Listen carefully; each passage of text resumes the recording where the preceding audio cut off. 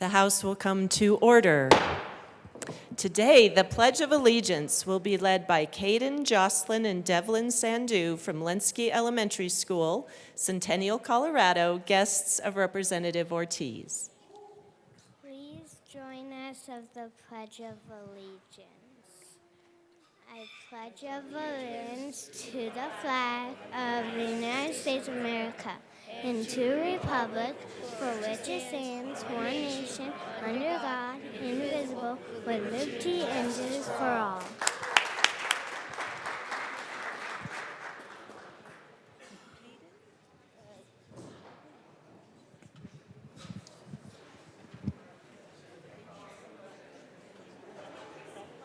Mr. Shebel, please call the roll. Representatives Amabile, Armagost, Bacon, Assistant Majority Leader Bacon, Excused. Byrd, Bockenfeld, Here. Basenecker, Bottoms, Bradfield is excused, Bradley, Brown, Catlin is excused, Clifford, Doherty, DeGraff, Degree Kennedy, Speaker Pro Tem Degree Kennedy, Excused. Duran, English, Representative English, Excused. Epps, Representative Epps, Excused. Evans, Frizzell, Froelich, Garcia, Rep. Garcia, Excused. Hamrick, Rep. Hamrick, Excused. Hartsook, Hernandez, Herod, Holtorf, Judah, Here. Joseph, Representative Joseph, Excused.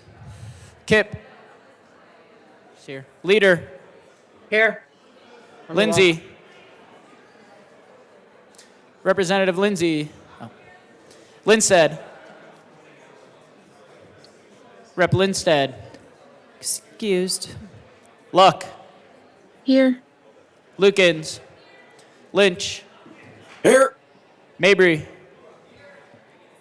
Marshall, Representative Marshall. No. Marshall's excused. Martinez, Marvin, Morrow, McCormick, McLaughlin, Ortiz, Parenti, Puglisi, Ricks,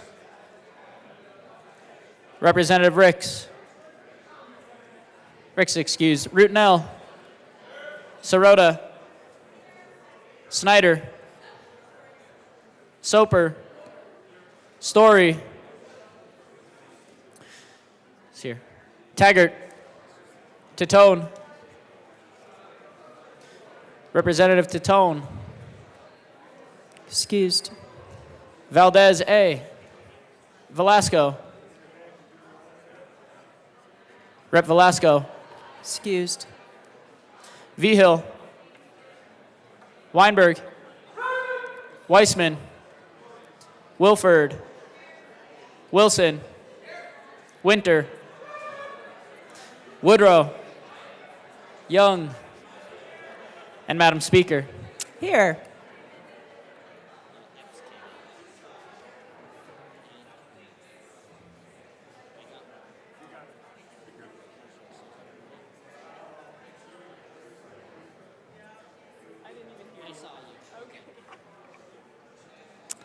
With 54 present, 11 excused. We do have a quorum. Representative Martinez. Thank you, Madam Speaker. It's an honor to serve with you. It is an honor to serve with you. Members, I know that you're sad that this is the last day that I'm going to do the journal approval, and I send my condolences.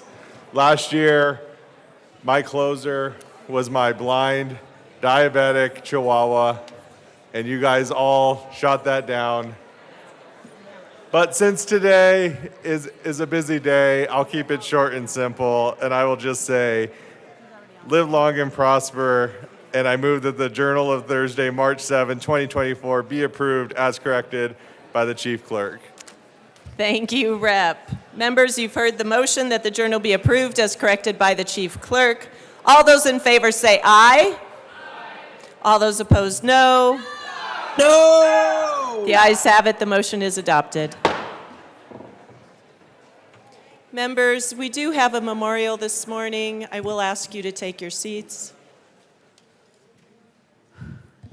Madam Majority Leader. Thank you, Madam Speaker. I move to proceed out of order for consideration of memorials. Seeing no objection, we will proceed out of order for consideration of our memorial. Mr. Schiebel, please read the title to the Senate Joint Memorial 001. Senate Joint Memorial 1 by Senator Bridges, also Representative Froelich, memorializing Senator Martha Ezard. Representative Froelich. Thank you, Madam Speaker. Please take your seats, folks. Mr. Schiebel, would you please read the... Rep. Froelich, would you move the... I move the memorial, and Mr. Schiebel, please read it.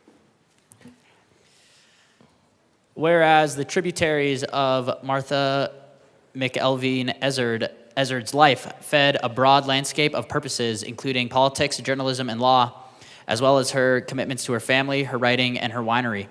And whereas Martha was born and raised in Atlanta, Georgia, by parents who taught her to stay true to her values and speak up in challenging situations. She earned her BA in journalism at the University of Georgia and her MA in journalism at the University of Missouri. She and her husband, John, a physician, moved to the Denver area in 1968, where they raised their 3 children. And whereas Martha became press aide to Colorado Governor John Love in 1972 and continued in this role to Governor John Vanderhoof after Love was appointed energy czar under President Nixon. And whereas Martha narrowly lost a primary for the Colorado Senate seat in 1976, but persevered and was elected to the Colorado House of Representatives in 1978. And whereas she was subsequently elected to the Colorado Senate in 1980, becoming only the 13th woman elected to the body since its creation in 1876. And whereas at the Women Who Govern panel in September 1984, Martha recalled her first day as a representative when she and another female House colleague were asked, "Which one of you ladies is Representative Mickelderry's secretary?" To which she wryly retorted, "One really good secretary is probably more productive than 10 average state legislators." And whereas during Martha's years in the Colorado House and Senate, she worked diligently on issues related to water conservation, hazardous waste control, equal rights, and sunshine legislation. And whereas while serving in the Colorado Senate, Martha chaired what was at the time called the Health and Environment Committee, was elected chair of the GOP caucus, and earned her JD from the University of Denver College of Law. And whereas she was acknowledged with the 1988 Award for Legislative Excellence from the Colorado Public Health Association. And whereas she was one of the 7 women who launched the Women's Foundation of Colorado in response to a shared dream to strategically invest in the education and future of young women, particularly those from lower income households. And whereas, not to be belied by her soft Southern accent, Martha was a force to be reckoned with, a maverick, an independent-minded go-getter, a fighter for justice, and a woman determined to leave the world a better place. And whereas, after serving 7 years in the Colorado Senate, feeling that she was more aligned with centrist philosophies, Martha resigned her seat and changed parties. In 1988, she was defeated in the general election for Colorado's 6th congressional district. And whereas, following her career in Colorado politics and law, Martha moved back to her native Georgia, where she joined the editorial board of the Atlanta Journal-Constitution. For 10 years, she wrote a regular political column and a weekly column. And whereas Martha was more proud of her work on several special projects, including her 1995 series on hiking 80 miles of the Appalachian Trail, as one of the journalists from 5 newspapers who combined efforts to hike the trail in its entirety. Her 2001 series on the need for indigent defense reform in Georgia, and her 1999 series, The Trees of Our Lives, which focused on saving special old trees in the Atlanta area, and for which she spent a night sleeping over 100 feet high up in a 200-foot tall tulip poplar tree. And whereas the Society of Professional Journalists recognized Martha with the 2002 Green Eyeshade Award in editorial writing for the series When Justice is a Crime. She also received the 25th Annual Pioneer of Black Journalist Award for the Atlanta Association of Black Journalists and the Wilderness Society's Aldo Leopold Award for her environmental writing. And whereas Martha and her husband John resuscitated to his family's fifth-generation farm near Tiger, Georgia, on which John grew up. The pair worked tirelessly to create Tiger Mountain Vineyards, whose fine wines won more than 250 awards and helped put Georgia wines on the map. And whereas Martha went on to write a book entitled The Second Bud, narrating the story of how she and John created a new second life and profession in their 60s by saving John's family farm and starting a winery. Martha won the Georgia Author of the Year Award for this book, which chronicles the colorful characters of old-time Appalachia with the new visions of a flourishing modern farm winery. And whereas Martha's family remembers her as bigger than life, a woman ahead of her time, strong-willed and committed to the environment, to justice, to her family, and the communities in which she lived. Now, therefore, be it resolved by the Senate of the 74th General Assembly of the State of Colorado, the House of Representatives concurring herein, that in the death of Martha McElveen Ezard, the people of the state of Colorado have lost a devoted public servant, an outstanding citizen, and an invaluable voice for equal rights. That we, the members of the Colorado General Assembly, do hereby extend our deep and heartfelt sympathy to the members of her family, and that we pay tribute to a dedicated, strong-willed, independent-minded woman who strove to leave the world better than she found it. Representative Froelich. Thank you so much, Madam Speaker. Thank you, colleagues, and please do sit because, as we heard from Mr. Schiebel, what a long and impressive life Martha Ezard lived, and I really appreciate us just taking a moment. I'll be super brief. They did a kind of bigger deal in the Senate yesterday, and her colleagues were able to speak, and her family was able to be there. So I'm grateful for that as well. Just a lot that we can model after. Maybe the most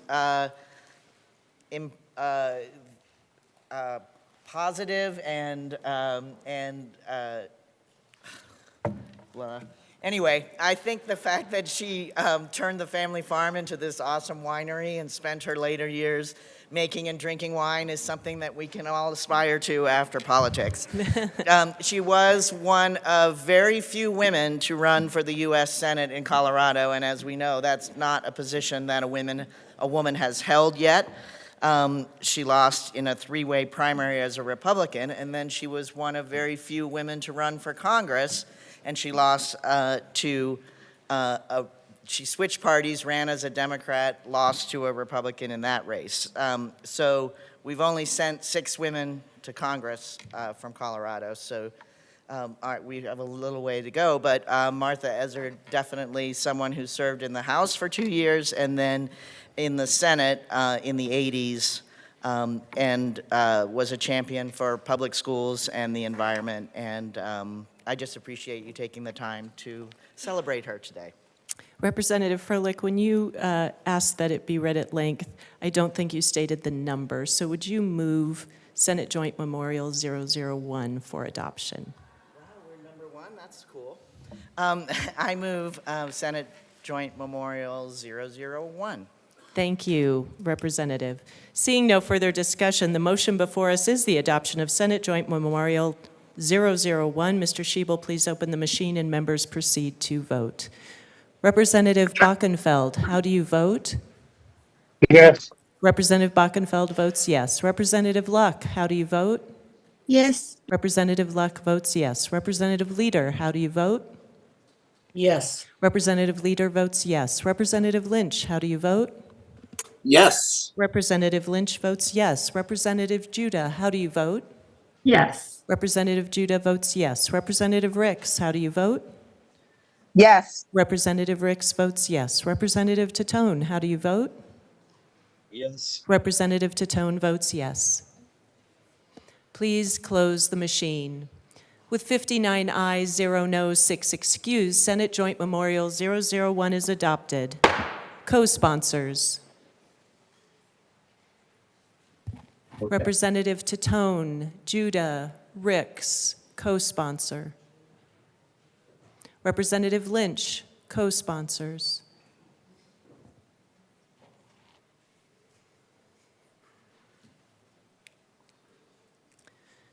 Please close the machine. Mr. Schiebel, please read reports of committees of reference. Committee on Appropriations, after consideration on the merits, the committee recommends the following. House Bills 1010 as amended, 1021 as amended, 1136 as amended, 1161, 1251, 1252, and 1332 be referred to the Committee of the Whole with favorable recommendation. Committee on Business Affairs and Labor, after consideration on the merits, the committee recommends the following.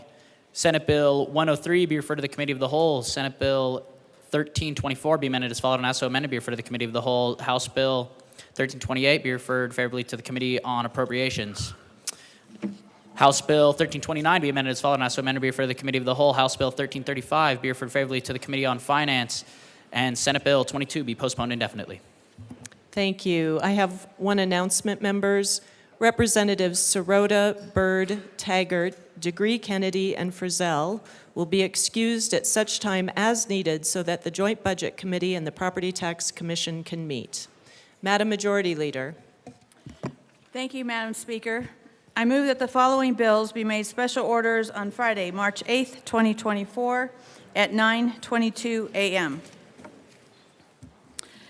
House Bill 1332, House Bill 1149, House Bill 1172, House Bill 1321, Senate Bill 63, House Bill 1107, Senate Bill 103, House Bill 1150, House Bill 1177, House Bill 1147, Senate Bill 157, House Bill 1174, House Bill 1256, House Bill 1259, House Bill 1323, House Bill 1233, House Bill 1021, House Bill 1251, House Bill 1117, House Bill 1136, and House Bill 1156. Seeing no objection, the bills listed by the Majority Leader will be made special orders today, Friday, March 8th at 9:22 a.m.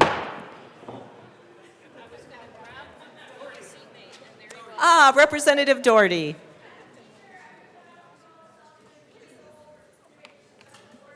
Members, you've heard the motion. Seeing no objection, Representative Doherty will take the chair.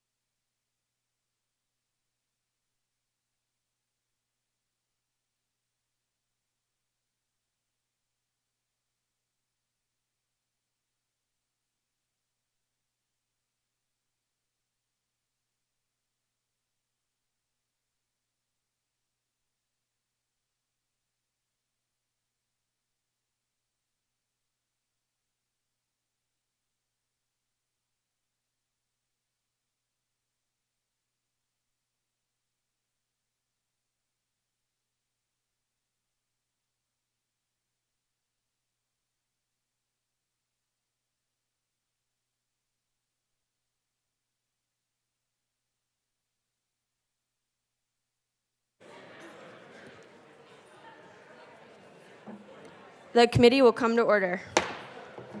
With your unanimous consent, the bills will be read by title unless there's a request for reading a bill at length. Committee reports are printed in your folders. Floor amendments will be shown on the screen and on your iPads.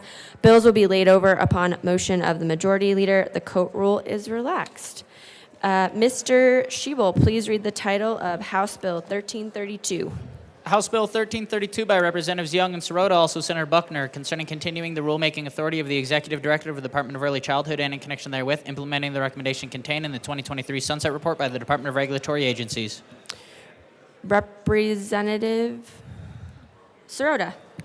Thank you, Madam Chair. I move House Bill 1332.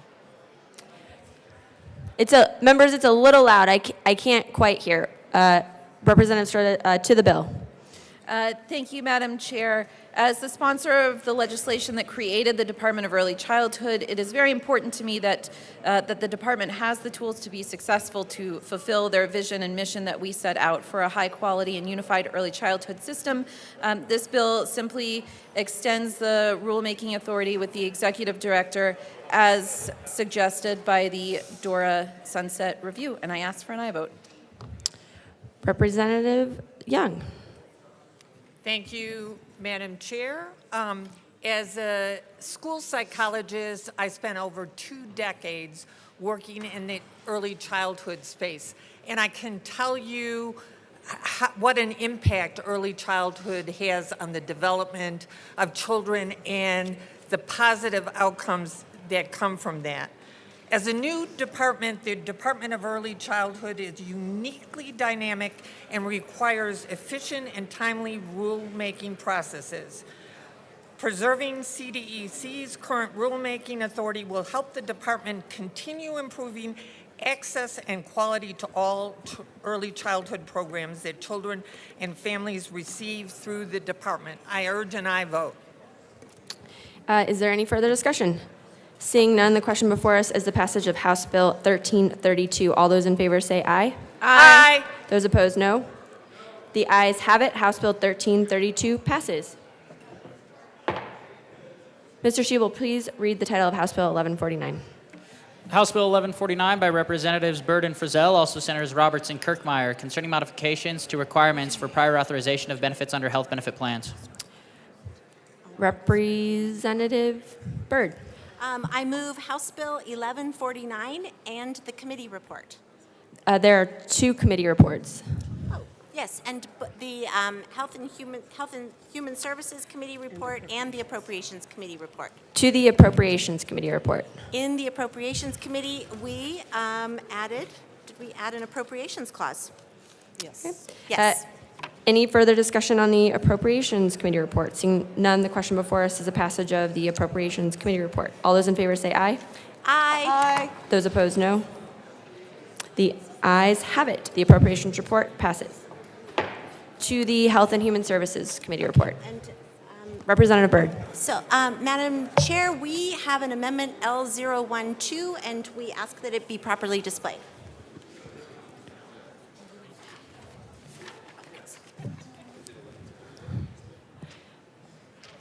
That has been moved and is now properly displayed. Representative Frizzell. Thank you, Madam Chair. Members, I am so excited to bring this amendment to you, and I know you're going to be thrilled to see it as well.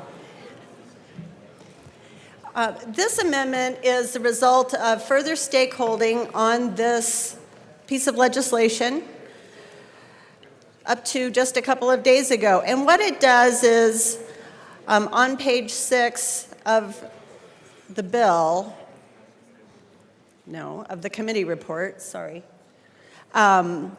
it changes the prescription the time frame in which some prescriptions must receive prior authorization. So if the drug, the formulary costs in excess of $30,000, the prior authorization for that drug would be 1 year.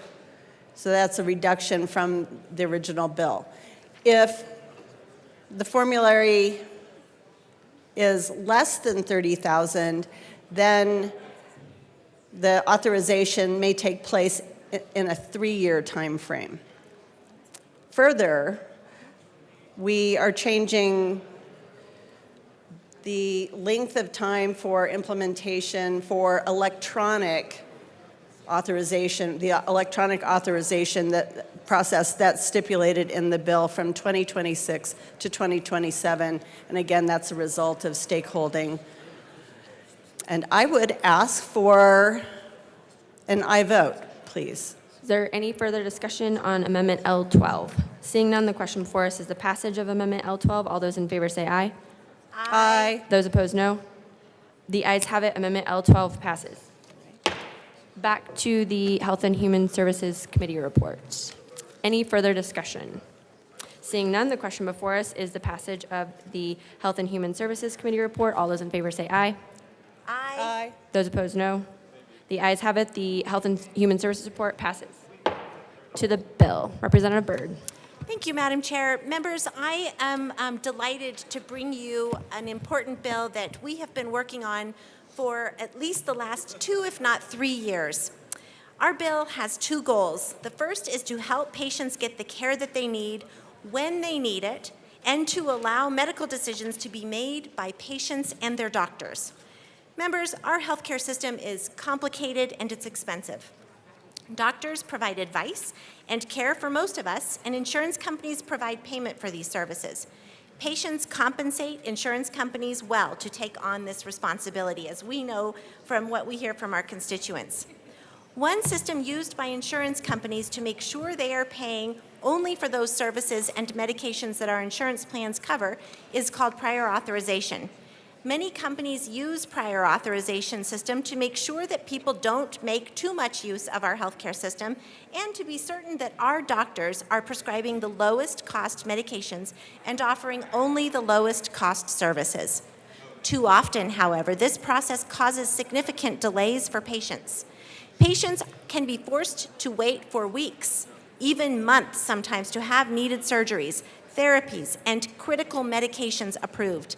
In fact, members, 94% of physicians report delays in patient care due to prior authorization requirements. 80% have said that it has caused their patients to abandon their recommended treatment. Additionally, 25% of doctors have reported that delayed prior authorizations have caused some patients' conditions to worsen, such that by the time that the approval to treat has been granted, the patient has required hospitalization. 19% of doctors have reported a life-threatening event, and 9% reported that delays lead to patient disability, permanent damage, or even death. The costs to patients are clear. There are costs to physicians as well. Many spend, on average, 2 days per week dealing with prior authorization challenges. This takes valuable physician time away from treating patients. I know that my own doctor's office employs a team of administrators to work through insurance issues. So while insurance companies might have found a method that is helping them to decrease healthcare costs, they are creating significant costs for patients and healthcare providers who now wait for needed care, and providers who have to staff up to navigate complicated, time-intensive systems. Our bill seeks to make important common sense changes, and I hope that you will join us in support passage of our bill today. Thank you. And members, it's a little bit loud, so if we could quiet down. And then Representative Frizzell. Thank you, Madam Chair. Members, this bill will improve access to timely and necessary health care, which in turn is more cost-effective health care.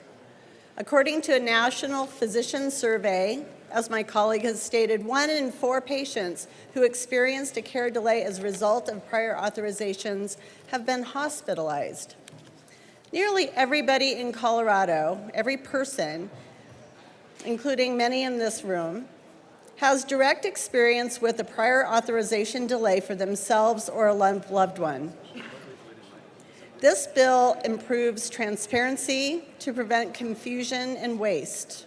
It adopts a standard formulary template that's publicly available to help patients understand their benefits. It requires health plans to post prior authorization information. It's very, very centric on preventing disruptions in approved health care, especially for those with chronic health conditions, and ensures that there's a continuity of care by extending prior authorization approvals to last through the course of treatment, as we've described in the already adopted amendment. There's a framework in place for that. This bill does not ignore the role that prior authorizations play in our healthcare system. It is intended to support high-value care. However, the prior authorization processes have ballooned in use, and that causes disruptions in care and adds to administrative bloat in our healthcare system. I am going to ask for your support of House Bill 1149 today. Please vote aye. Or yes. Representative Soper. Thank you, Madam Chair, and I rise in strong support of this bill. As a matter of fact, I'm even a co-sponsor on the bill. As someone who sits on a hospital board, I can tell you that prior authorization has definitely cost our patients. What you heard from my colleague from Westminster is definitely true, that we've had a number of patients that while they were waiting for their prior authorization to be approved, and that also meant that we probably had to engage in an appeal. It meant the hospital's lawyer and the patient's doctor sat down on a phone call with the insurance company's lawyer and the insurance company's doctor, and they argued line by line about what was being included in the prior authorization. This is painful. It certainly wastes doctor time. It costs hospitals and patients money as well by having to have lawyers and doctors argue this out, because that's time that they're not spending with other patients. So it's denying other patients access to the healthcare system as well. And it certainly endangers patients' lives. Right before Christmas, I had one constituent call me. He had been denied prior authorization, and it was something to where his doctor really wanted him to start kind of this emergency rehab because he had fallen off his roof, putting up Christmas lights. And if he laid in a hospital bed, he potentially would not be able to walk right. He wouldn't be able to make a full recovery. And they called immediately. I was able to intervene with the insurance company to get this prioritized, but that should not be how the system works. Instead, many people suffer in the prior authorization process, and insurance companies year after year are denying more of these authorizations, forcing patients and hospitals and clinics to go through the appeal process. So I can't thank the sponsors enough for bringing this bill.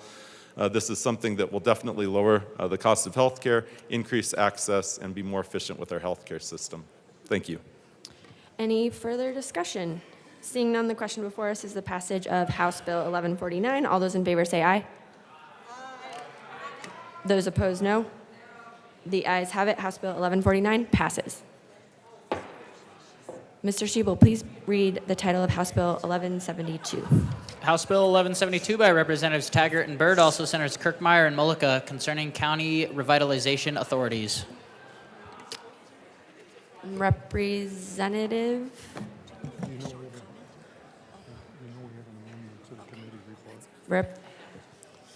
Representative Byrd. I move House Bill 1172 and the committee report. To the committee report. We want to talk about our amendments? Representative Byrd. Yes, thank you, Madam Chair. In the committee, we made 3 amendments, which my good colleague will talk about, if you'd like to do that. Thank you, Madam Chair. It's an honor to serve with you. Honor to serve with you, Representative Taggart. The amendment that is in your committee report is fairly lengthy, but it is a very simple approach. And that is, on this bill, this is a tool for counties, a revitalization tool for the purpose of allowing them to do TIF financing. And we spent a great deal of time between the counties and CML to make absolutely certain that that we had an amendment that did in fact make certain that those boundaries between an unincorporated area of the county and an incorporated area of a municipality, that we had an agreement between the parties as to how that should function. And while it's a fairly lengthy amendment, it is a very simple concept that CML and the counties have worked through. Okay, any further discussion on the committee report? Do you have an? Madam Chair, You have we an do- amendment to the committee report, okay. Madam Chair, we do have an amendment that, Amendment 4, that I'd ask to be displayed. And please And move- I need to move as well. Yes, please move your amendment. Move Amendment 4 to the committee report and ask that it be properly displayed. Okay, that has been moved and is properly displayed. Representative Taggart. This amendment is very simple, and it just corrects minor language on page 6, line 14. And I thank one of our fellow colleagues for catching this. Any further discussion on Amendment L004? Seeing none, the question before us is the passage of L004. All those in favor say aye. Aye. Aye. Those opposed, no. The ayes have Nobody's it. here. L004 passes. To the committee reports. Is there any further discussion? Seeing none, the question before us is the passage of the Transportation, Housing, and Local Government Committee report. All those in favor say aye. Those opposed, no. The ayes have it. The committee report passes. To the bill. Representative Byrd. Thank you, Madam Chair. Members, I am so pleased to join Representative Taggart on this bill. This is an important revision, or addition rather, to our laws to give our counties a critical tool that will enable them to invest in public infrastructure that currently is not accessible to them today. So we have many people in our various communities that live in unincorporated areas that, just like we in municipal areas, need access to clean water, sidewalks, other basic infrastructure. The tools that will be given to counties in this bill allow them to raise the necessary revenues to make these investments and improve quality of life for those who live in unincorporated areas. And I will say, as an urban dweller myself, I appreciate it and am grateful for my county neighbors when they make investments in their communities, because that improves life for all of us. It makes us all better neighbors when we can do good things for the people we serve. So again, I'm pleased to be on this bill, and I urge a yes vote. Representative Taggart. Thank you, Madam Chair. Tax increment financing is a tool that has been used with our municipalities for a very long time. I think it is only fair that we also make this tool available to unincorporated areas of the county, and this bill does that. But this bill, and one of the reasons it's fairly lengthy, and I know it kept you up all last night, is the fact that there have been flaws in the DDA program, as well as flaws in the Urban Renewal Authority.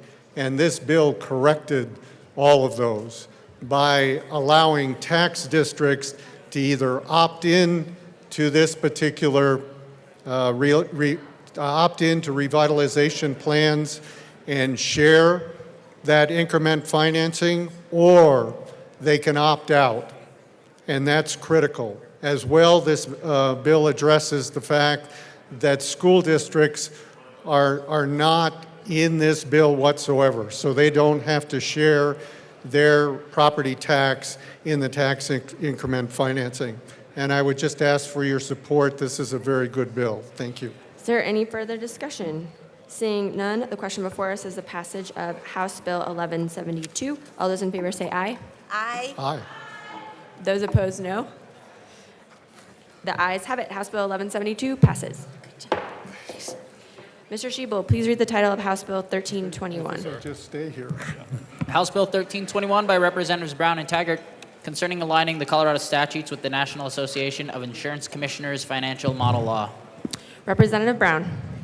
Thank you, Madam Chair. I move House Bill 1321 and the committee report. To the committee report. Thank you, Madam Chair. In the committee, we passed several amendments that help to make sure that the language that was written into the original bill conforms fully with the National Model Act that we are trying to emulate. And we'd ask for an aye vote. Any further discussion on the committee report? Seeing none, the question before us is the passage of the Business Affairs and Labor Committee report. All those in favor say aye. Aye. Aye. Those opposed, no. The ayes have it. The committee report passes. To the bill, Representative Brown. Members, we have the most exciting bill of the day today. It's all about insurance regulation, and I know you have been waiting for it. Yay! Okay, so today, members of the committee, we're here to present House Bill 1321. This bill protects consumers by making sure that insurance companies have enough money to cover the claims that that are made by consumers. Consumer protection is not only about making sure that rates and premiums are as low as possible, but it's also about making sure that companies don't go out of business and have the money to pay the claims for people who are on their products. So this bill adopts model laws developed by the National Association of Insurance Commissioners, or the NAIC, and it gives the state new tools to evaluate the financial solvency of group holding companies. This will protect policyholders by ensuring financial stability of those insurers, and it makes a technical correction to the state's credit for reinsurance law passed in 2021 to align with this national organization's credit for reinsurance model law. At this point, 27 other states have already adopted this model law. And now I'll turn it over to my colleague, Rep. Taggart. Representative Taggart. Thank you, Madam Chair. I apologize that you have to put up with me for 3 bills in a row. That's okay. That's okay. Just getting a lot of work done today. The only thing I would add to what my colleague said is the bill does, in fact, have 2 very, very important financial measurements for these holding companies.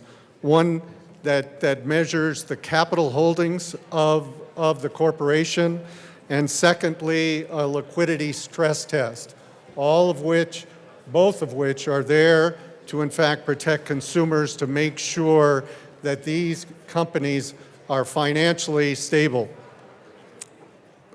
And lastly, from an efficiency standpoint, with 27 states already having adopted this particular model, this makes it more efficient for large insurance holding companies and international companies to, in fact, participate. Thank you.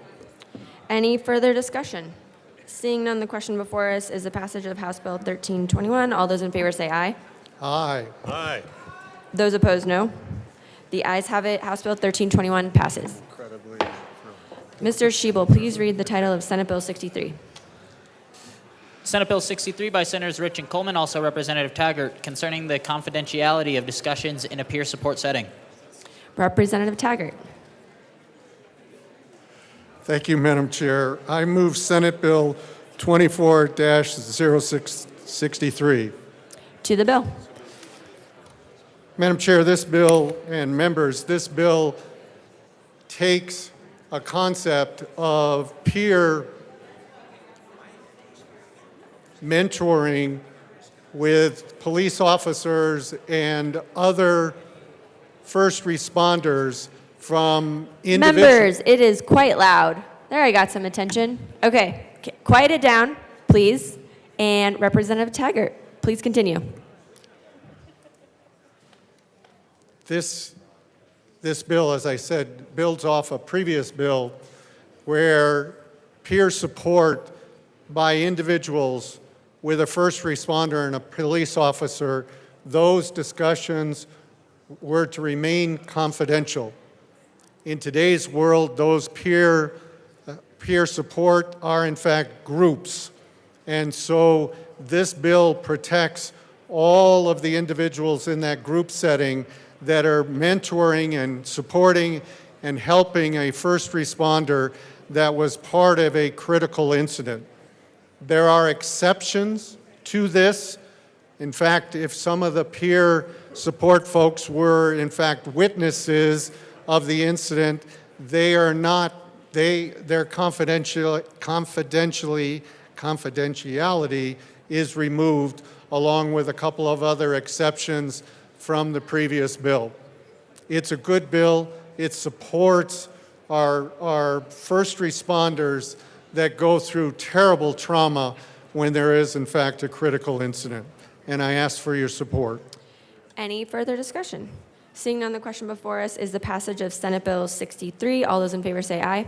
Aye. Those opposed, no. The ayes have it. Senate Bill 63 passes.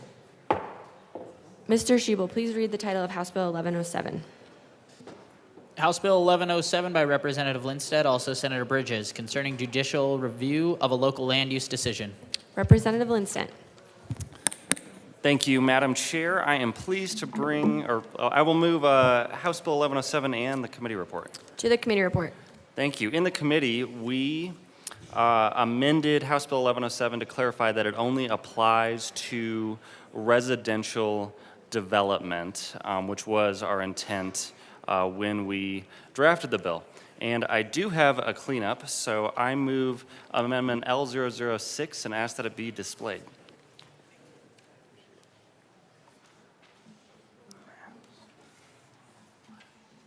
That has been moved and properly displayed. Representative Lindsted.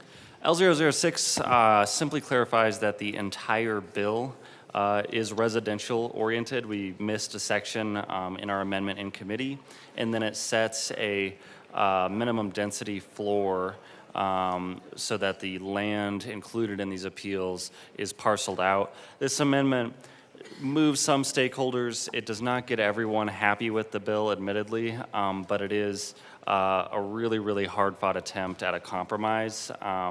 But the amendment definitely maintains the intent of the bill, which is to protect our city councils and communities when they approve housing developments, which I personally believe they don't do enough. So I ask for an aye vote on Amendment L006. Any further? Representative Wilson. Thank you, Madam Chair. Just a question about the amendment. I just want to clarify, and I did bring this up in committee. Does this amendment and does the bill still include infrastructure projects dealing with development? Representative Lindsted. Yes. Thank you, Madam Chair. Yes, this amendment does include all aspects of residential development. So sewer, electric, water lines, whatever you need to build housing, it includes. But it is a housing bill. Representative Wilson. Thank you for the clarification. I ask for an aye vote on this amendment. Any further discussion on Amendment L006? Seeing none, the question before us is the passage of Amendment L006. All those in favor say aye. Aye. Those opposed, no. The ayes have it. L006 passes. To the committee report, Representative Lindsted. No more discussion. Any further discussion on the committee report? No. Okay. Seeing none, the question before us is the passage of the committee report. All those in favor say aye. Aye. Aye. Those opposed, no. The ayes have it. The committee report passes. To the bill, Representative Lindsted. Thank you, Madam Chair. House Bill 1107 comes to Colorado while we are in one of the worst housing crises in the country. We do not have enough housing being constructed, and one of the primary reasons we don't have enough housing being constructed is because of 106-4A appeals. Last year, there were 28 of these appeals in the state. Half of them were residential. The year prior, there was about the same number, and it continues to go back, and back. What this bill does is pretty simple. It tells folks that file one of these appeals that you should have some skin in the game. If you're going to slow down a housing development, you're going to slow down an affordable housing development coming to your neighborhood, coming to your community, you should have some skin in the game when it comes to legal fees. You shouldn't be able to file these appeals, walk away, and shut down or slow down the creation of housing in our communities. Our city councils have approved these. They've gone through rigorous public processes and land use hearings at the municipal level, sometimes for years. And after finally getting to an approval, they've been appealed by parties that are not that are not directly involved in those discussions. So I ask for an aye vote on the bill. It will help us reach our housing goals and make our housing cheaper in this state. Representative Byrd. Thank you, Madam Chair. Members, I'm in strong support of this bill and pleased to join my colleague, good colleague from Broomfield. I think most of you know that I formerly served, or I did serve previous to my service here in the legislature, on my city council in Westminster. And I will say that our land use decisions were some of the most difficult decisions that we had to deal with during my time on council. We knew on our city council that housing was a key issue. Not enough people could afford a place to live in our city, and because we knew this, we worked really hard to maximize the use of every available piece of land in our city to build more housing. And we were doing a lot of the things that many of our bills talk about today, encouraging density, high density in transit-oriented development areas, and even density in different older neighborhoods, some density, reasonable density.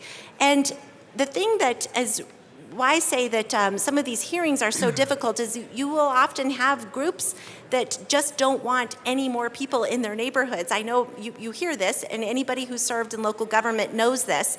And this is all of these individuals, this is democracy. We all have the opportunity to participate in a vigorous public process, to be able to weigh in, work with our local elected officials, and make sure that our voices are heard. And at the end of the day, your city has to make a decision. And the process, when it plays out, can create great opportunity for people to have more places to live. This bill facilitates that. It makes sure that there isn't a tool that just unnecessarily stops a project, puts a cloud on title, prevents people from getting the financing that they need to build these projects. Because at the end of the day, when these projects don't get built, that means fewer people have a place to live.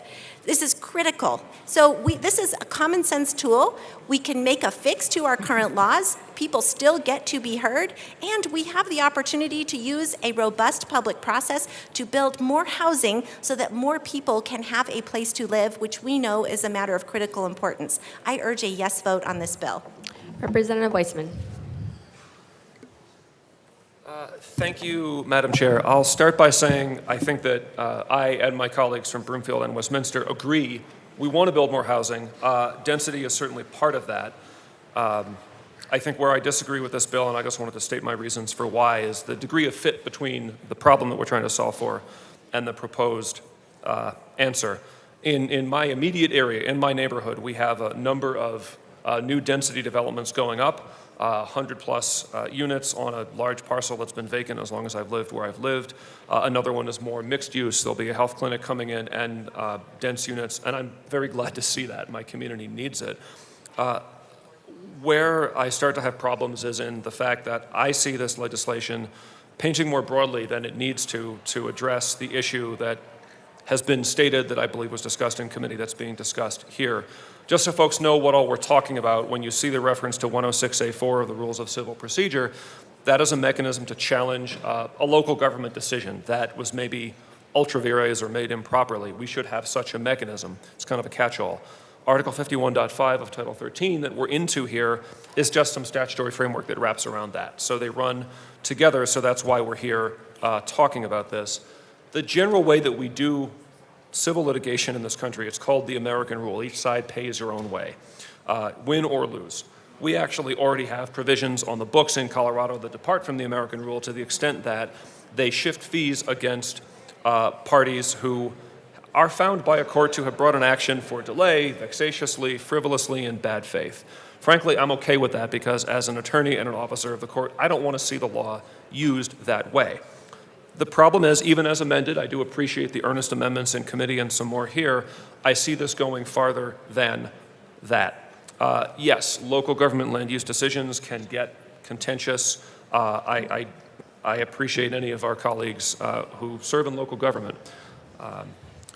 Again, the question is the degree of fit. We are proposing here to fee shift against somebody, frankly, simply because they lose. Not because they were in bad faith, not because there was a finding that an action came for delay, simply because they lost. Imagine if that rule were to sort of creep throughout the law, the problems that we would have.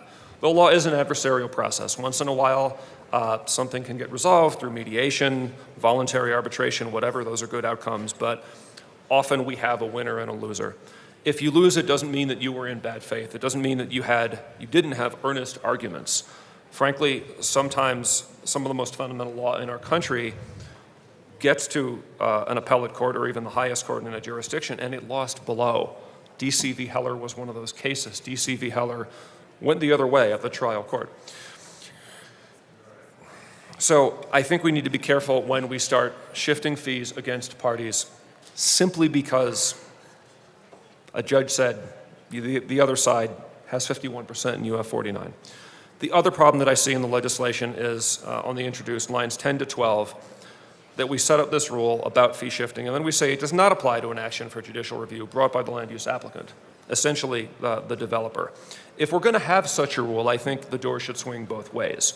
What we have here is a one-way hinge that sets up a potentially hurtful disincentive to people who might want to have their claims vindicated in court, and then says, oh, but it doesn't apply the other way. So that's a second and frankly pretty fundamental problem that I have with the legislation, even as amended. For those reasons, I'm not going to be able to support today or on third reading. I'm not moving amendments at this point. I did want to state my concerns. For the record, again, I think there's a lot of agreement here about the need to build more housing and the role of density in that. Of course, consistent with building codes and so forth.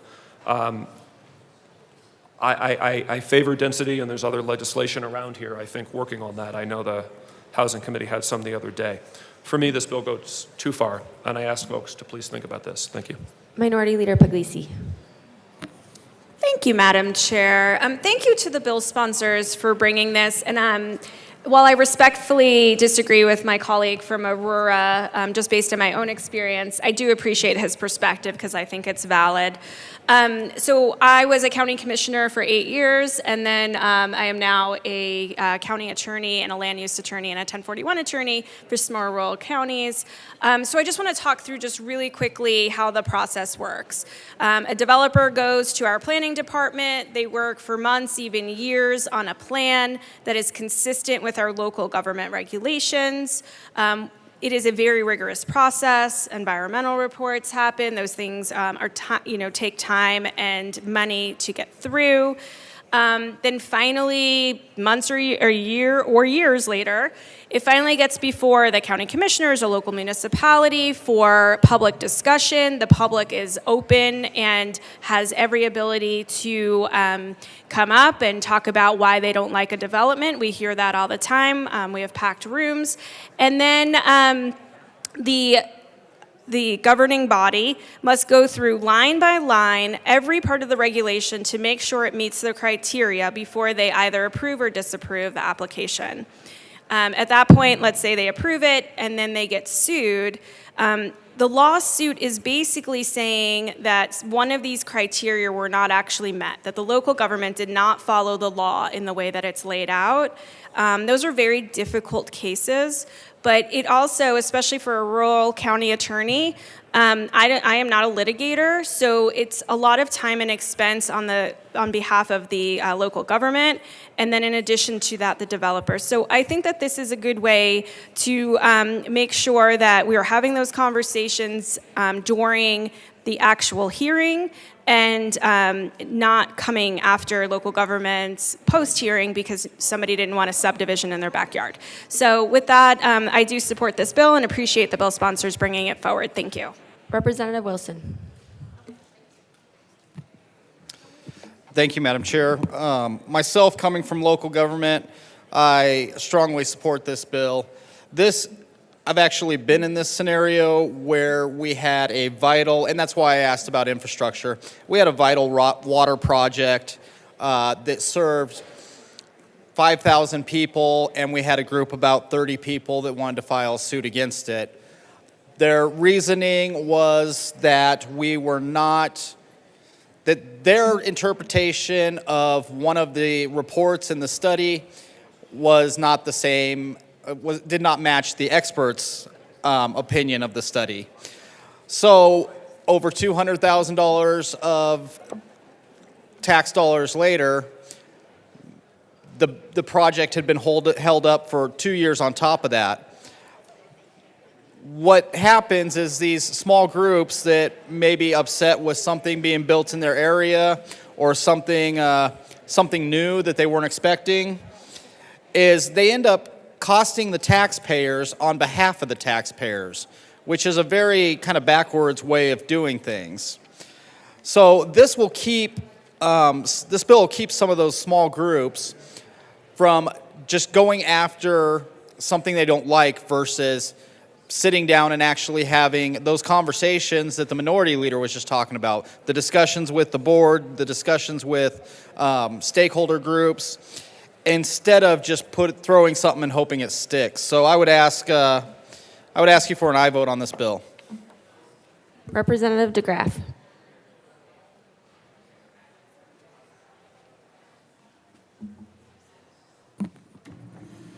Thank you. I'm in a just this weird out-of-body situation where I'm disagreeing with my party on this and agreeing with my colleague from Boulder. So, but just wanted to a couple of things on this. The government that is best is that which governs least, or some paraphrase of that. And I don't think slowing down government is ever necessarily a bad thing. When we yes, I want government to run efficiently when government is doing the right thing.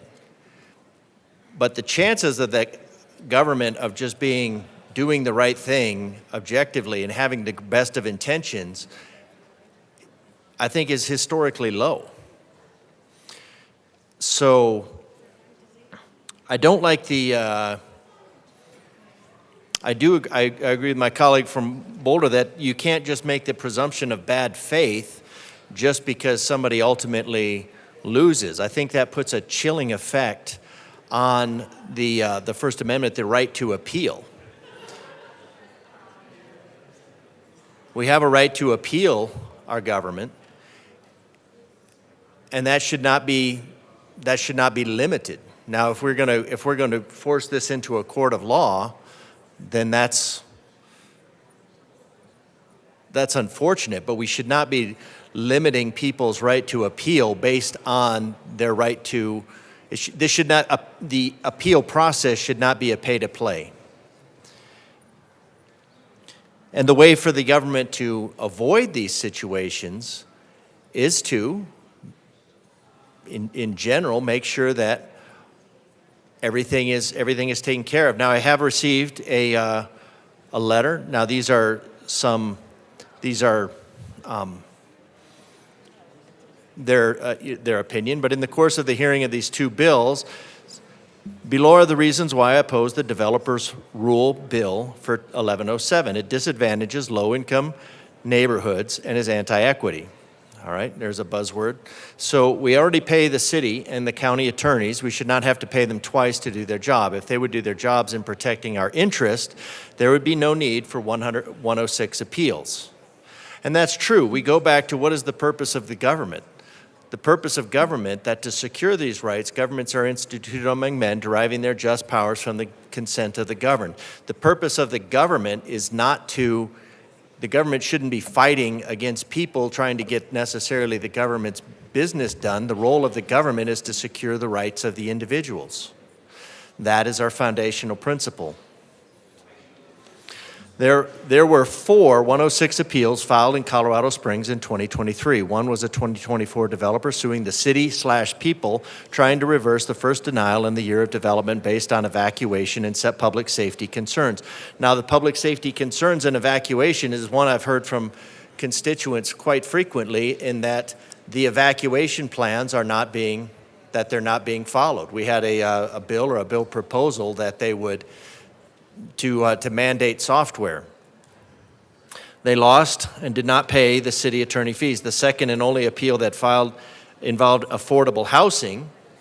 And affordable housing, of course, is something that just means 30% of the family income. It's not low-income housing, it's just affordable housing. So we have all of these apartments and condos going up, not for the sake of low-income housing, but for affordable. But we put it under affordable housing, and then it gets the rubber stamp to go through. And when we look at our old zoning laws, what we find, there was a limit based on our water supply that was much higher then. And now we're at a carrying capacity, well past a carrying capacity for that water supply. And our solution is to remove all arbitrary housing limits, occupancy limits, and in that calling all occupancy limits arbitrary unless proven otherwise, which means a court case against the government. So the state is already stepping in and removing property rights from people. And now we want to further, this bill wants to further limit the ability for them to appeal their government, appeal the decisions. There were 4 appeal filed involving affordable housing, which being used to sell this was against the launch pad, a Section 8 housing development with units that cost $400,000 each, more than median income family income homes. The geohazard and state laws were not followed or omitted in evaluating this development. Residents above it are concerned that their homes will slide when it rains because it was built on pure shale. Do resident property rights matter? People have invested their lives and savings in this home. And this is not an isolated incident. In Colorado Springs, this happened not too long ago. There was a lot of damage to homes, and they found out that the zoning was waived in certain areas to allow developers to build on certain plats that shouldn't have been built, or they should have had more restrictions. And then those houses ended up being destroyed. So a lot of times residents are looking at these things and seeing things that perhaps the local government even has overlooked. Residents above it are concerned their houses will slide when the rain comes because it was built on pure shale. Do residents' property rights matter? People have invested their lives and savings in their homes there. The third appeal involved a market rate 400-unit, 7-story apartment complex being built at a critical choke point in an already overbuilt, dense housing neighborhood. Now, we know this Calcutta-style housing is coming because it's a priority based on the carbon roadmap. And putting people and jamming people in as close proximity as possible and with no parking available to them so that they can learn the joys of sardining themselves onto mass transit. So a lot of these things are being overlooked because the ideological purpose of max density housing that is being pushed in the state. And there's a lot of shortcuts. The third appeal involved a 400-unit, 7-story apartment complex being built at a critical choke point in an already overbuilt, dense housing neighborhood. The complex also proposed to be on a streamside overlay that mandates a geohazard study for the land. That study was not done. Additionally, the full traffic study was not presented to the City Council. We did a separate video-based study showing that the traffic was, in reality, twice what their study showed because they did their study in the dead of winter, January. The last appeal was for a water tank that Colorado Springs, and I've heard a little bit about this, residents, utilities built and admitted that they were wrong but refused to fix it. Residents were telling them it was wrong along the entire process. Now the homeowners and businesses face damage to their property, business and property. What are citizens to do under these conditions? The 106 appeals are very expensive and rarely done because of the expense. But this bill will destroy a citizen's right to redress when clear errors are made. So again, why would they pay the attorney's fees for attorneys that are working for the city that are already being paid by the taxpayers? In Colorado Springs, the developer spent $2 million buying out our city council and mayor and another $500,000 on school boards for urban renewal authorities. So I don't know the facts behind that, I'm just reading the letter. So our leadership does not protect our interest and consistently votes against citizens who raise concerns about their public and life safety as well as their property rights. Colorado Springs is the largest WI in the state and faces serious concerns about evacuation. Our fire leadership has edited our code to be among the most lax in the state, adding exceptions to approved developments on single egress roads in spite of showing that they're already trapped today. In 2022, there were 5 106 appeals were filed statewide. 3 of those were won by the citizens, which is evidence for the need as there were clearly something the leadership was doing wrong. One was dismissed and one was lost. Last, in 2023, our leadership amidst uproar passed Real Tool COS, which dramatically restricted our rights to know of developments, many which can be administratively approved, and required onerous conditions for citizens to appeal, even for a public meeting. Under these oppressive, abusive conditions, the courts are the only chance the citizens have to stop dangerous developments and threaten public safety. Below are the reasons. So I think we need to look at the purpose of government is to protect the rights of citizens, is to secure these rights, not to make government work better. The First Amendment to the Constitution reads, Congress shall make no law abridging the right of the people to petition the government to redress grievances. This is the same amendment that ensures our freedom of religion, speech, press, and peaceably assembly. It was considered so core to our liberty that the framers of the Constitution put our right to petition the government on equal footing with religion, speech, and the press. So perhaps instead of making this a litigious process, this 106, this costly process, maybe we need to look at making this appeal process, making this petition process more streamlined and easier and less expensive. Certainly more common, but we have a process that has been created by the government to limit the amount of appeals that pushes us into a high cost, and now this high cost we want to eliminate and push back on the citizens.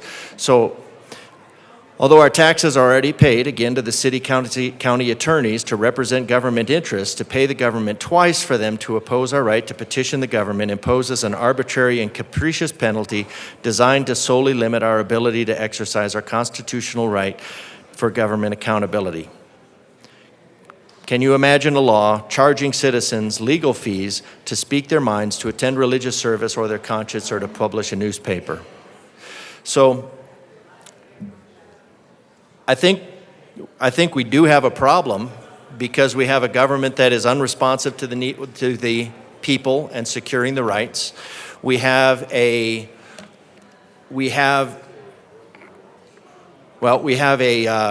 climate superstition-based land policy that's looking to take people's rights for this property as rapidly as possible.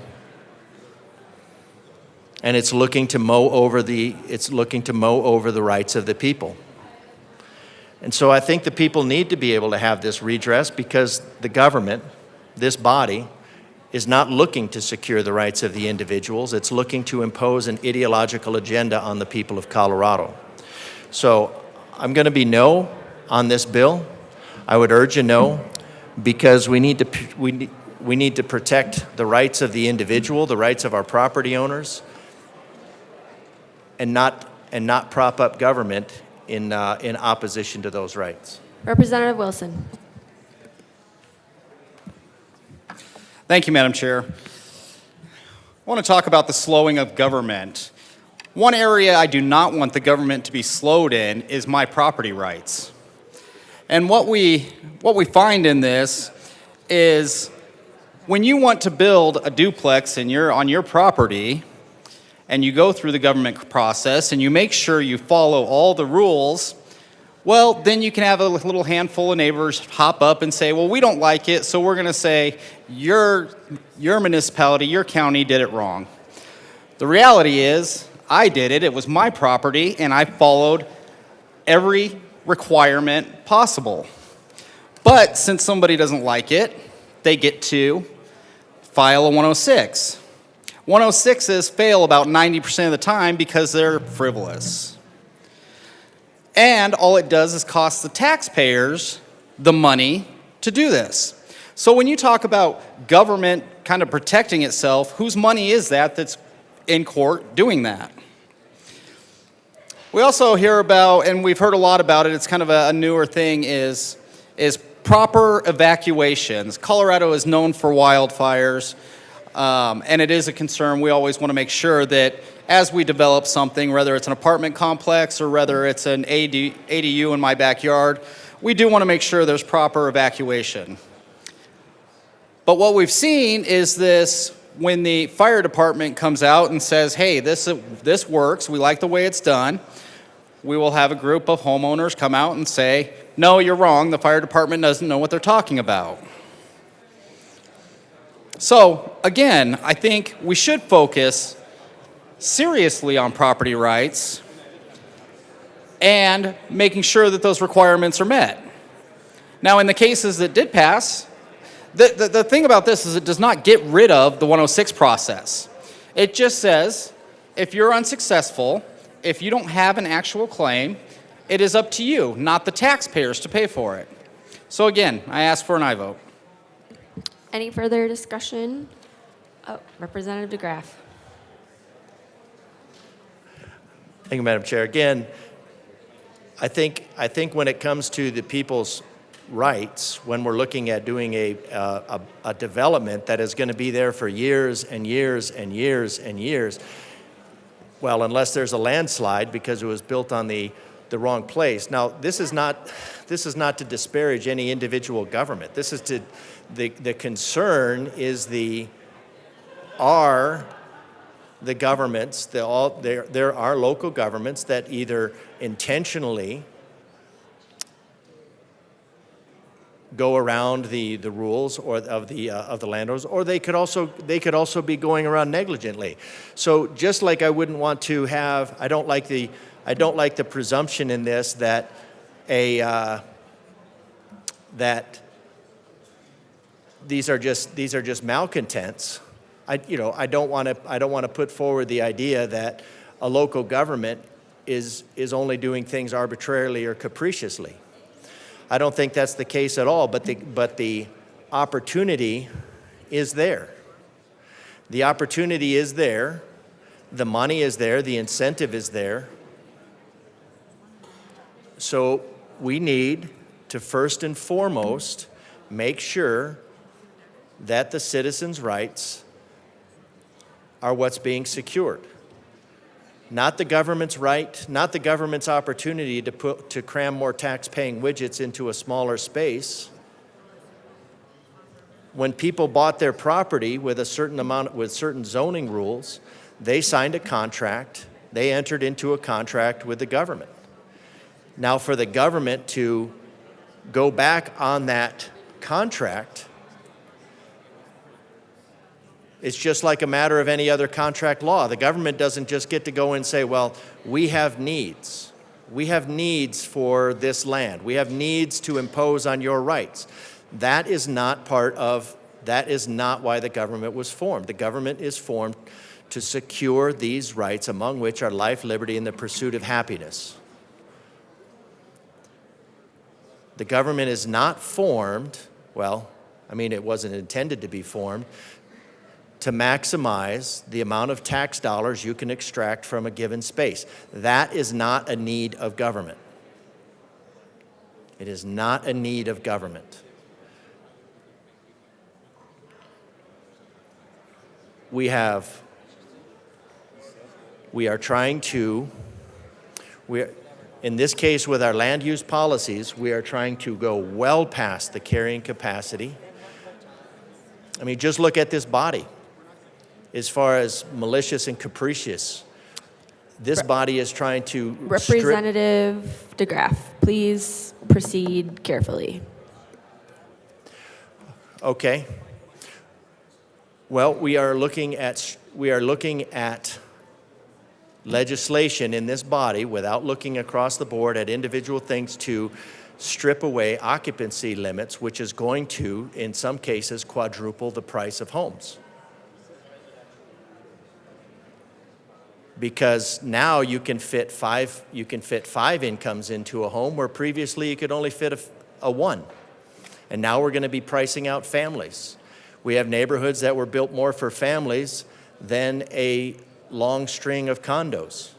And then we're getting rid of the parking requirements so that we can do the same. So we're changing the nature of so at the state level, we are changing the nature of the contracts. We are usurping the contracts that the citizens of Colorado signed and they took on a mortgage, and they took on debt, and they took on the stability, and they took on building this state.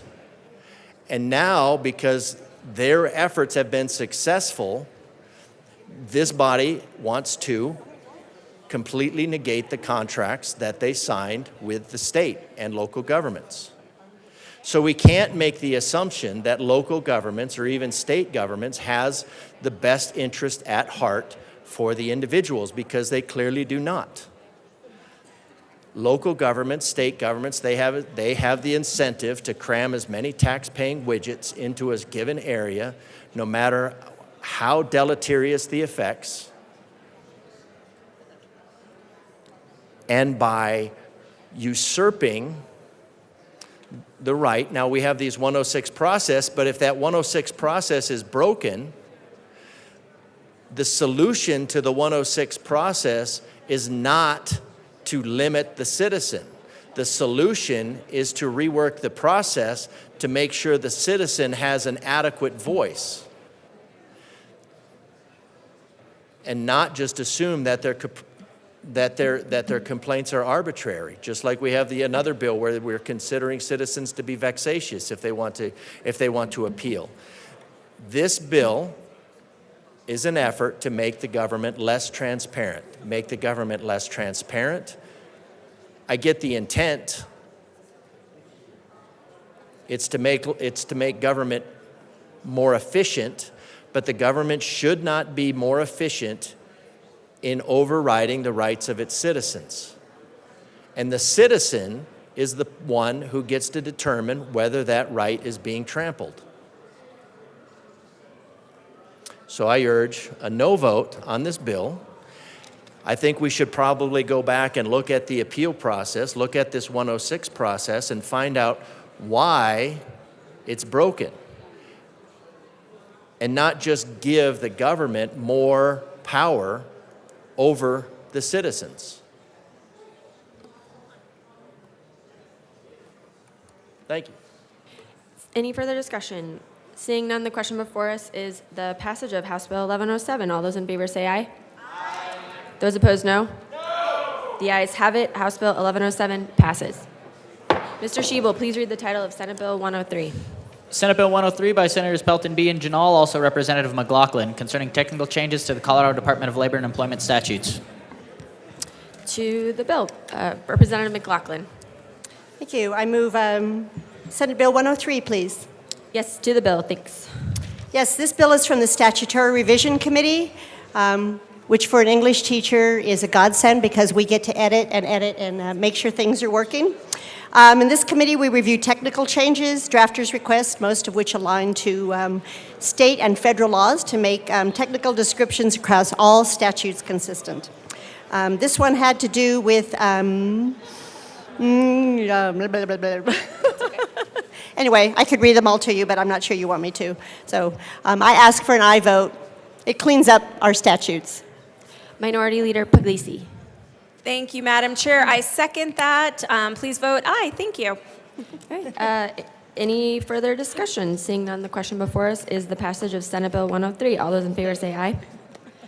Those opposed, no. The ayes have it. Senate Bill 103 passes.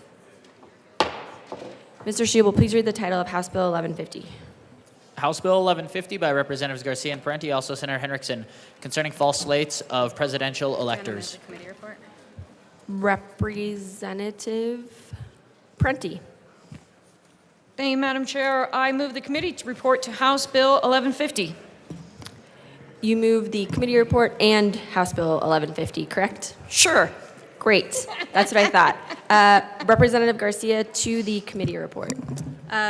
Madam Chair, Can you actually redo the motion? Sure. Thank you. Madam Chair, I move the committee report and House Bill 1150. Thank you. Just want to make sure we're checking all our boxes. Representative Garcia, to the committee report.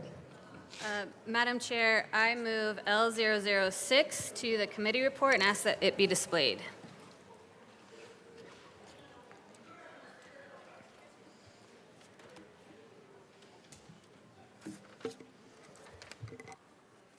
L006 has been moved and is properly displayed. Representative Garcia.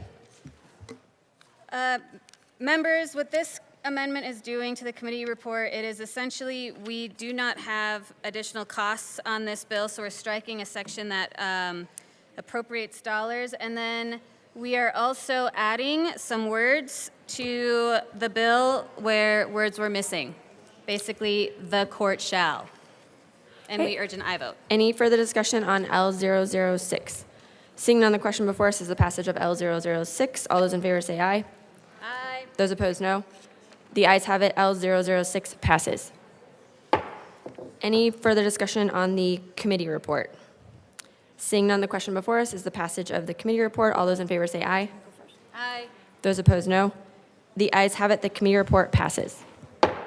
To the bill, Representative Garcia. Thank you, Madam Chair, and members of the House of Representatives. We are all sitting in this chamber today. We all chose to take the oath of office because we believe in our democracy. We believe that a vote matters. We believe that our voters' opinions matter, which is why we are here, I would hope. What this bill does is it upholds and protects our democracy against individuals who choose to thwart the vote of the people through illegal means. What this bill does is it clarifies that when somebody acts in or takes on actions to encourage others to engage in false elector activities, that those crimes are in fact considered perjury and forgery, and therefore, if tried and found guilty, can no longer serve in office. I urge an aye vote. Representative Prenti. Thank you, Madam Chair. Colleagues, our democracy is fundamentally a coalition of the willing. It is largely built on a loose set of principles and values and has survived for centuries on the goodwill of its citizens and their faith in that underlying democracy. But recently, we have had the misfortune of learning that in many ways, that democracy is not protected from an intentionally disruptive actor or actors. In other words, we are largely unable to defend our democracy from against a threat from within.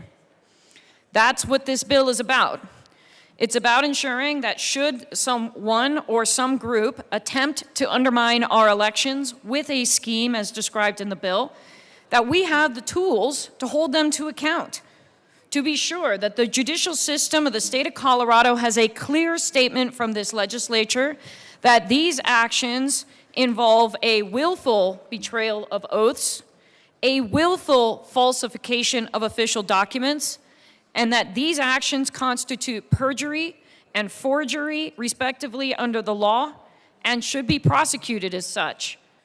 Given our faith in democracy, our shared beliefs in the values that drive this country, we hope that all of you will support this bill. Thank you. Is there any further discussion? Representative Bottoms.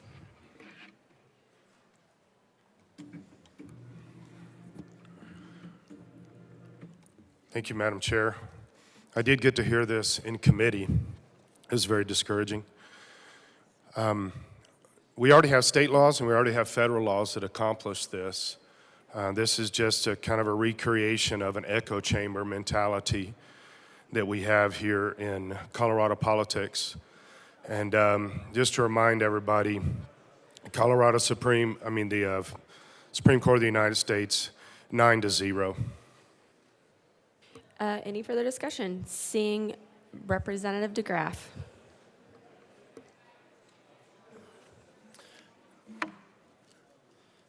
Thank you, Madam Chair. I had no idea that my colleague could speak so shortly.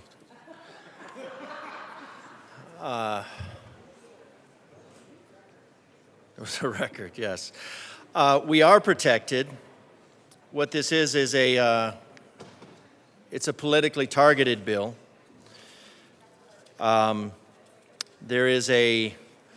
just had a 9-0 court ruling in this regard, and this is trying to reintroduce into the political space And I think it's a very dangerous space, because what you're looking to do is take law and then use it. Because what the sponsor said in the introduction was through illegal means. So in the introduction, the sponsor said why we don't need this law, because what they're doing in the proposed scenarios is already illegal. And so there's already laws on the books. So the only purpose of this is to introduce a politically motivated bit of law. We already have the laws on the books, as the sponsor said, because they're through illegal means.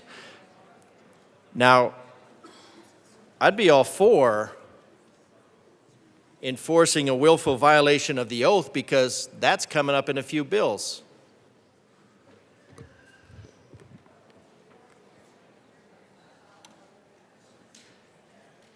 And I do agree that we are not protected against a threat from within, because our representative republic, First Amendment, Second Amendment, Fifth Amendment, 14th Amendment, they're all under attack on a regular basis. And that doesn't bother anybody unless somebody's opposed to that attack. So this bill is only piling on a political layer onto things that are already illegal, that can already be prosecuted, without putting them in a political lens. Because when you put them in a political lens, you just get more tribalism. You put this in a political lens and you'll get more tribalism, you'll get more division.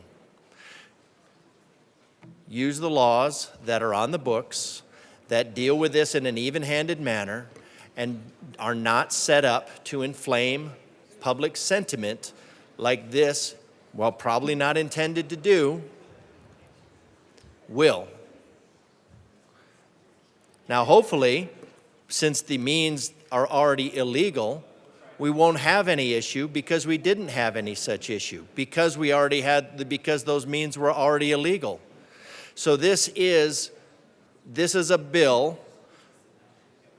in search of a problem, dealing with other states, and then conflating it over here. So we didn't have the issue in Colorado. We don't have the issue in Colorado. We already have the laws in Colorado. This is adding a political cudgel that is designed, well, whether it's designed or not, will have the effect of merely inflaming passions, instead of keeping it at an even keel where you're dealing with such actors as to the rule of law. This will make anything look like that is a political witch hunt. And if you want to make people upset, give them excuse to think there's a political witch hunt. So I urge a no vote on this bill, because we already have the laws in place. We already have the mechanisms. This is a bill to solve a problem that doesn't exist, did not exist. Assistant Minority Leader Winters. Thank you, Madam Chair. I'm going to echo the sentiments of the colleagues that have spoke before. What is the need for this bill? We already have a way to prosecute these offenders within the state, and it's not something that we have to do here. Currently in Colorado, conspiracy to commit a Class 1 misdemeanor is a Class 2,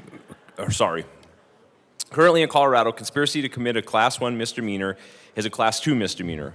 Would this change for only this type of conspiracy? Conspiracy to commit a crime typically receives a lesser sentence than actually committing the crime. And then in the federal government, we have laws in place to sentence criminals accordingly, not to mention the act of possessing false, forged, or counterfeit documents intended to defraud the United States is a federal crime under Title 18 U.S.C. 1002. So at the end of the day, we're running a piece of legislation that is going to effectually do nothing when we already have the laws on the books. So I urge a no vote. Is there any further discussion? Seeing none, the question before us is the passage of House Bill 1150. All those in favor, please say aye. Aye. All those opposed say no. The bill passes. Mr. Schiebel, please read the title to House Bill 1177. House Bill 1177 by Representative Marshall, also Senator Priola, concerning the modification of county commissioners' elections in counties with populations of 70,000 or more, and in connection therewith requiring such counties to have 5 commissioners, at least 3 of whom are elected only by voters resident in the district from which the commissioner runs for election. Representative Marshall. Thank you, Madam Chair. It's an honor to serve with you. Such an honor to serve with you, my friend. I move House Bill 1177. To the bill. Colleagues, this is a bill that has caused some contention, but it is a very important bill because it goes to the basics of our constitutional republic. The issue came to my attention because I represent Highlands Ranch, and Highlands Ranch and Lone Tree make up 28% of the population of Douglas County, and we are a suburb of Denver. There's no question we are a suburb of Denver. We are totally integrated with the north. The rest of the county doesn't want to be a suburb of Denver, and I respect that, but all our government services come from the county because we're unincorporated. Yet we elect 3 commissioners at large. And what that means is everybody in the county votes for the commissioners. So we have nobody that actually represents our suburban interests. So I began looking closer at the issue and came to find out this is a far bigger issue, both in Colorado and nationally. In 1904, Colorado put into the Constitution that once a county went over 70,000, they could go to 3 commissioners. At that time, there was only 1 county in the entire United States that had more than 70,000. Even 30 years later, in 1930, only 1 county had more than 70,000 residents. Now we have massive counties that are bigger and have more residents than the entire state did when they enacted that clause 120 years ago. Yet they still elect 3 commissioners at large. These at-large elections are notorious for one thing: to lock out a political minority, no matter who that political minority may be. Unfortunately, in our national history, it was mostly racial political minorities. And the Department of Justice in the 1980s went marching throughout the United States, basically obliterating almost all these at-large districts. Colorado flew under the radar during that period because we never had a discrete racial minority that was being locked out that would result in a lawsuit. But it is a huge issue. When you have just 3 at-large, what that means is 2, just 2, individuals can control a $1 billion budget and all the decisions for a government that oversees hundreds of thousands of people. There isn't another public entity in the United States that functions that way. No nonprofit that has billions of dollars functions that way. No corporation functions that way. No government entity should function that way with 2 individuals making all the decisions. I don't believe there's a single political scientist who will support these ideas. The question always is, what else do you do? So only in one time in the last 30 years has any county in the United States tried to go back to at-large voting, and it was immediately struck down by a federal court because it was clear this Texas county was trying to lock out a rising Latino minority. And these issues are starting to pop up in Colorado. The arguments against this is local control. Local control, local control. The people there should be the ones to decide. But as I described, local control breaks down in this situation because anytime you allow a majority just to vote if everything's going good for them, they usually will agree and the minority is once again locked out. The other argument is like, don't grow government. And this is an unfunded mandate to require 2 additional commissioners. The problem is you already grew the government. You grew it massively, but you didn't grow the representation and you didn't grow the oversight. So, members, I'm offering this bill that would require counties above 70,000 to go to 5 commissioners, the majority of which had to be elected by districts, their home districts, not at large. But I have an amendment because I have heard the issues of people saying, wait a minute, we have an unfunded mandate, 70,000, making 5 commissioners for 80, 90,000, well, that means 16, 18,000 per commissioner. So I'm going to offer an amendment to take that cutoff to 250,000 and leave the system in place between 70 and 250,000, but above 250,000, you'd be required to have 5 commissioners, all elected by district, because that is what democracy requires. We don't elect any U.S. official at large, and we don't elect any Colorado officials at large except for the governor. And the legislature, if we elected the legislature at large, Metro Denver would control everything. So again, at this point, I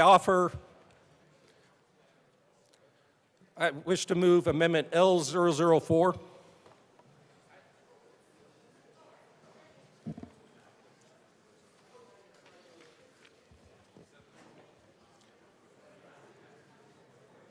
Representative Marshall, could you ask that that be properly displayed?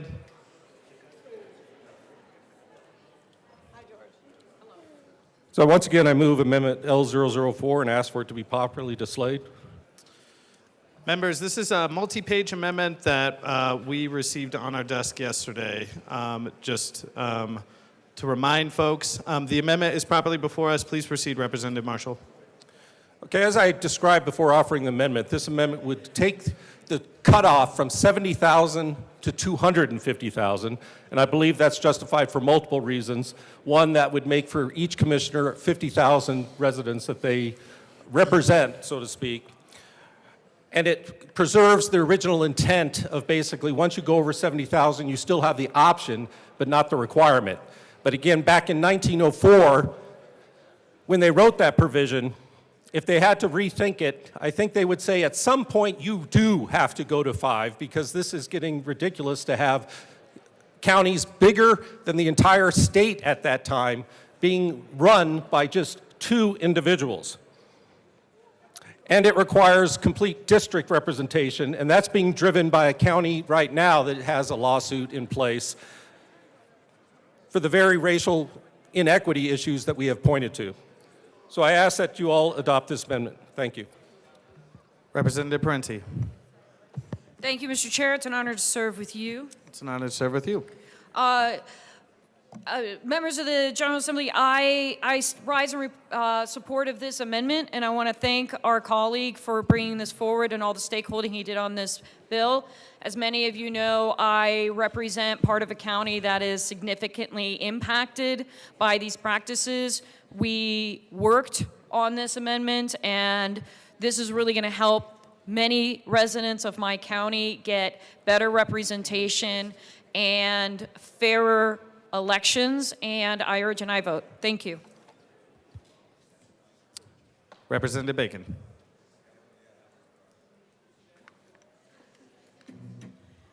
Thank you, members. I really wanted to talk about this bill just to be able to share a little bit of context to some of the points that my good colleague from Douglas County raised. And I just kind of wanted to put a little bit of a face to some of these issues. If you hadn't had a chance to really follow the civil rights movement, particularly when it came to voting rights, this is an issue that has been present, particularly for African American access to leadership, to the vote, for 2 centuries. For what it's worth, we wanted to point out that national civil rights organizations fought to end at-large seats during the Voting Rights Act, and we fought to end it during the Reconstruction. And that is particularly because when you think about the access and power and the ability to campaign, low-income people or people who did not have those resources and access could not adequately campaign and therefore were not represented. When we think about the issues that many of our communities face, it matters who is in those seats. And the notion that at-large seats would override neighborhoods which were also gerrymandered through quote-unquote redlining, Didn't make it to the floor. that meant people would never reflect the neighborhoods that needed those resources. So when the government tells you where to live, and then the government tells you you cannot have a representative to that seat, it is considered discriminatory. Our favorite, at least mine, one of my favorite Supreme Court justices, the notorious RBG, talked about this regularly as well. She said, quote, "This method, along with racial gerrymandering as a permanent second-generation way to deny equal opportunity for minority voters and candidates." When the federal government asked this question, they found, for those of us who are constitutional historians, in 1788, the states first elected their members at large, but by 1842, Congress permanently banned this voting method. The reason it popped up between 1842 and local levels to the 1964 Voter Rights Act was because they realized after African Americans started having access to vote, we need to move back now to at-large seats. And it took another 100 years, the Voting Rights Act, to ban that on the federal level because of permanent disenfranchisement. So again, members, this issue is not actually small in American history. The question is, do people have access to the vote as were prescribed by the Founding Fathers? So much so that Congress banned the practice because it did not live up to the expectation of people being able to exercise the most fundamental of practices. And lastly, I will say, I know Denver is always considered something else. We are a city and county. But Denver and the civil rights community and the black community had to sue to get district seats, not only for city council, but for school board, for this exact reason. Because whole swaths of community were left out of representation. So if we're talking about housing, access to resources, it matters who's in the seats to know when those things are important. But if you cannot even have the people to be able to get up there, then are we actually doing a true service to what our democratic function is supposed to be? So thank you for putting this question before us. Representative Basenacker. Thank you, Mr. Chair. It's an honor to serve with you. It's an honor to serve with you. I move L002 as a substitute amendment to L004.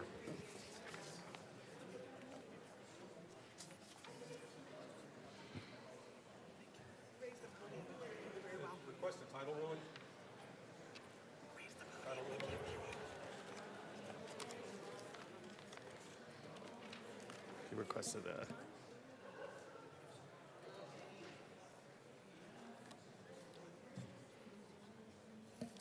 The committee will stand in a brief recess to discuss whether the amendment fits with under title. Will the representatives join me on the side? There's been a request for a title challenge on this amendment.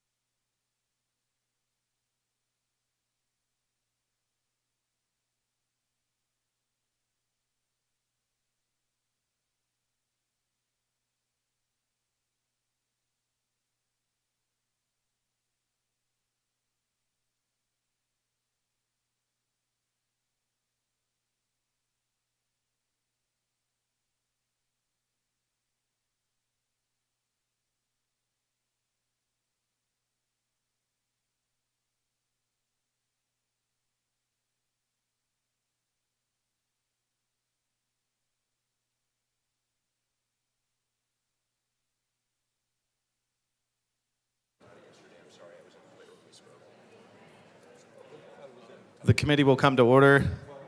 The chair rules that the amendment does fit under the title. Representative Basenecker. Thank you, Mr. Chair. So to be clear, when I talk to my county commissioners, the issues that folks in my community raise are not the ask for 2 additional commissioners. And I say that with all due respect.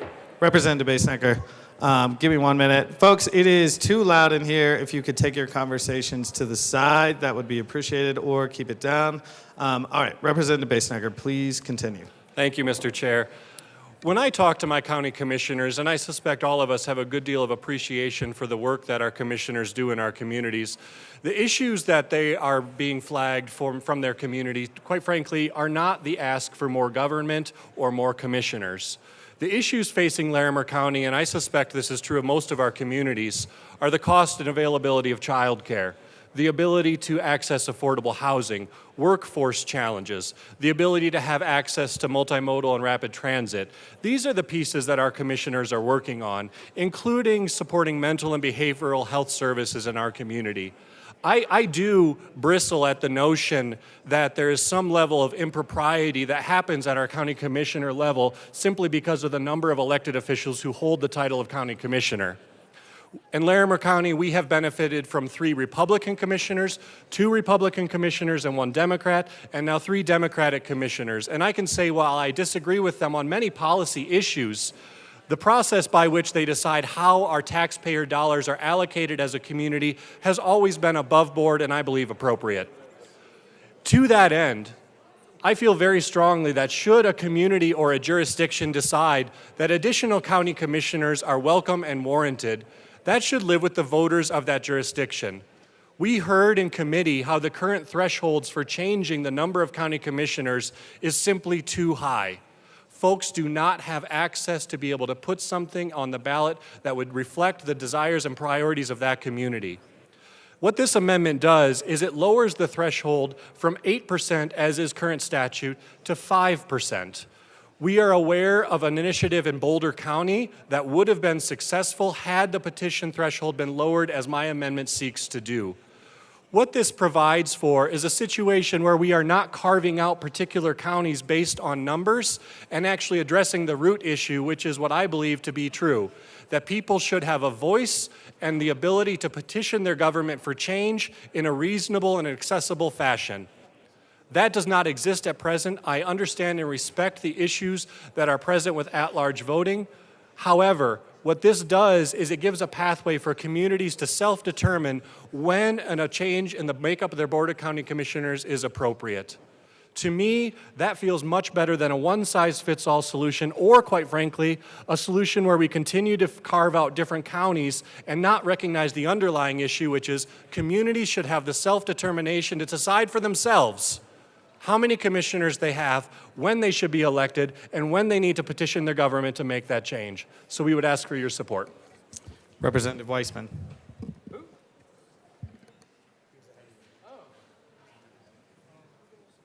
Thank you, Mr. Chair. I want to just sort of make a procedural clarifying point, and that feeds into the substantive point that I'm going to make. Members, we have an unusual procedure here in that the bill was moved and then the sponsor moved a strike below. We now have a different strike below moved as a substitute. In the event that the substitute passes, I mean, that's it. We are not back to the underlying amendment. It has to be that way given how things are written. Therefore, if you favor the underlying amendment and you want to vote on that, you do need to vote no on this one. That's the position I find myself in. I don't hate the strike below as its own policy standing alone, but I'm sorry, I don't hate the substitute. I do favor, however, the underlying amendment that was moved by our colleague from Highlands Ranch, and I'll go into why. My county, Arapahoe, is 5 commissioners by district, long has been, so we are not directly impacted, but I think the contrast between how Arapahoe operates and some of the other large counties is illustrative. We are obviously a very large county. In very rough terms, an Arapahoe County Commission district is comparable to a state Senate district. I mean, think about it. We all have 85, 90,000 constituents in our district that we're directly accountable to. In the Senate, probably more like 175. We are all stretched by that. we do our best. In an at-large situation, take Douglas, take Jefferson County, hundreds and hundreds of thousands of people. I don't want to make this about who does or doesn't do a solid job regardless of party in our large counties with 3 commissioners. I just think at some point the idea of representative government is strained to the point of breaking down when we have hundreds and hundreds of thousands of constituents.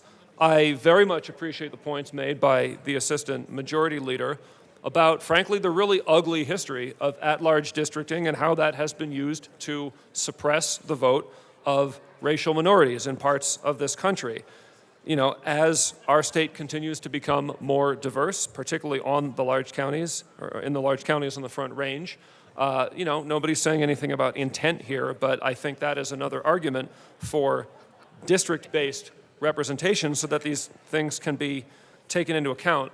One other thing that frankly does a lot of work for me when we think about what it is to run in a district, which is still going to be pretty large, you know, 100 going on 200,000 people, as opposed to 750,000, is frankly the role of money in politics. When you have to run at large in a county like Jefferson, in a county like Weld, in a county like Douglas, and your electorate is hundreds and hundreds of thousands of voters, good luck walking and knocking on all those doors. Good luck raising the money to communicate by mail or all the other things that we do. I want to see less of a role of money in politics and not more. That is another argument for district-based representation so that the electorates are smaller and more manageable and people can get better connected to that electorate in advance of maybe getting better connected to their constituents in an official capacity. So I've needed to kind of integrate my arguments here given the procedural posture, but I am opposed to the substitute amendment because I want to get back to the underlying amendment that was moved by the sponsor and maybe more on that when the time comes. Minority Leader Puglisi. Thank you, Mr. Chair. What I'd just like to say very quickly is, first, I'm the only person that's actually been a county commissioner in this whole chamber. 2, I actually tried this. I wanted to go from 3 commissioners to 5 commissioners because Mesa County had grown. It was 150,000 population. I thought it was important to have at-large people, exactly what you're saying. And I got crucified by my people who were so angry that I was trying to grow government and pay elected officials more money, and that I was self-motivated to increase the amount of people here. And so what I'm saying is I then backed off because that is not what the people wanted. I think we have a process. The process works. We shouldn't change the process. Thank you. Representative Weinberg. Thank you, Mr. Chair. Fellow General Assembly, I rise in support of this amendment. My fellow colleague from Fort Collins and Larimer County, while oftentimes I find myself disagreeing with my county commissioners, I've heard them pretty loud and clear with being in full opposition to this. I would like to, I urge an aye vote on this amendment. Thank you again. Is there any further discussion? Representative Marshall. Colleagues, I'd urge a no on this. As you heard the movement of the substitute amendment, no one even knew that the petition level was almost double to change a county structure than it is to do a ballot measure in the entire state. So jumping on this in order to gut the substance of what needs to be done should be denied. When people come and point out a problem that people have known has been a problem for years, and they say, well, too far, let's scale it back and do this. It's been my policy that I usually listen to the one who's offering the solution first, than the person and people who have known about the issue for years and never offered any solutions to the problem.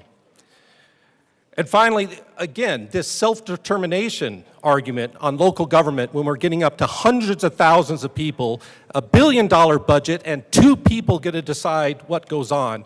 And we say, let the majority decide, let the majority decide. There's a reason the DOJ wiped all these out in most states. It's because it channels the ghost of people we'd rather not be channeling into this chamber. So I urge a no vote. Seeing no further discussion, a division has been called. The question before us is the adoption of Amendment L002 to Amendment L004. I think we're going to stand in a brief recess.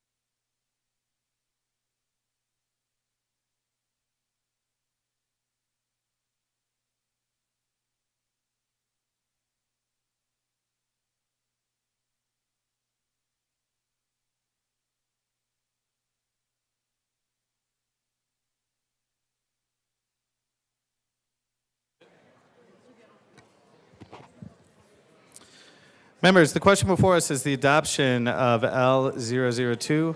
Oh, yeah. The committee will come to order.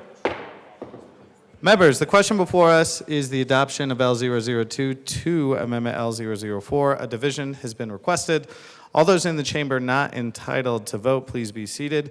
All those in favor of Amendment L002, please stand and remain standing or raise your hand and keep it raised until the count is taken.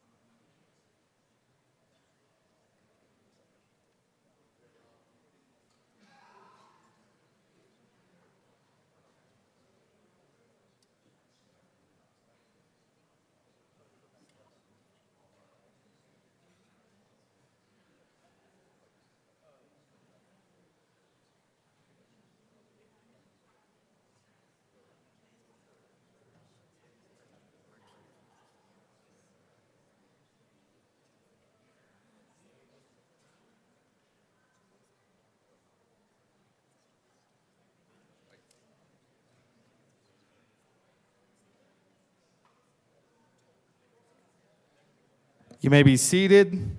All those opposed, please stand and remain standing in one place until the count is taken.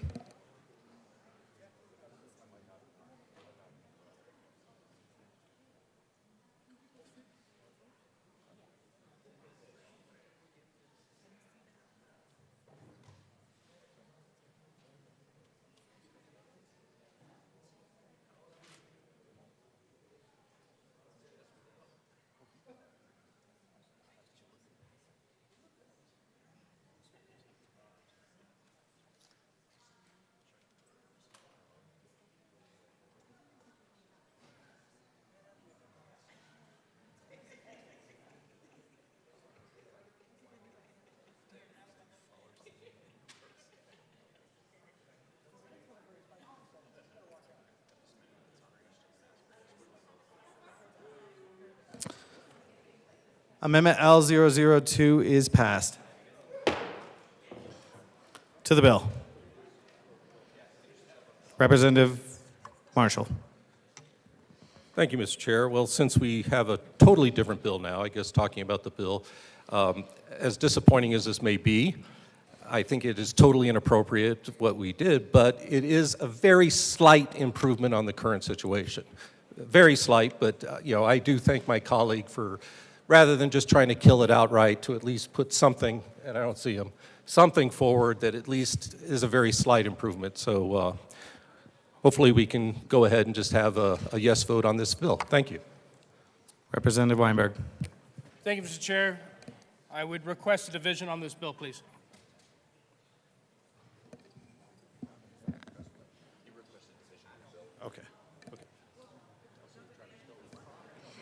Okay.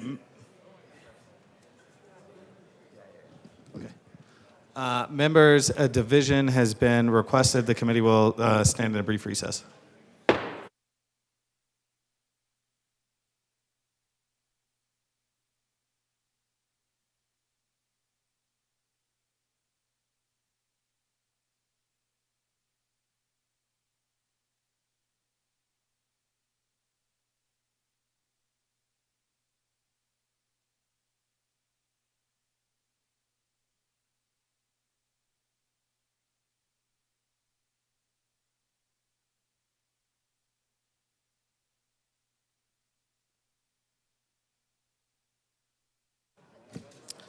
The committee will come to order.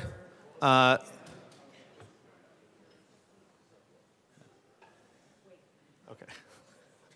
We will continue to stand a brief recess.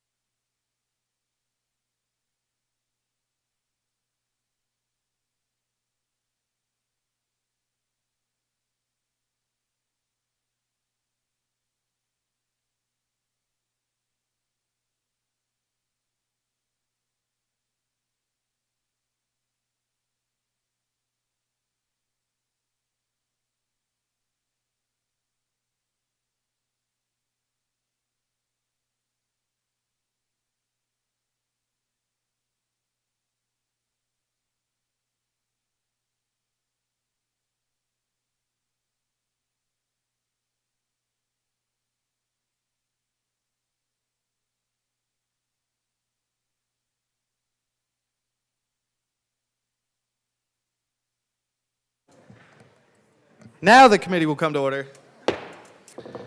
The question before us is the adoption of House Bill 1177 as amended. A division has been requested. All those in the chamber not entitled to vote, please be seated. All those in favor of adopting 1177 as amended, please stand and remain standing, or raise your hand and keep it raised until the count is taken. This is all those in favor of adopting House Bill 1177 as amended, please stand and remain standing.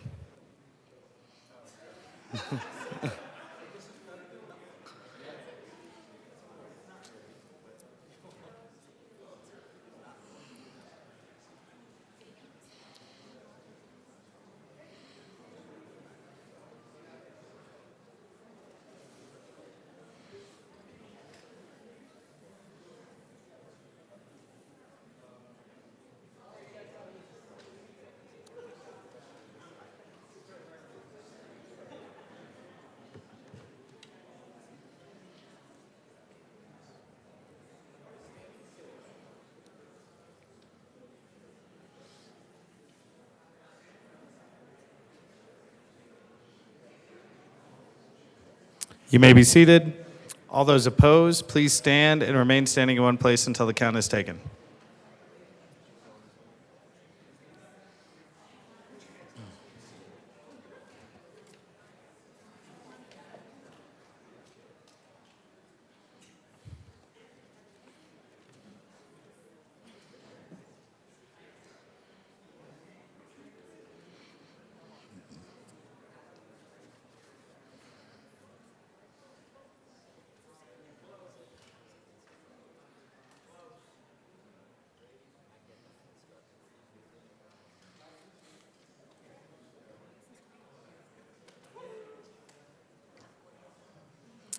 House Bill 1177 fails. Mr. Schiebel, please read the title of House Bill 1147. House Bill 1147 by Representatives Joseph and Titone, also Senators Hansen and Buckner, concerning the use of a deepfake in communication related to a candidate for elective office and in connection therewith, requiring disclosure, providing for enforcement, and creating a private cause of action for candidates. To the bill, Representative Joseph. I move House Bill 1147 and the State Civic, Military, and Veterans Affairs Committee report. To the committee report, Representative Joseph. Thank you, Mr. Chair. The committee report, we just tracked a few words from the bill itself. We added language to the legislative declaration to better clarify the bill.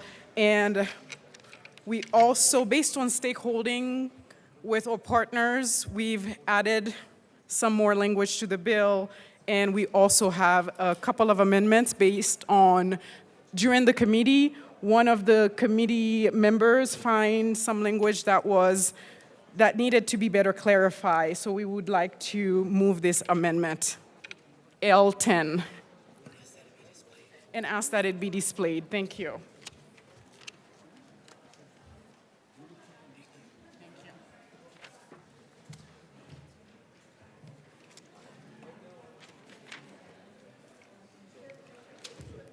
L10 is properly displayed. To the amendment, Representative Joseph. Thank you, Mr. Chair. This is a very, very simple amendment. It just, during the committee hearing or committee conversation, Representative Basenecker found some language that was slightly confusing. Just to making it clear, we're removing striking would never, because we don't know what someone would never do, but we know what they did or has done. So he just wanted to make sure that we clarify that language, and I ask for an aye vote. Thank you, Mr. Chair. Is there any further discussion on Amendment L10? Seeing none, the question before us is the adoption of Amendment L10. All those in favor say aye. All those opposed say no. The ayes have it. To the committee report, Representative Joseph. Thank you, Mr. Chair. We have one more amendment to the committee report, which is L12, and I ask for it to be properly displayed. Representative Joseph, could you also move that amendment? Representative Joseph. Thank you, Mr. Chair. I move L12 to House Bill 1147. Amendment L12 is properly displayed. Representative Joseph. Thank you, Mr. Chair. This amendment, again, it's just strike some language from the committee report, the word beyond, and added it again because we wanted to expand on the legislative declaration to add some language around the origination of deepfake, and we ask for a yes vote. Thank you. Representative Titone. Thank you, Mr. Chair. So, yeah, Amendment 12 is about, it adds to the legislative declaration, and it's to just say that there is some technologies that exist currently, and this is referring to cryptographic signatures and distributed ledger. This is more commonly looked at as blockchain type technology. This technology exists currently, but not for tracking of deepfake technology, but it could be used in the future. And when I brought this up to a lot of the technology partners that we had a lot of conversations with, they were intrigued by this possibility. They know that this is not something that they can currently do, but this is something that they can do. And putting this in the legislative declaration just gives them a little bit of a push in the right direction to say, let's look into seeing how we can do this, and maybe this can be something that can be used in the future. So I ask for a yes vote on this amendment. Seeing no further discussion, the question before us is the adoption of Amendment L12. All those in favor say aye. Aye. All those opposed say no. Amendment L12 is adopted. To the committee report. Seeing no further discussion on the committee report, the question before us is the adoption of the committee report. All those in favor say aye. All those opposed say no. The committee report is adopted. To the bill, Representative Joseph. Thank you, Mr. Chair. This bill creates new regulations and penalties for using artificial intelligence and deepfake generated content to communications about candidates for elected office. The revolutionary innovations in generative AI intelligence system capable of producing images, audio, video, and multimedia content pose a threat to free and fair elections in the state. AI-generated content may be used to create deepfake that falsely depict a candidate's speech or actions in order to spread misinformation and disinformation at a scale and with unprecedented speed. Free and fair elections requires transparency and accountability, including with regards to whether the content of a communication concerning a candidate for elective office reflect reality or contains a deepfake producing generative AI.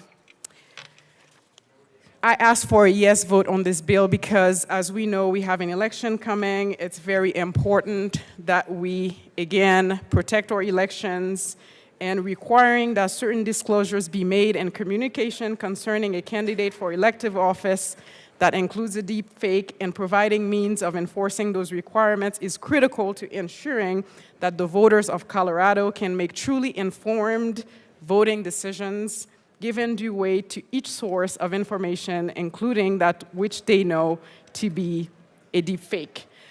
And I ask for a yes vote, members, and I also have one more amendment to the bill. Mr. Chair, I move L13 to House Bill 1147 and ask that it be properly displayed.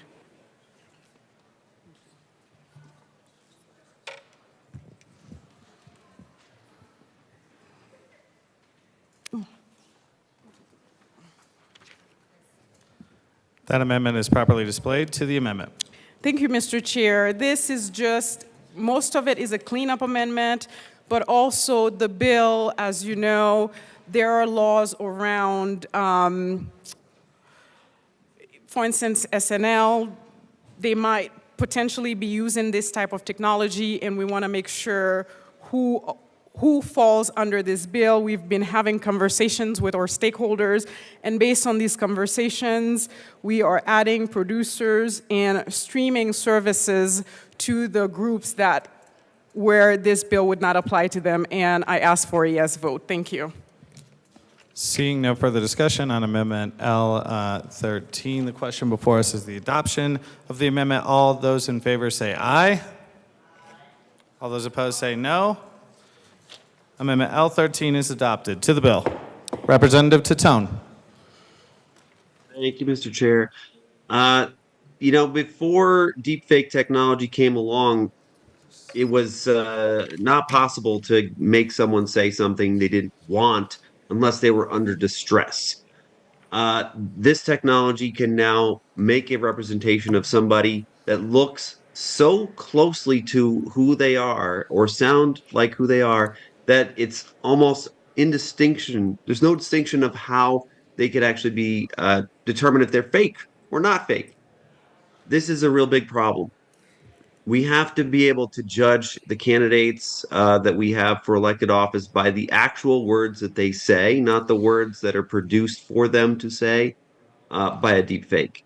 And that's why it's so important that we have these disclosures on these types of ads and videos that are made that says these are fake ads that are not depicting the people who they really are and what they're actually saying, because this could really damage someone's reputation, and it could really upset an election when the person didn't actually say these things. So I ask for a yes vote on this bill. This is really going to help us understand what the real candidates are actually saying and filter out the things that people are not actually saying. Representative Joseph. Thank you. I just wanted to add just a little bit on the bill and what it does, just to be clear for the people at home. Section 1 and Section 2 of the bill expand the existing authority of an administrative hearing officer under the Fair Campaign Practice Act to impose civil penalties for distribution of a communication that includes a deepfake related to a candidate for elective office in violation of the provision of Section 3. And Section 3 prohibits the distribution of a communication that includes an undisclosed deepfake with actual malice as to deceptiveness or falsity of the communication related to a candidate for elective office. And with all that said, I ask for a yes vote on this bill. Thank you, Mr. Chair. Representative Bottoms.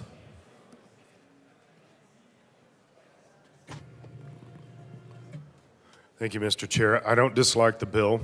I think we're going into uncharted territory here, and I think this kind of stuff is necessary. My only hesitancy with this is that that this can potentially be weaponized against, and doesn't matter which party, but it can be weaponized in whatever race you're running. If you can convince the person at the state level to, basically it's the same concept as fact checking.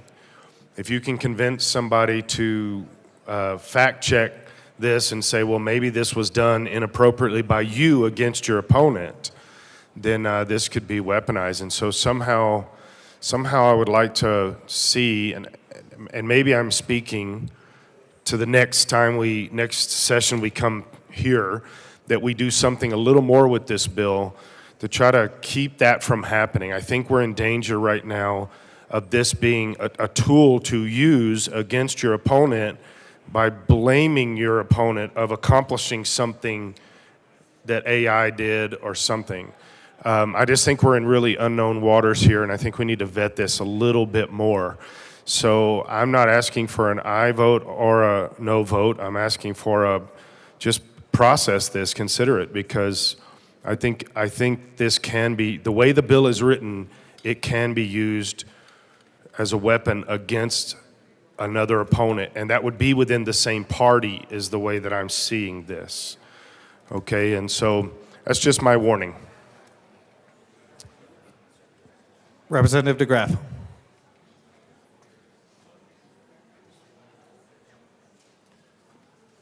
I think this is an important subject to bring forward. I think we need to have a little bit more work on it. I think we need to have more discussions, more probably a deep dive in terms of the constitutionality, because we are looking at speech. Because I echo my colleagues' concerns, and I'll just, out of the summary here, any person who believes that there has been a violation of the statutory or regulatory requirements for disclosure of the use of deepfake in communication may file a complaint with the Secretary of State. The Secretary of State is hardly an apolitical actor. As an elected office, and the Secretary shall hear such complaint. So the Secretary, this takes a very narrow focus of the AI problem, and because the AI problem is broad, and it could be used for defamation on any number of levels, I think a better AI bill would be something that would be a little bit more general and that does not depend on a political office for. Now, the Secretary of State should not be political, but as we know, that is a line that's been crossed. So having the Secretary of State. Representative DeGraff, if you could please keep it to this bill. Just trying to make my point of why we have to be careful of who is the arbiter of truth. Because right here, the arbiter of truth, or the arbiter, or however you want to say it, I've heard it both ways, is the Secretary of State. Now, what happens to a candidate if somebody believes that there has been a violation and there's no proof required? There's no proof required, just believe. Think about how open-ended that is. We're going to take something as potentially inflammatory as these, and we're going to base. And then what is the recourse? I'm not really sure from the recourse from hearing this what happens to somebody's campaign. Are they suspended? Is that video suspended? Is the use of that? Let's say you have a completely legitimate video to use, and it's damning. Well, the person who would not want to see it out there could just say, well, I think that's a deep fake video based on any number of criteria, based on any percentage of it. So what happens then? And I think we just need to be outside of the political space. We should make this a little bit more general than again, this is very directed politically, and I get the motivation for directing it politically. We're coming up into a season, but right now, we're about to do some experimental legislation at the very beginning of an election season. And we don't know how this is going to work. We don't know how this is going to be weaponized. And I think rule number one of any piece of legislation, that is, if it can be weaponized, it will be weaponized, because you're putting guys with guns behind the legislation. This is a weapon that can easily be pointed. This is a weapon that can be just as easily pointed as the deep fake video. So I would urge a little bit more caution. I do think this is an issue that needs to be solved. I would just recommend a little bit more caution. First, by taking this out of the political arena, taking this out of the purview of the Secretary of State. I'm not exactly sure what that would look like, but I know the Secretary of State in a political process to address a political issue is not going to go well. Seeing no further discussion, the question before us is the adoption of House Bill 1147. All those in favor say aye. Aye. All those opposed say no. The bill is adopted. The committee will stand in a brief recess.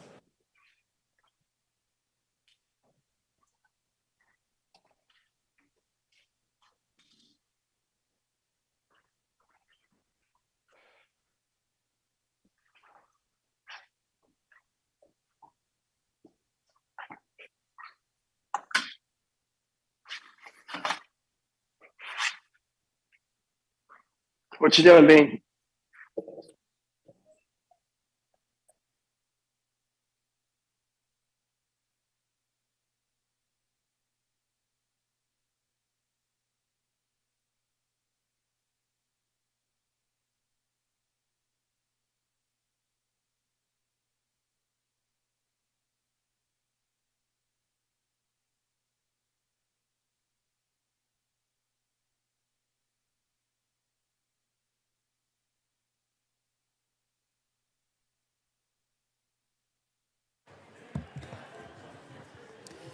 The committee will come back to order. Madam Majority Leader. Thank you, Madam Chair. I'd like to move for the consideration of House Bill 1256. Mr. Schiebel, please read the title to House Bill 1256. House Bill 1256 by Representatives Duran and Weinberg, also Senator Janal, concerning the continuation of the Senior Dental Advisory Committee. Madam Majority Leader, Well, I don't want, wait.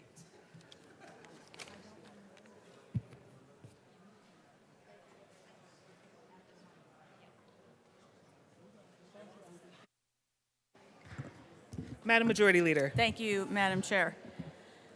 I would like to lay over Senate Bill 157 and House Bill 1174 till after House Bill 1256.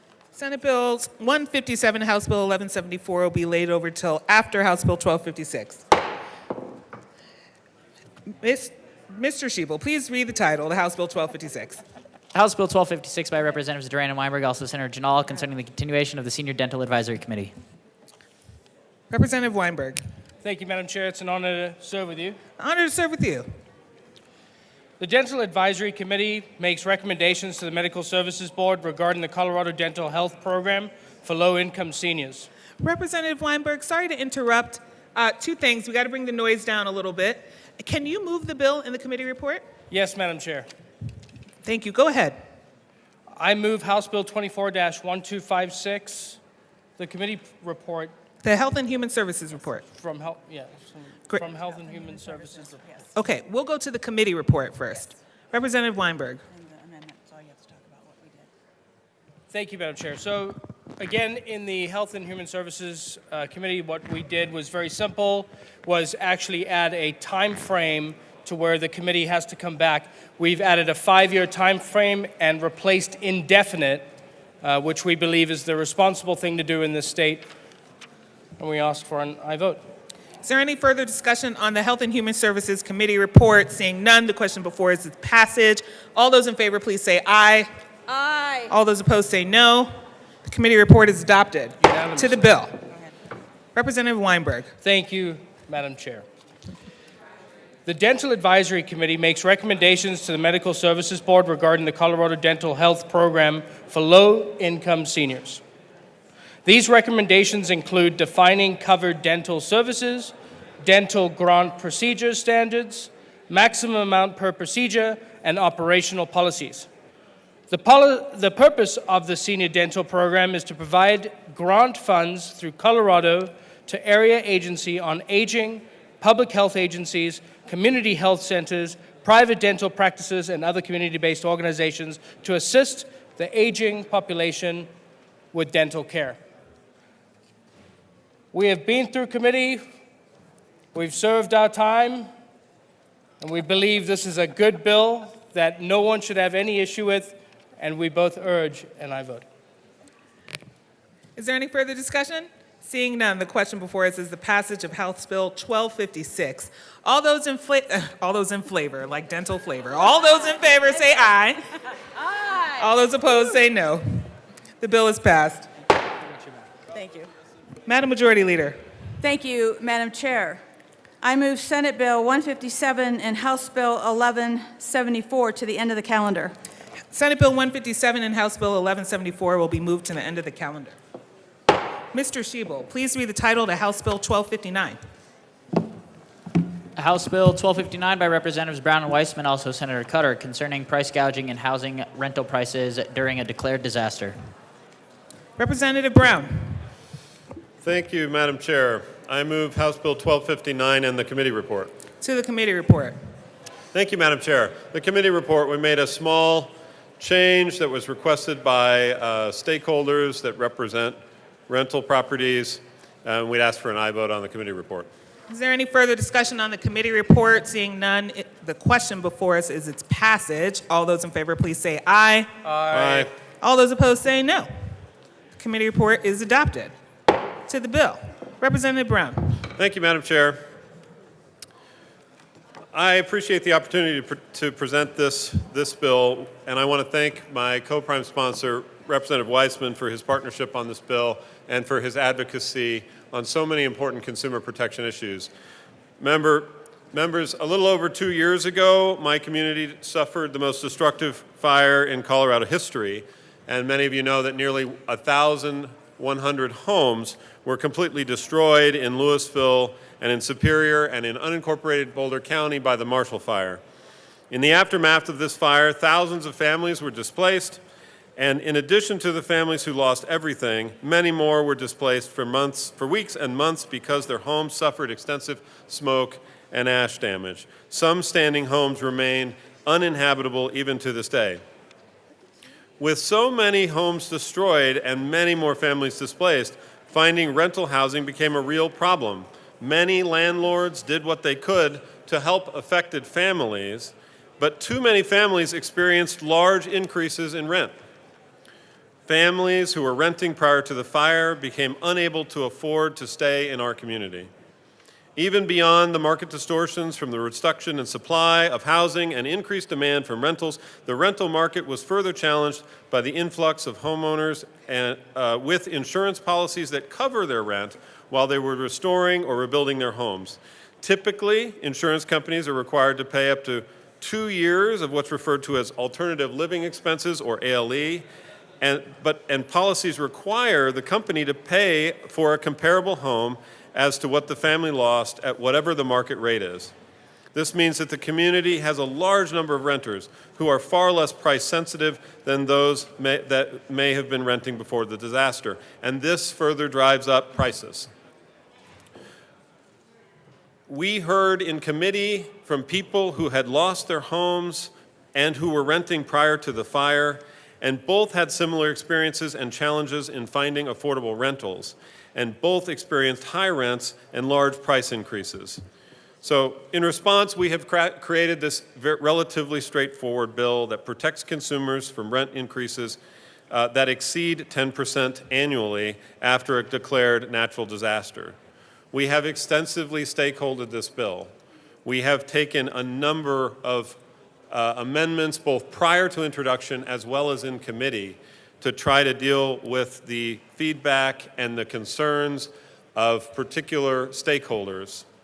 And while we had initially wanted a 3-year time period and a larger geographic area to which these protections would apply, we narrowed the geographic area and to only the declared disaster area, and we limited the time period to 2 years out of consideration for the stakeholders' concerns.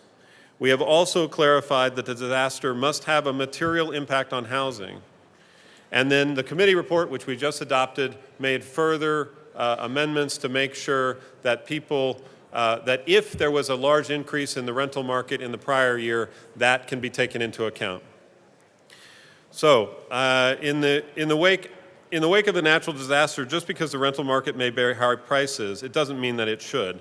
And this bill will help protect consumers in future natural disasters in a distorted rental market. And I'd ask for an aye vote and turn it over to my co-prime. Representative Weissman. Thank you, Madam Chair and members. I'm really proud to be able to join our colleague from Boulder County on this measure. I talk a lot in this well and other places in this building about consumer protection legislation and why we need it. That is what this bill is to me, and that is why I asked our colleague to join him on this. A little bit of history here is that back in COVID, fortunately it seems longer ago now in our memory, and that's a good thing, we remember some of the disruptions that were happening. Remember toilet paper and paper towels and masks and those kind of things.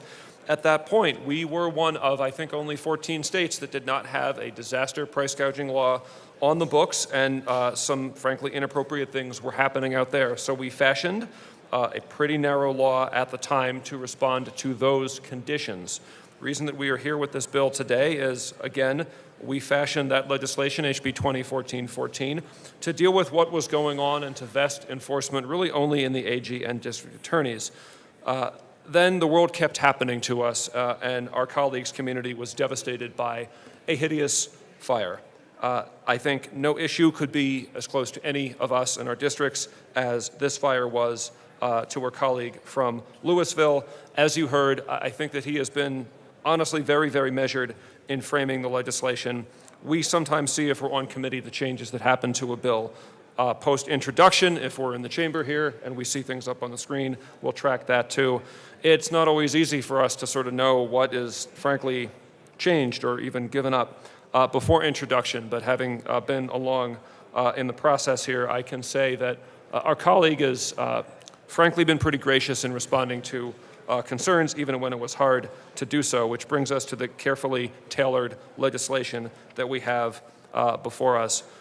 The way that I would sum up what a consumer protection law is supposed to do is to draw a line between ordinary market activities. We even said in the front part of the bill from 2020, you know, the market is the right way to deal with things most of the time.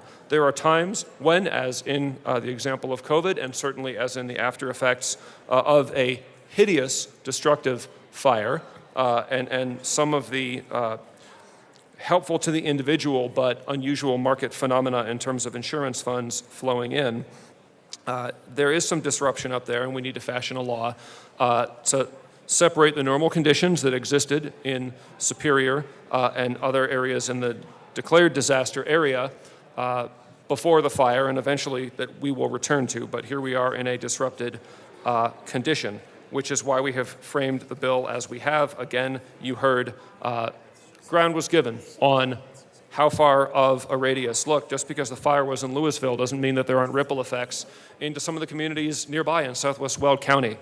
We engaged in those conversations. We did talk about the difficulty of line drawing exercises. We gave a little bit of ground. We gave a little bit of ground on how much rent increase would still be allowed. We gave a little bit more ground in committee. Again, trying to acknowledge there are still market forces and market factors here, but we have disruptive forces as well. We need to draw a line around those disruptive forces to keep them from happening, to provide a remedy if something does happen. I'm going to pick up on a line from another one of our colleagues who was on the committee. We sometimes talk about what the market will bear, but I think another question we have to grapple with here is how much will our constituents bear? How much will people trying to just live bear? Especially when they've already been burned out of house and home and are simply trying to recover. So because of the narrowness with which we believe that we have fashioned this remedy and the substantial work to meet various folks partway, both before and after the bill was introduced, we're going to ask for your support today, and thank you. Representative Frizzell. Thank you, Madam Chair. And I'd like to thank the bill sponsors. This bill, I heard this bill in the Transportation Committee, and testimony was definitely compelling. It's very unfortunate what happened to Colorado citizens immediately after the fire, and we can definitely do better. That said, I have concerns about how expansive this particular bill is when it comes to this rent gouging provision. And I would like to move Amendment L007 to House Bill 1259 and ask that it be properly displayed. Thank you. That amendment has been moved and is properly displayed. Thank you, Madam Chair. So, members, this bill puts price gouging provisions in place for 2 years from the disaster declaration in the geographies listed. And this particular amendment reduces that time frame to 1 year. I believe that that's an adequate time frame for individuals who have lost their home to work with their insurance companies to secure alternative housing. Further, the length of time that exists in the gouging statute that's already in place for non-housing items is 6 months. So this is actually longer than that. And I do believe one of the bill sponsors has talked about how Colorado has kind of fallen behind when it comes to this particular topic. But many states have a length of time in their statutes for a disaster rental cap at 30 days. So this is a nice, happy medium, I think, that we can strike for both property owners and renters and those who are impacted by a disaster, which hopefully we won't see many more of, but we probably will. So we should be prepared. I ask for an aye vote on this amendment. Representative Brown. Thank you, Madam Chair. And I appreciate my colleague from Douglas County bringing this amendment. We have had extensive conversations with stakeholders about this particular issue. Let me just say that we are more than 2 years post-fire in my community, and 70% of my community is still displaced, right? And we have been recovering faster from this wildfire than basically any community ever has across the country. So we have 2 years in here, which is already a compromise because we have so many people that are displaced, and these protections would have already expired. It also is consistent, 2 years is consistent with the alternative living expenses, which are required under most insurance policies. Most insurance policies will pay for rent for 2 years after you have been displaced from your home. So 1 year does not provide adequate protection for my community or future communities that go through this. So I would ask for a no vote on this amendment. The question before us is Amendment L007 to House Bill 1259. All those in favor say aye. Aye. All those opposed, no. No. The noes have it. The amendment fails. To the bill. The question before us is the passage of House Bill 1259. Seeing no further discussion, the question is the adoption of the bill. All those in favor say aye. Aye. All those opposed, no. The ayes have it. The bill passes. Mr. Shebold, where are we? We're on. Okay. Please read the title of House Bill 1323. House Bill 1323 by Representatives Velasco and Hernandez concerning the manner of dress during school graduation ceremonies. Representative Velasco. Thank you, Madam Chair. I move House Bill 1323 and the Education Report. To the Education Committee report. Representative Velasco. Thank you, Madam Chair. In the Education Report, in the Education Committee, we had the pleasure of presenting in front of our colleagues, and we offered some amendments that were heavily stakeholdered and that were presented, some from the committee members and some from us, just addressing some of the concerns around students wearing different graduation items and following the dress code of schools, and everything went really well. Representative Hernandez. I don't really have much to say other than to ask for an aye vote for the committee report. I'm happy to walk through any of the legal cases that we've been working on specific to this bill, but I ask for an aye vote as a public school teacher and as somebody in here who fights for students that look like me. Thank you. The question before us is the adoption of the Education Committee report. All those in favor say aye. Aye. All those opposed, no. The ayes have it. The committee report is adopted. To the bill, Representative Velasco. Thank you so much, Madam Chair. And you know, this bill came from a constituent in my district who was not allowed to wear her Mexican-American stole, celebrating her heritage. And we want to make sure that our students can come as their most authentic selves on a day of celebration. So we urge an aye vote. Thank you. Representative Hernandez. Thank you, Madam Chair. I want to just kind of ground for a couple different pieces. Like I said, I'm a public school teacher, which means I'm very familiar with the educational law and how student speech is governed. Specifically, our bill is expanding the provisions to move in line with the standard called Tinker. Currently, it's under a standard called Hazelwood, which dictates that public schools do not have to allow student speech if it is inconsistent with the school's educational mission. I would hope for every school that receives state funding in the state of Colorado that multicultural identity and cultural items are within the purview and mission of their school to sustain the culture of their students. Tinker is what governs student expression and the right to student speech on 185 days of the school year. And so we're just asking for the Tinker provisions to be expanded one more day to graduation so that students have the right to be able to show up as their fullest and most authentic selves. We ask for an aye vote. Representative Minority Leader Puglisi. Thank you, Madam Chair. I did hear this in committee. I want to say thank you to the bill sponsors. I had some concerns about the charter school piece because I have the largest charter schools in my district, or some of the largest. We didn't have enough time to get there, but I do appreciate you listening to the concerns that we raised and hope that maybe there might be some opportunities to continue this work in the Senate. So just want to put that on the record. Thank you. Seeing no further discussion, the question before us is the adoption of House Bill 1323 as it isn't amended, so just plain old adopting it. All those in favor say aye. Aye. All those opposed, no. It was amended.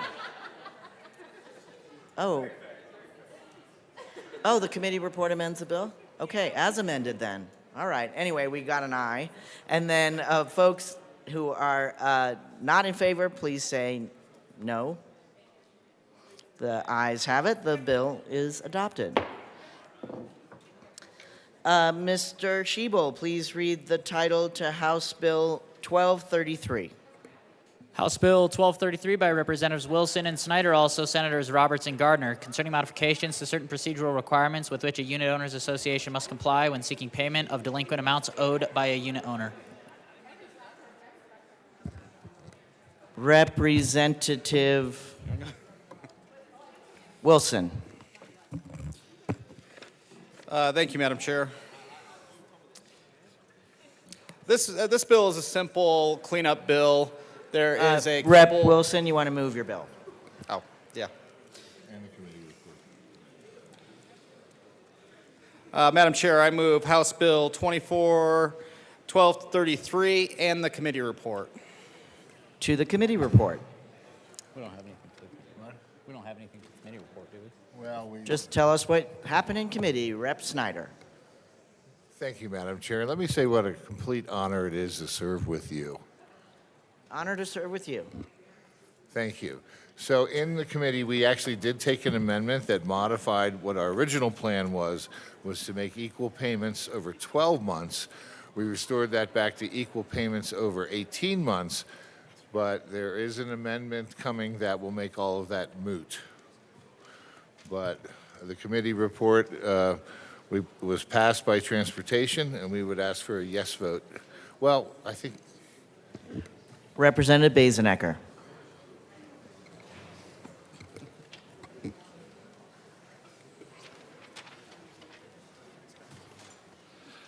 Thank you, Madam Chair. It's an honor to serve with you.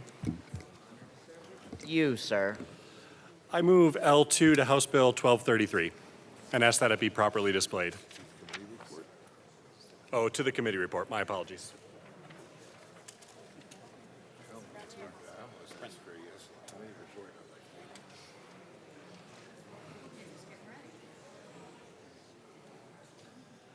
L2 to the committee report has been moved and is properly displayed.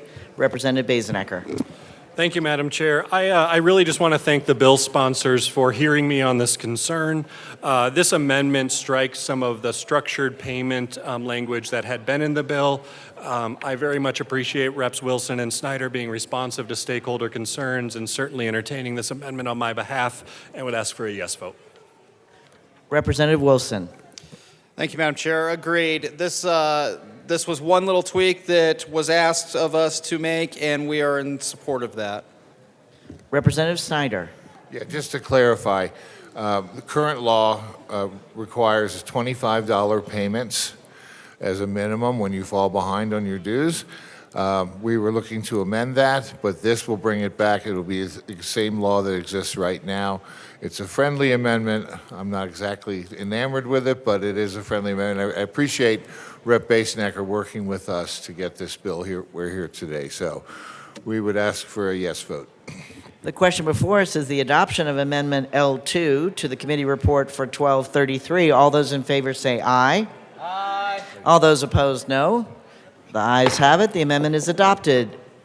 The next question before us is the adoption of the committee report as amended to House Bill 1233. All those in favor of adoption of the Transportation, Housing, Local Government Committee report, please say aye. Aye. All those opposed, no. The ayes have it. The committee report is adopted. To the bill, Representative Snyder. Thank you, Madam Chair. So with that being removed, really the salient points of what we're doing now, we're removing the requirement of physical posting. We have lots of other alternatives stated in the bill for people to get notice when they're falling behind on their payments. It also limits the charges for certified mail to just the actual costs. So company associations and others cannot, raise that price to get a little extra money. And then removes timeshares, which is currently exempted in other parts of COYA. And with that, we would ask. Representative Wilson.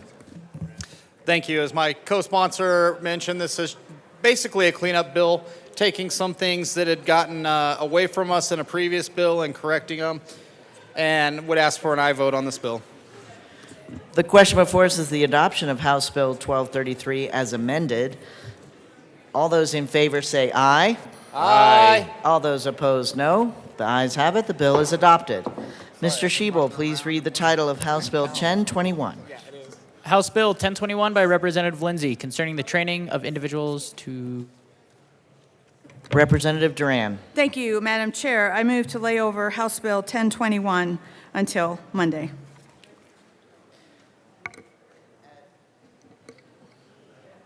That request to lay over House Bill 1021 to Monday has been adopted, made, is happening. And so, Mr. Shebel, please read the title of 1251. House Bill 1251 by Representatives Snyder and Mabry, also Senator Gonzalez, concerning the continuation of functions related to the regulation of debt management service providers and in connection therewith, implementing the recommendations in the 2023 Sunset Report by the Department of Regulatory Agencies. Representative Snyder.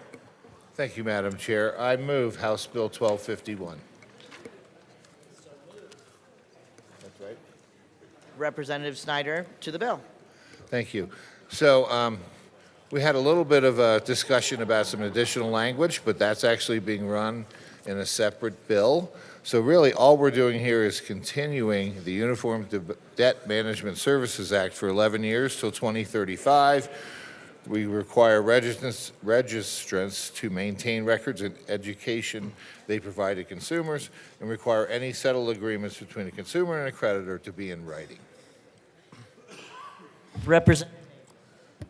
Thank you, Madam Chair. Members, this is just the bill that allows us to continue regulating debt collectors. There was an extended conversation about a additional regulation that the Attorney General's office believes that the state of Colorado needs, that we will be having soon, coming to a committee near you. But this is just a continuation of the existing regulations. It's a sunset bill. Vote yes. The question before us is the adoption of House Bill 1251. Seeing no further discussion, all those in favor of the adoption of House Bill 1251, please say aye. Aye. All those opposed, no. The ayes have it. The bill is adopted. Mr. Shebel, please read the title of House Bill 1117. House Bill 1117 by Representatives McCormick and Soper, also Senator Marchman, concerning including certain species under the authority of the state agencies that regulate parks and wildlife. Representative McCormick. Thank you, Madam Chair. I move House Bill 241117 and the committee report. To the Reports. Ag Committee report. Representative, Approps first. Approps first. Rep. McCormick. Thank you, Madam Chair. In appropriations, we appropriated some money, a source of money for the bill. I urge an aye vote. The question before us is the adoption of the Appropriations Committee report. All those in favor say aye. Aye. All those opposed, no. The ayes have it. The Appropriations Committee report is adopted. To the Ag Committee report, Representative McCormick. Thank you, Madam Chair. In Ag Committee, we amended the bill to correct the date of the SMART Act requirement, as well as adding a legislative declaration, making it clear that the bill adds no regulatory authority to DNR and that any program undertaken by CPW is completely voluntary, and I ask for a yes vote. The question before us is the adoption of the Agricultural Committee report. All those in favor say aye. Aye. All those opposed, no. The ayes have it. The Ag Committee report is adopted. To the bill, Representative Soper. Thank you, Madam Chair. Well, I'm proud to be on this bill with Representative McCormick and to be able to do something that we've never really done as a state. That's to do a survey looking at our native invertebrates and our rare plants within Colorado. You would think that of all the data that we have throughout the state that we would have some sort of large understanding of what our natural environment is like. That's actually not true at all. And to be able to have CPW undertake a land survey is very important, looking at rare plants and native invertebrate. A good example of why this is important is it really comes down to a states' rights point of view. When Highway 50 was being widened and they were trying to straighten the highway between Delta and Grand Junction, they found a hookless cactus, and it was considered rare and endangered at the time when they did the EIS process. So they rerouted the highway. It cost the taxpayers several $1 million that they shouldn't have had to bear. And then what happened a few years later, they discovered millions of hookless cactus outside of the zone in which the EIS was undertaken. And it actually was not nearly as rare or endangered as they thought at the time. Had there actually been data on point that was government-held data that's considered reliable, then we would have built the road straight, it would have been safer for people, and it would have saved the taxpayers millions of dollars. That's just one of numerous examples that can come from having a study done. But data is always good. Being able to know what's in our state is also really good, and also being able to have an understanding of how our state looks now and how it may look in the future is something that we should all be thinking about, because we certainly want future Coloradans to enjoy the same Colorado that you and I have enjoyed. Representative McCormick. Thank you, Madam Chair. Yes, thank you to my co-prime sponsor. I love that example that he shared in committee and here today. And we know that invertebrates and plants are just foundational to life for us and everything else in the state. And it was surprising to learn that there was no home for invertebrates and rare plants in our statute, and this will provide that home and allow for CPW to collect, to do surveys and to collect this important data. We know that good data drives better decisions, and many of the management techniques that are undertaken across our state voluntarily do work, and we need that information to build on for the future. So we do have a couple of amendments that we're going to be bringing right now, so I'll let my co-prime Representative move forward with Soper. those. Thank you, Madam Chair. I move Amendment L006 and ask that it be properly displayed.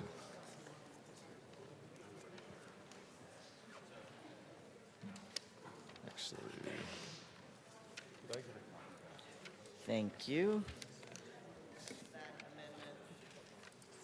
That amendment has been moved and is properly displayed. Representative Soper. Thank you, Madam Chair.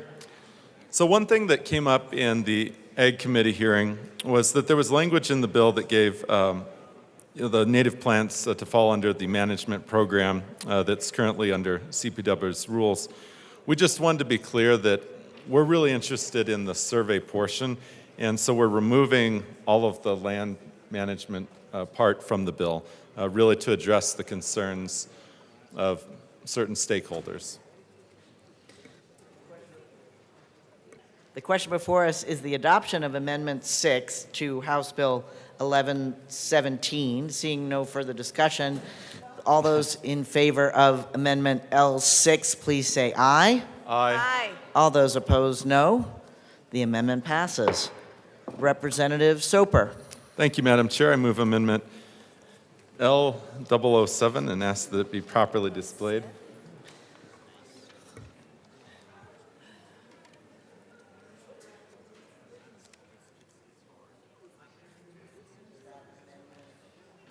That amendment has been properly moved and is displayed. Representative Soper. Thank you, Madam Chair. Well, this is a stealthy amendment because it certainly clarifies that funds can come from associated federal grants to be able to do the survey. The question before us is the adoption of Amendment L7. Seeing no further discussion, all those in favor of Amendment L7 to House Bill 1117, lucky sevens, please say aye. All those opposed, no. The ayes have it. The amendment is passed. Representative Soper. Oh, I'm good. Okay, I'll just say. Representative McCormick. Thank you, Madam Chair. That's all we have to say. We urge an aye vote to take a look at our bugs and rare plants in our state. Representative DeGraff.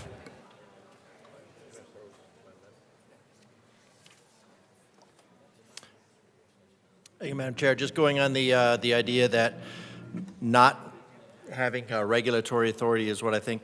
So I'd like to move L008 and ask that it be properly displayed, as opposed to improperly displayed.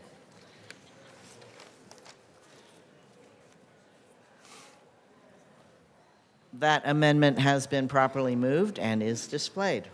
Thank you. This is a very simple change, and it is to strike the word undertake and then put it into propose. So obviously with the studies determining appropriate conservation management measures, that they're going to have some ideas that they can enact, that they think that they should enact. but the job of the legislature, it is the job of this body to deliberate those, weigh the pros and cons, and then enact them. So giving a rulemaking agency giving the rulemaking agency a blank check is something that is generally very harmful for the citizens of Colorado, so I would recommend no. And recommend an aye vote to take away the blank check from, and then put the authority, bring the authority back to the legislative body, the General Assembly. Representative McCormick. Thank you, Madam Chair. In that section, so the division already undertakes many programs, and we purposely added the word voluntary in there to make sure that it's very clear that when these programs are undertaken, that they are voluntary. So I urge a no vote. I'm not really sure why we need to change the word. Is there any further discussion on Amendment 8? Representative DeGraff. Thank you. And if it is truly voluntary, and we're just trying to keep up with this, with the sheer volume today, but where would we be indicating that these programs are voluntary and they're not going to be something that's imposed on a community? Representative McCormick. Yes, thank you, Madam Chair. In the committee report, the amendment that we added in committee did add the word voluntary, and these programs are in collaboration with CPW and the landowners, and so they do work together when they undertake these programs, and they're never imposed on landowners without their cooperation. So I still urge a no vote on this amendment. Okay, I missed that. I'll withdraw the amendment. That amendment has been withdrawn, is that correct? Okay, so that amendment has been withdrawn. We're back to the bill 1117 as amended. All those, seeing no further discussion? Oh, no, Representative Wilson. Thank you, Madam Chair. Just a question for the bill sponsors. The amendments from the committee is fairly long, and the additional amendment 002 for the appropriation. I found my answer. Never mind. All good. Okay. The question before us is the adoption of House Bill 1117 as amended. All those in favor say aye. Aye. All those opposed, no. The ayes have it. The bill passes. Mr. Schiebel, please read the title of House Bill 1136. House Bill 1136 by Representatives Puglisi and Amabile, also Senators Cutter and Smallwood, concerning measures to encourage healthier social media use healthier social media use by youth. Representative Amabile. Thank you, Madam Chair. I would like to move House Bill 1136, the committee report, and the appropriations report. To the appropriations report. Representative has Amabile.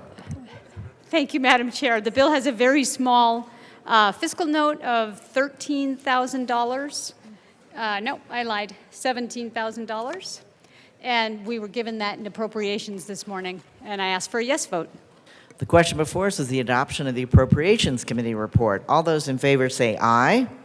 Aye. All those opposed, no. The ayes have it tepidly. To the Agriculture, Water, and Natural Resources report. No, whoops, different bill. Education, how about we try education? Education Committee report. Representative Amabile. Yes, thank you, Madam Chair. So in the committee, we did run several amendments that clarified what we were trying to do, that helped define what is social media and narrowed some things so that the tech companies were on board. And I asked for a yes vote. Is there any further discussion on the Education Committee report? Seeing none, the question before us is the adoption of the Education Committee report. All those in favor say aye. Aye. All those opposed, no. The ayes have it. The committee report is adopted. To the bill, Representative Amabile. I made a mistake.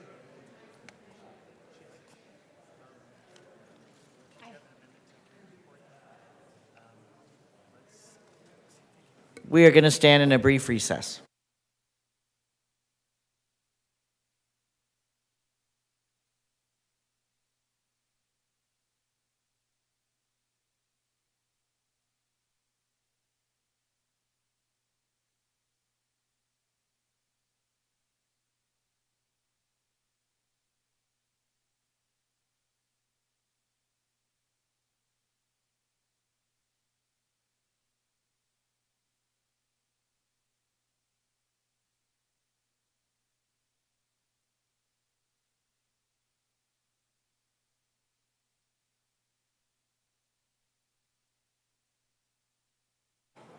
Majority Leader Duran. Thank you, Madam Chair. I'd like to move House Bill 1136 to after House Bill 1156. We will, at the request of the Majority Leader, move House Bill 1136 till after House Bill 1156. Mr. Shebel, please read the title of House Bill 1156.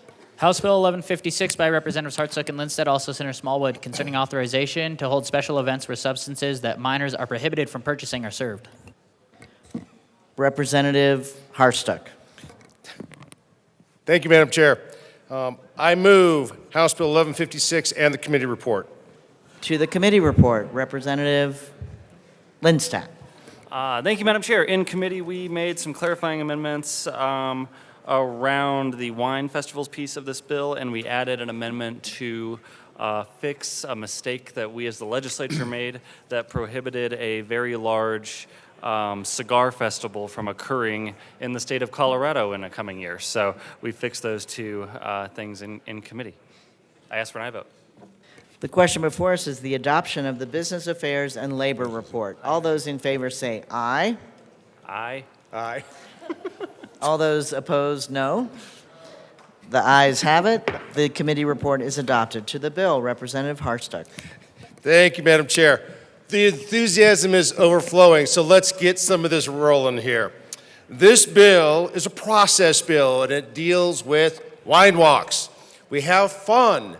The purpose of this is pre-COVID, during COVID, and post-COVID, the rules and regulations involving communities, Chamber of Commerce, kind of got very fluid in how things were applied from the Liquor Enforcement Division and DOR. Since then, there's been a crackdown, and what we have found is that there's multiple kind of gaps in there. So what we did is on this bill is a cleanup bill to go by and specify how chambers of commerce can hold wine walk festivals in a community that supports the small businesses and is covered under a single umbrella policy that is run by the chamber. Otherwise, before, everybody else was having to pay the small businesses for their own license, and that was cost prohibitive. So not only does this simplify the system, it supports the communities, it supports small businesses, it helps the chambers of commerce, and it simplifies the entire process. And I'm very grateful that my co-prime is on it with me on this and some of the issues that he saw up north in his community too. We request an aye vote. Representative Lindstedt. Thank you, Madam Chair. I am very grateful to be on this bill with my bipartisan colleague here. This bill will allow communities to have events and for people to have a good time. So vote yes. Thank you. The question, any further discussion on House Bill 1156? Seeing none, the question before us is the adoption of House Bill 1156. All those in favor, as amended, all those in favor say aye. Aye. All those opposed, no. The ayes have it.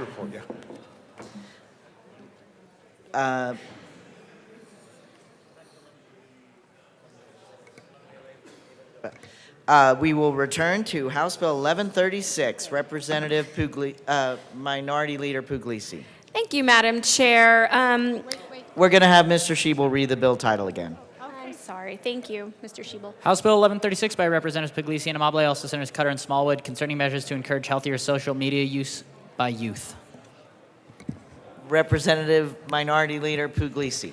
Thank you, Madam Chair. So this bill has two parts. The first part is incredibly important to me as a mom of preteen heading into teenage years. Around social media, we have seen the detrimental negative effects, and parents need more resources to understand this ever-changing and evolving world. And so the first part is around parental resources, giving parents and educators some more information that really helps them as they're navigating this new world. The second part, I want to say, was very heavily stakeholdered. We spent a lot of time talking to the tech companies, and what we are trying to do is work with them because they also recognize this issue and want to be a part of the solution around children's mental health.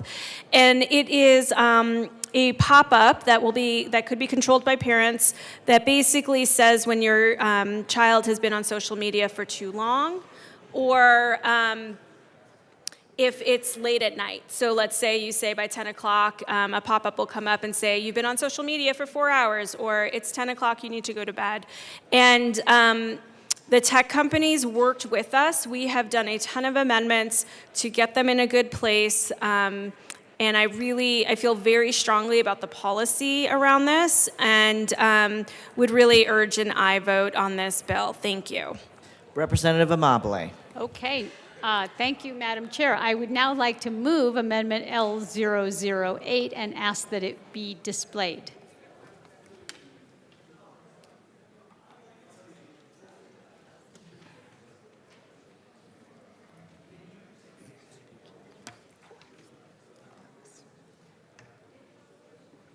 That amendment has been properly moved and is displayed. Representative Amabile. Thank you, Madam Chair.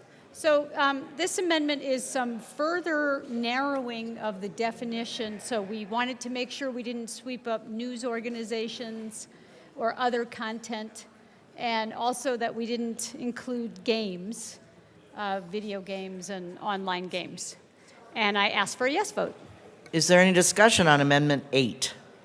Seeing none, the question before us is the adoption of Amendment 8 to the bill, House Bill 1136. All those in favor say aye. Aye. All those opposed, no. The ayes have it. The amendment is adopted to the bill. Representative Amabile. Thank you, Madam Chair. This bill, I think for any of us with children, no matter, whether they're young kids or my kids are older, but they went through this, and we're seeing this crisis for children with mental health. And this is one piece of that. It isn't going to fix everything, but it is going to help our kids do better. And it's a first step, and we'll be back next year with some other steps. I ask for a yes vote. Is there any further discussion? Is there any further discussion? Representative Harstad. Thank you, Madam Chair. I rise in support of this bill. This was an awesome, what you think? We heard this in committee in education, and for those of you who have not seen the movie, I would highly recommend Social Dilemma. And it zeroes in on what social media does, what kids can get addicted to inadvertently, and we absolutely need parental involvement. And I'm huge on parental rights and responsibilities, and parents need to be on their game and paying attention to this. But there, as many of us, I'm sure, will testify, the technology, the kids can whiz around on their cell phones and their laptops, and we're going, what are you doing, son, daughter? You lost me. And that happens all the time. And this is putting some guardrails that are out there. And that's what we need, because right now, parents are kind of confused and lost. Kids are absolutely confused. And it's becoming, technology is a good thing, but this is one of those situations where it is moving so fast and has overwhelmed everything that's out there with the kids, the parents, the schools, and everyone's trying to play catch up. So we just need to have a little bit of parameters on there. And then I would absolutely encourage everybody to watch that movie, Social Dilemma, and parents get out there and do your jobs. But definitely vote yes on this bill. Representative Frizzell. Well, I have to confess I'm not quite as excited and fired up as my good colleague from Parker.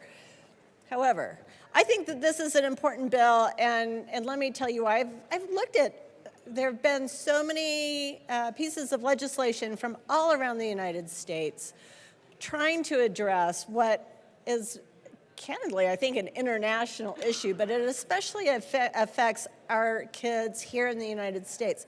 And this is a really tough needle to thread because of First Amendment rights. And so I really want to commend the bill sponsors for their work in taking it out of that realm and putting it in the hands of parents who need to be the ones who decide what's good for their kids. So thank you, bill sponsors. I am definitely a yes on this bill and look forward to voting yes. The question before us is the adoption of House Bill 1136 as amended. All those in favor say aye. All those opposed, no. The ayes have it. The bill is adopted. Madam Majority Leader. Thank you, Madam Chair. I'd like to move Senate Bill 157 to the end of the calendar. So moved. 157 will go to the end of the calendar. Mr. Shebel, please read the title of House Bill 1174. House Bill 1174 by Representatives Duran and Snyder, also Senator Mullica, concerning permits to carry a concealed handgun and in connection therewith establishing standards for concealed handgun training classes.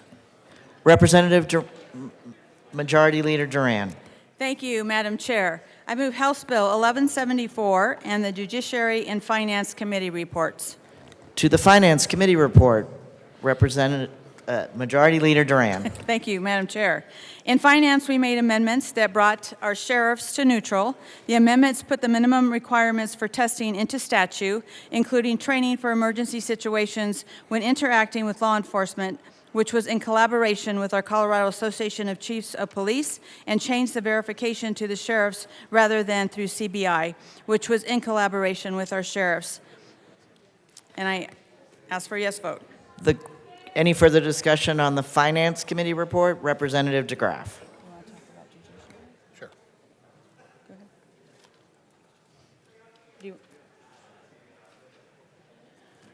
Is he talking?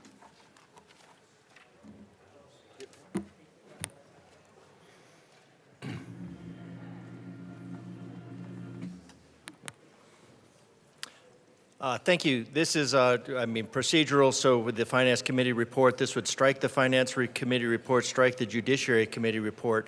And what this would do is just finalize the a constitutional carry in the state of Colorado. Representative DeGraff, sorry to interrupt. I'm sorry.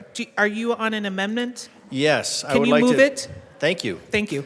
I would like to move L012 to HB 1174 and ask that it be displayed.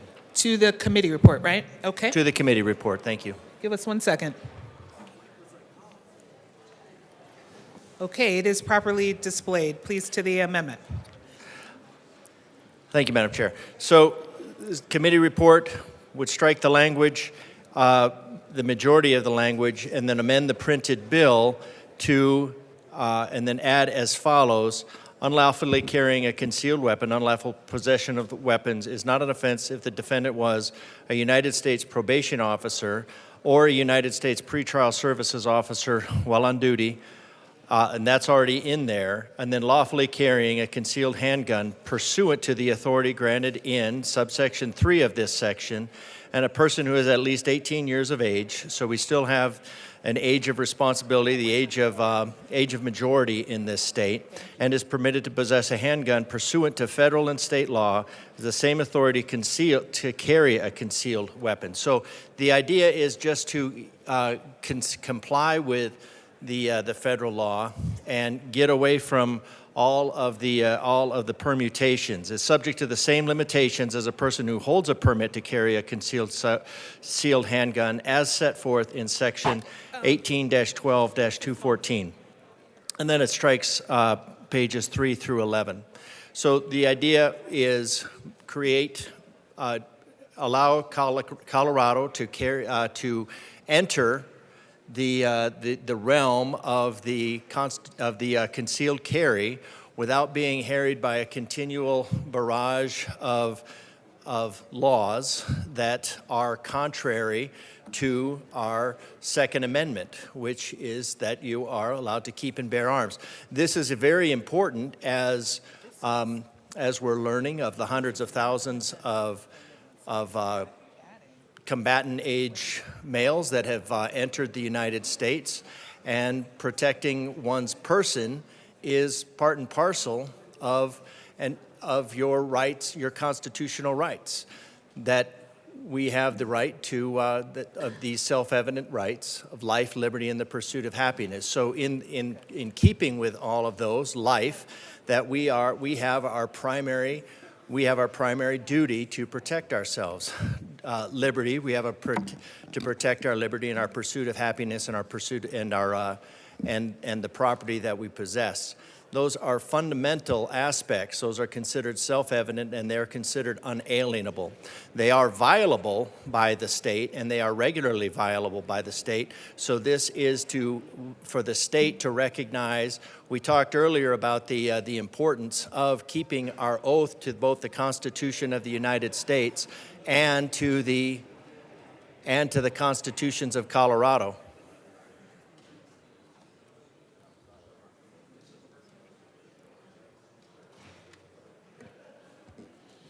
To the amendment, Representative DeGraff. So in keeping with the oaths of office that we took to support the Constitution of Colorado and the Constitution, which should not be in violation of the Constitution of the United States and the federal and the authority to carry a concealed handgun, subject to the same limitations as a person who holds a permit to carry a concealed handgun as set forth in 18-12-214.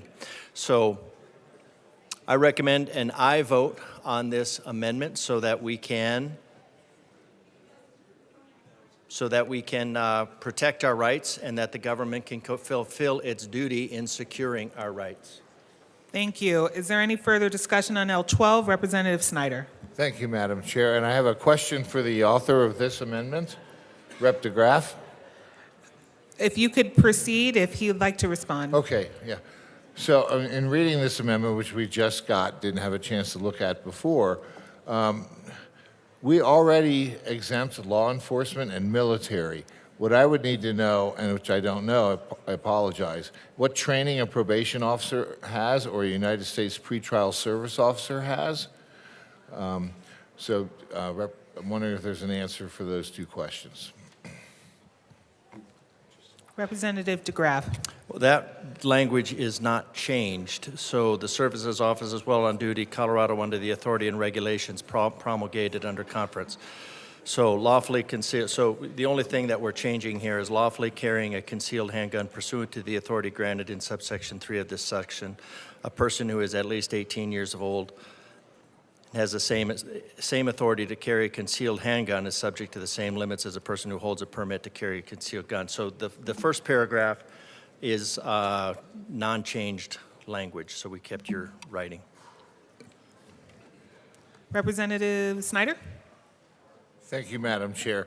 I believe now you have to be 21 to purchase a handgun. So I don't think we can support this amendment. And I would ask for a no vote. This would change the age to 18.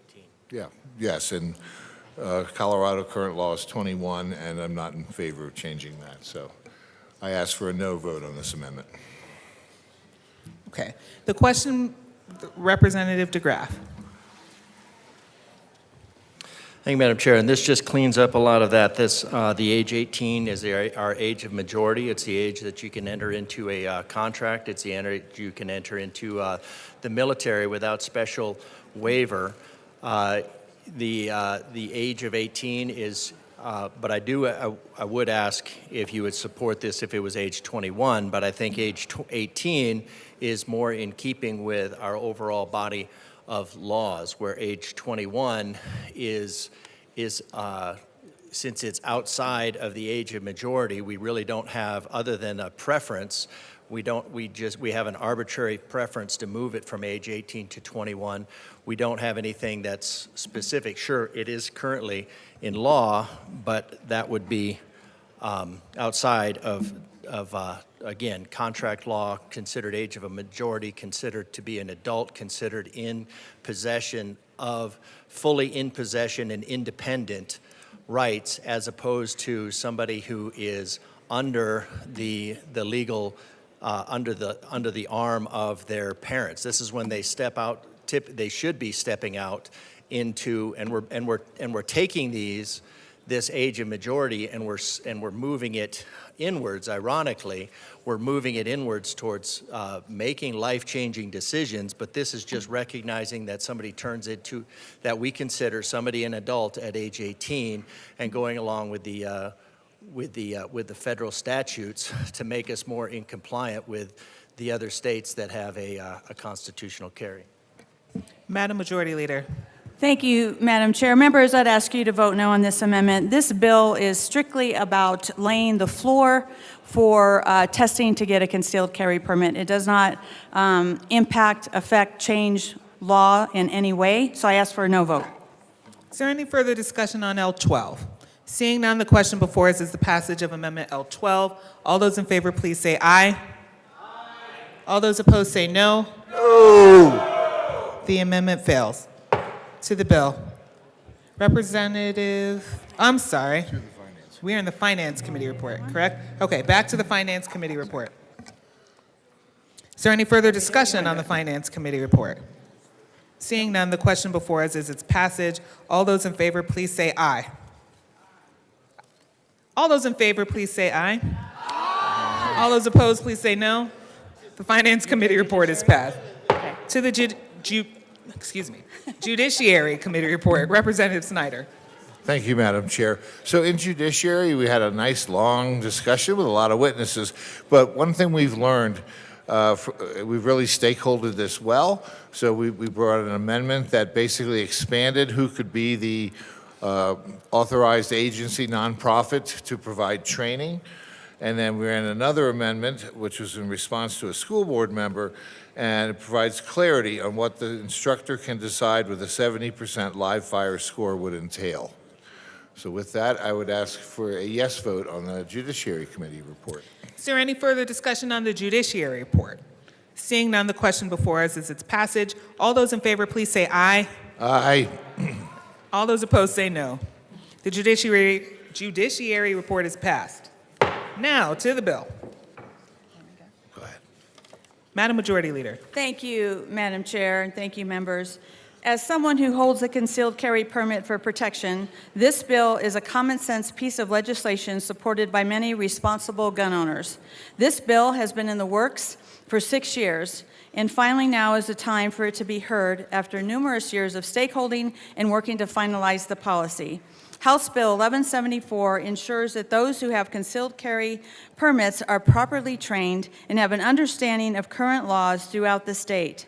I've had my concealed carry permit for several years, and I have seen firsthand where there are gaps in the training and testing protocol. So this bill actually just sets the floor on basic training of concealed carry, which is extremely important.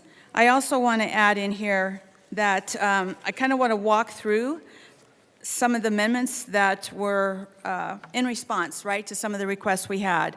And I think Representative Snyder mentioned that in Judiciary, we had passed an amendment upon request of the National Shooting Sports Foundation. I believe the amendment will address many of your questions regarding actual different facilities that can actually have the testing, right, besides the national associations. So that was just a concern to them. I think also we provided clarity that the instructors can decide what the 70% live shooting score is. I think we ran an amendment also in response to questions regarding CBI. So L005 is upon the request of a colleague of mine from Delta and Larimer counties, which clarified that the 8 hours for training course can be spread out and does not need to be all in one day. We were trying to really hear the needs of our rural folks. L006 is upon the request of my colleague from Delta and Denver County to clarify that the whole course is subject to ADA compliance. And we also passed an amendment in collaboration, and this is really important and was important to Representative Snyder and I, with our county sheriffs. They will be responsible for verifying the concealed carry training that the instructors will provide, and it provides for judicial review of the sheriffs will have the decision and the oversight of that, which was really important to them and to us. And in collaboration with the county sheriffs, we also changed the written test required so that CBI no longer will adopt or set the requirements. They are set in statute. Also, through the Colorado Association of Chief of Police, we added language to include training for best practices for concealed carry holders for interacting with law enforcement who are responding to emergencies. And the point here is that we worked really hard with our colleagues across the aisle to make sure that we were passing a piece of policy that had all voices collectively together. And for me, and for all of us here, it's just the importance, if you're going to have a concealed carry permit, you should properly know how to handle it, load it, unload it, store it, and what comes with that responsibility. So I do ask for a yes vote today. Representative Snyder. Thank you, Madam Chair. And just by way of my own experience, when I first was going to apply and did apply for a concealed carry permit, I took a very comprehensive class. We met on Friday, Saturday, Sunday, and the following Saturday. It included live fire training, everything you need to know to properly use and store a firearm. I needed that training. And there are a lot of people that go, whether they're coming from law enforcement or military, they get plenty of training. That's why this bill exempts them for 10 years after they leave their service before they would have to apply. So, unfortunately, a lot of the companies out there don't have a vigorous class like the one I took. And there are many that just offer a couple of hours of online training, no live fire requirements. That's not enough. If you're going to get a concealed carry permit, you really should have the training that you need. What we set here are just the minimum standards. We've probably heard as much pushback from people that have classes that are already much more vigorous and more involved, saying it's not enough.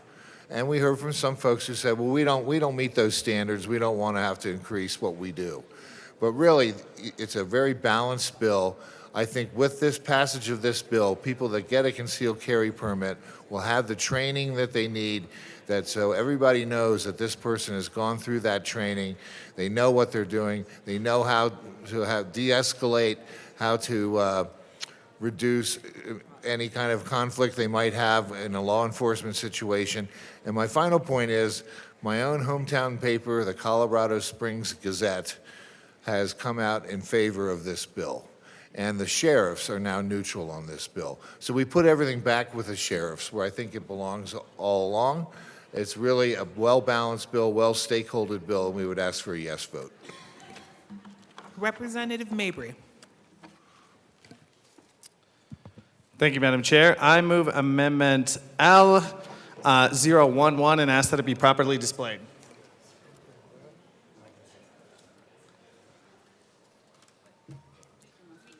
Oh, yeah. He needs.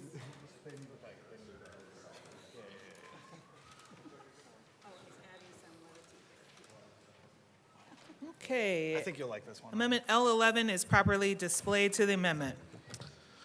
Thank you, Madam Chair. Members, I sat through the Judiciary Committee hearing, and one thing we constantly heard was concern about how this legislation would prevent people from accessing their fundamental Second Amendment rights. We heard that this was going to create barriers, that people who need to take these classes, now they were going to have an increased administrative burden. And so I heard all that. And in light of all that, I think that we should put a limit on the amount that those who teach these classes should be allowed to charge Colorado consumers who are just trying to access their basic rights. And so in light of that, I think that we should flatten the cost here at $25 for a class.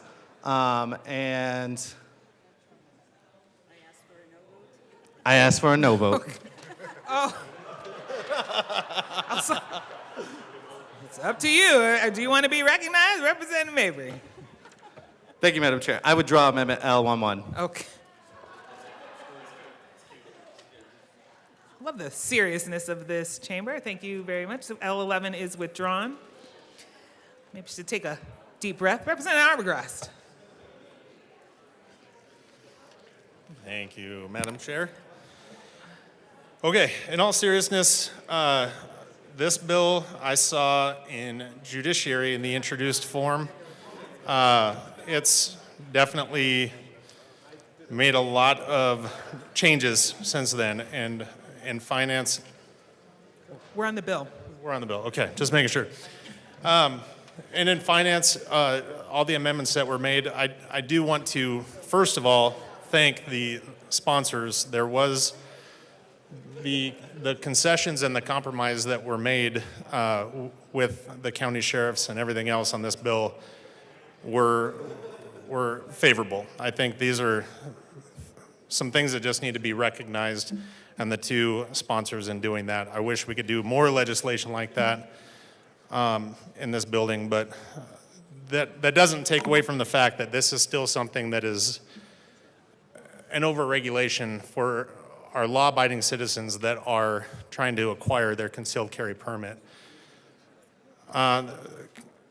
My focus on this is that we are going in more restrictions, more laws against our law-abiding gun owners, our law-abiding concealed carry permit holders. These are people that go through the training to be able to carry concealed to protect themselves, their families, and others around them. If we had focused more on the actual issues that we have, are criminals with guns. That is not what this bill is addressing. A person with a criminal history would not be able to apply and successfully attain a concealed carry permit. So I think we're going the wrong direction with this bill. I ran a bill this session, 1162, that would have raised the penalty for gun thefts, which are primarily used in violent crimes involving guns. That failed. So the fact that we're going this direction and already this session starting to apply more restrictions to those law-abiding gun owners and those people trying to attain their concealed carry permits is disheartening, even if it is changed to the point that it is. This bill, in appearance, it looks like a best practice bill, but it's not something that the government should be mandating. While we're shutting down penalty for theft of firearms, we're pushing for things that are claiming to appear as a best practice, but it's coming after the people that are law-abiding and are going through the due diligence to get their concealed carry permits. While we're allowing for a major increase in government overreach, law-abiding citizens have the right to carry firearms for self-defense and defense of others without burdensome training requirements, more so than we already have in place. This bill says you have the right to bear arms, but only if you can afford to do so. That is not something, when talking equitably, that is appropriate for all people that are trying to attain their concealed carry permit. As far as the time constraint is concerned, with last year's House Bill 1219, Colorado has already enacted a 3-day waiting period to receive a firearm. This just lengthens that for somebody trying to get their concealed carry permit for self-defense. Knowing that there's already a 3-day waiting period in place, if a person feels a need to act in self-defense, there's no time to waste. Those in favor of this bill would argue it's further increasing firearm safety. However, while attempting to do so, it infringes on Colorado citizens' right to keep and bear arms, right to personal and self-defense and protection, themselves and others. These amendments, expanding the list of eligible verified instructors, all the different things that it will entail, have reduced the fiscal note substantially. With that, the issues that we still have pertaining are more so to the individual trying to attain their concealed carry permit. There's more of a cost, there's more of a level of inconvenience, and that inconvenience to some might be minimal, to others it might be what keeps them from being able to attain a concealed carry permit. The mandates on the range training, the mandates on the testing, and the standard that that's going to set is not very well precedented in this bill. It's not very well defined in this bill. I wish there would have been more conversations. The conversations that we had to get the bill where it's at today were very abbreviated because of the short time that we had to do this. Without the ability to make this bill something more palatable and more, less of an overreach for our citizens, I don't think this is something that should move forward. While we did make the necessary amendments to this, and like I said, I do appreciate that. I wish all this legislation could work that way, especially as it pertains to our citizens' right to protect themselves, not just coming full force with something that's completely diminishing our rights to protect ourselves. While we're doing this, this is something that I think could have been agreed upon in a way that doesn't hinder. While it does set a best practice standard, it doesn't hinder or restrict people from attaining and maintaining their concealed carry permit. I am a firearms trainer. I do have the responsible end of this, where this is already something that we do. This is already a standard. The things that I heard on this in committee were that there are online courses and things that are attained. That is false. The county sheriffs of Colorado do not allow the online-only training as a prerequisite to apply for your concealed handgun permit. These things that are applied are already done. So this is just one of those methods where we're just saying this is already done, but the government is mandating that it's done to this standard. And again, this comes down to a cost thing. No, I don't charge $25 tuition as per the jovial amendment that was presented, but nobody does that in a reasonable firearms training. It is something that is costly, but it is something that on an individual level, arrangements can be made for people that aren't able to afford the training can still attain the training on a level of either getting a scholarship or getting a good instructor that is willing to waive those fees. But this is adding more of those fees to people and giving them more constraints, more restrictions to prevent them from being responsible in legally concealed carrying their handgun. So with all of that, I am a no vote on this. Again, I wish that I do appreciate the discussion we had. I just wish there was more discussion on this and bills like this moving forward. So I am a no vote and I encourage the same. Thank you. Thank you. Madam Majority Leader. Thank you, Madam Chair. I'd just like to answer for my colleague in Larimer County that this bill does not touch at all Section 18-12-209, which is a temporary emergency permit. Someone can still acquire that. Is there any further discussion? Representative Bottoms. Thank you, Madam Chair. I do appreciate the amendments that were added to this. I think it did help it.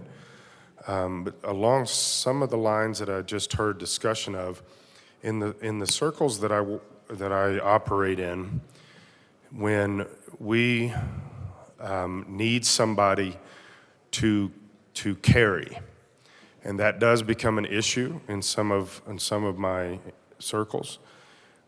Myself and my contemporaries, we see it as common sense decency that if you're going to ask someone to carry or you need someone to carry, that you would help them get to that point.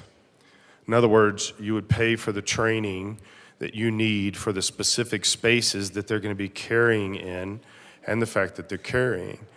And so I would think since we're mandating this, and constitutional law already says you can't add things to this, you can't infringe upon this, that you can't add extra stuff, and we do this constantly in Colorado when it comes to the Second Amendment, that when we add these things, it should be considered basic decency for the state then to pay for it. If the state says you have to do this, then pay for it. Why are we making it difficult or impossible for people to exercise their Second Amendment right? This is where the don't infringe upon this falls into the category. Any of these categories you add to this, you've got to have this waiting period, you got to pay this fee, you got to do this stuff. These are infringing upon the right of a person to carry. And we are allowed by the Constitution to keep and bear arms. These are infringements upon this. I could almost understand this because I don't think it's bad for people to be trained. Like I said, in some of the circles that I work in, we do expect people to be trained to accomplish certain things within those contexts. But we make it possible for them to do that in such a way that it doesn't infringe upon their ability to exercise their Second Amendment right with no infringement. So why would we allow the state to do this to this? This is against the law. It's against the Constitution. And we're going to make a law that the Constitution says we're not allowed to make the law. And so this is wholly against the Constitution unless you say, well, then we'll pay for it. And I can get out the Constitution and read where it actually says, shall not make any law. And that's what we're doing. Thank you. Representative Bradley. I'd like to thank the good representative from El Paso for teeing this up for me. I move Amendment L010 to House Bill 1174 and ask that it be displayed.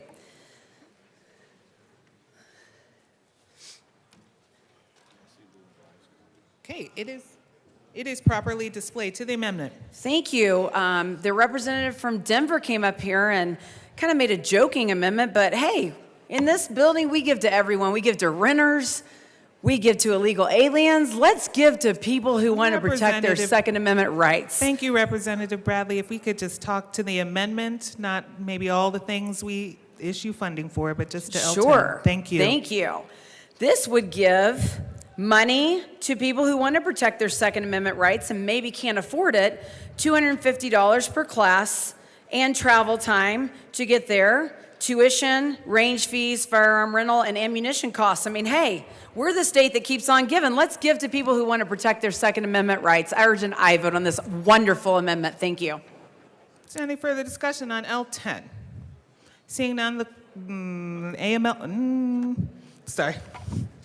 Madam Majority Leader. Thank you, Madam Chair. Members, I ask for a no vote.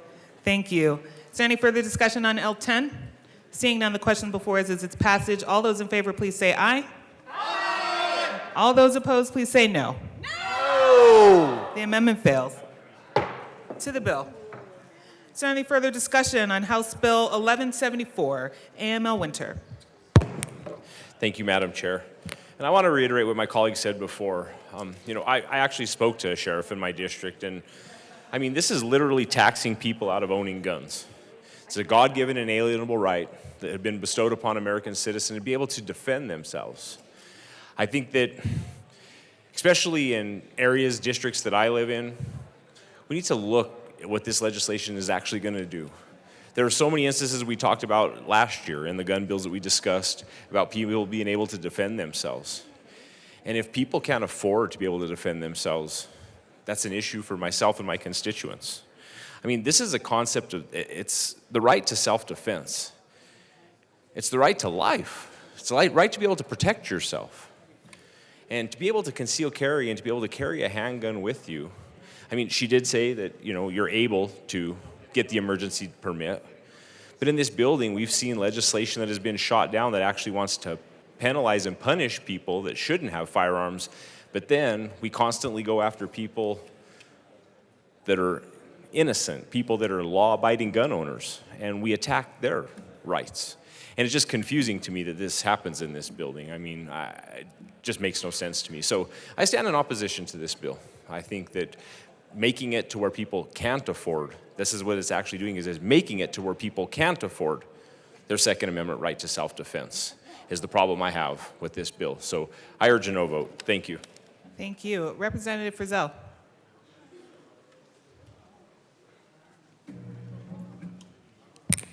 Thank you, Madam Chair.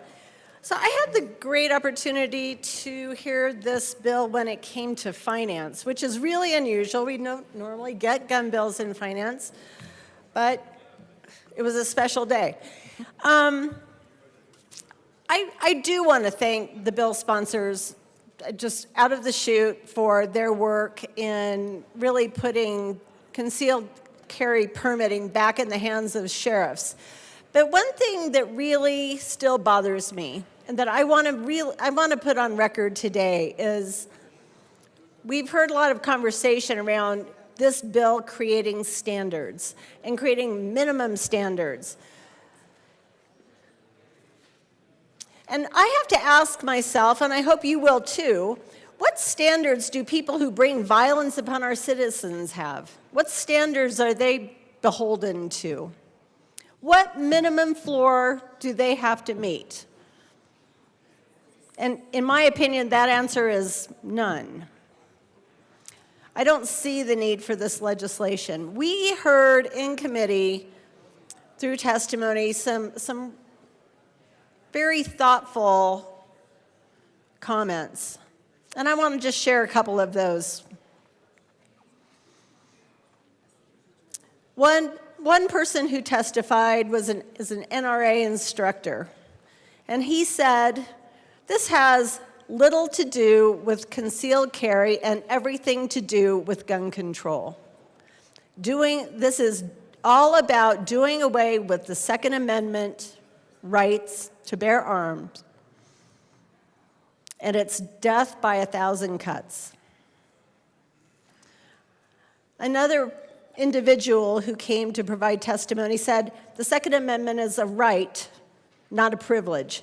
You don't need to pass a test and pay a fee to ensure you can go to church and exercise your right to free speech, and you shouldn't have to in this case either.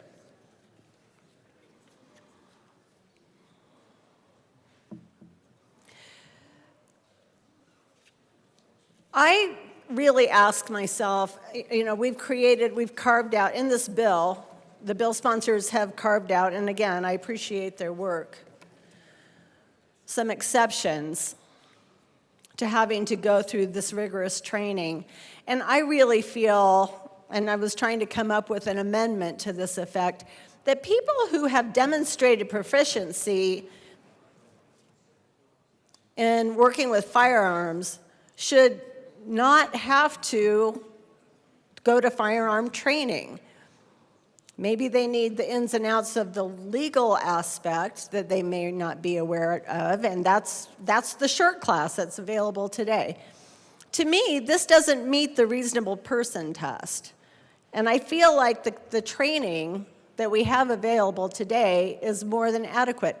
If you are somebody who is not familiar with firearms, if you're not comfortable shooting, I don't know very many people who would get a concealed carry permit and just throw a loaded gun in their purse or their pocket.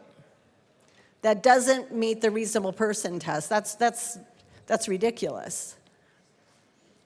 But similarly, if you have worked with firearms for years, you're probably very comfortable and you don't need that additional training, nor should you pay the additional fees for that training. That doesn't make sense. That doesn't meet the smell test to me. So I am asking for a no vote on this bill.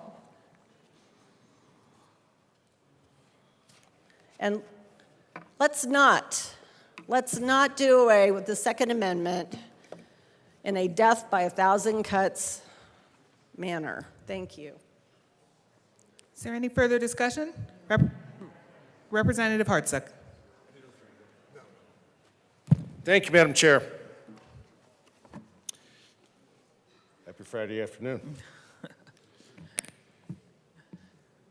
So we heard this in committee. We had a lot of testimony on it. And a couple of things that were very interesting about it was how we needed to be qualified, how we needed to be trained, how we needed to do the right thing. Okay. Yet, when it comes to penalties on criminals, we don't do that. but we're going to make it a penalty on a law-abiding citizen if they don't follow these rules, but an actual criminal that steals a weapon or does something else, there's no penalties. So where is the justice that is in this system where law-abiding citizens are being required to do things that didn't exist before? We want to talk about training. As you all know, spent quite a bit of time in the military, 26 years to be thereabouts, and working back in the day of counterterrorism, we ran concealed carry. I spent hundreds of hours on the range and thousands of rounds, and I continue to practice and shoot, right-handed, left-handed, in the dark, in the rain. Yet, by this regulation, I'm going to need to go through a whole nother course to renew my license. Those thousands and thousands of rounds and hundreds of hours aren't good enough. But this is. And yet it's called training. Well, I'm going to match the training I've gone through against anything we could conceivably, well, maybe I shouldn't say that, but one would think anything we can come up with here. And yet we don't do anything to the criminals. We don't penalize them. We weaken the statutes, but we continue to criminalize or penalize law-abiding citizens and what they need to go through for their Second Amendment right. Seems we've got things a little backwards here. I urge a no vote. Sorry, here we go. Assistant Minority Leader Winter. Thank you, Madam Speaker. I wanted to bring up just a few more points. First of all, the increased administration burden on sheriffs. This bill imposes additional responsibilities on county sheriffs, such as verifying instructors of concealed handgun training classes and processing applications for instructor verification.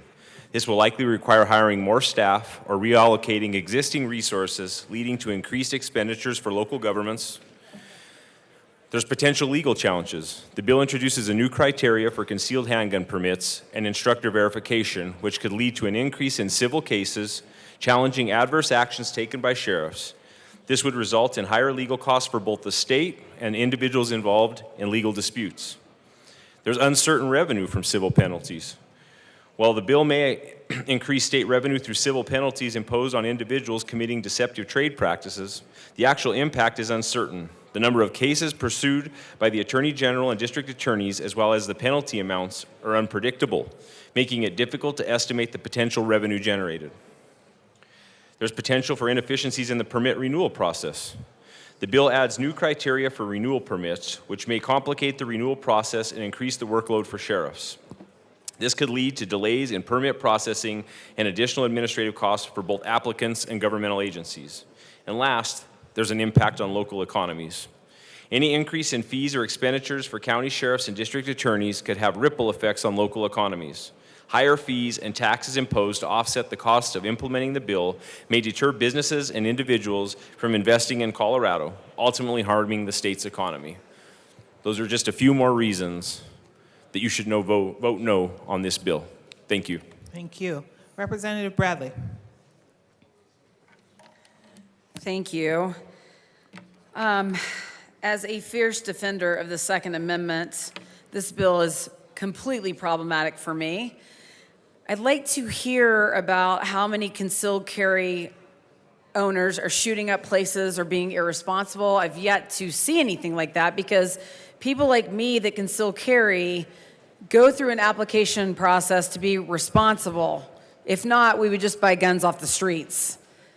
How is this bill going to get rid of criminals or criminal behavior who own guns, the actual ones committing the crimes? Because I've yet to see that the problem is people who have concealed carries are the ones creating the problems in our communities. I find it unreasonable that we continue to mandate Second Amendment rights with regulations and things that go against my ability to protect myself as a responsible gun owner. Hundreds of thousands to 500,000 concealed carry owners according to the CDC, only have to brandish a gun when there's criminal activity to protect themselves against the actual crime. Yet we're going to continue to regulate my ability to protect myself under my Second Amendment rights. When brandishing is enough to stop the crime, why do we continue to regulate responsible gun owners with endless mandates? I feel like this body continues to put criminals ahead of victims. Training might be good. I don't think anyone's arguing that training might be good, but there's no real data that shows that violent offenders who use guns care about firearm training. I think when you go to commit a crime, you may or may not do it because you've been trained in firearms. I think this is going after good individuals who are trying to protect themselves and their families, and we continue to legislate against those good people. People who wish to do evil don't care about firearm training. And in rural Colorado, I will tell you, we own 35 acres, and we practice with our children, and we did our own firearm training. We used targets, we did skeet shooting, we sighted in our rifles, we had different targets. So the people of rural Colorado, this is definitely going to affect. They can't get to a local place to be provided this firearm training, and you're taking away my right as a parent to do those things with my child. I don't need some stranger teaching my child how to be safe in firearm training. I do that. I'm his parent. I'm their parent. We do this all the time because that's what responsible gun owners do. This bill is not helping the irresponsible gun owners. This bill isn't going after the real people doing the damage to our community. Colorado is, I think, second in violent crime. This bill isn't going to protect people from that. What it is going to do, it's going to strip me of my rights, my Second Amendment rights, to protect myself against the horrific crime plaguing our state. And that's not fair. And going back to rural Colorado, it's not fair to those people either. It's not fair to the people who actually are diligent, responsible gun owners. More mandates don't mean less crime. If it did, Denver would be a lot safer because we've mandated the crud out of some stuff in this body in the last year. I just want to read a couple of things because my children have a great concept of the Constitution. I think sometimes we forget what the Constitution says about the Second Amendment. We can ban assault weapons and high-capacity magazines in this country. Once again, Biden said, I got that done when I was a senator, we should do it again. Putting aside whether restricting gun ownership for lawful citizens is effective public policy, questions remain about the extent of the power of Congress and the president to impose gun laws in light of the Second Amendment. The Constitution guarantees that a well-regulated militia, being necessary to the security of a free state, the right of the people to keep and bear arms, shall not be infringed. A plain reading of the Second Amendment ought to be enough to stop nearly all federal and state gun laws.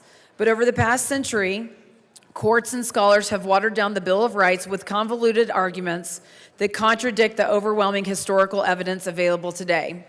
The truth is, the intentions of those who debated, wrote, and passed the Second Amendment are clear.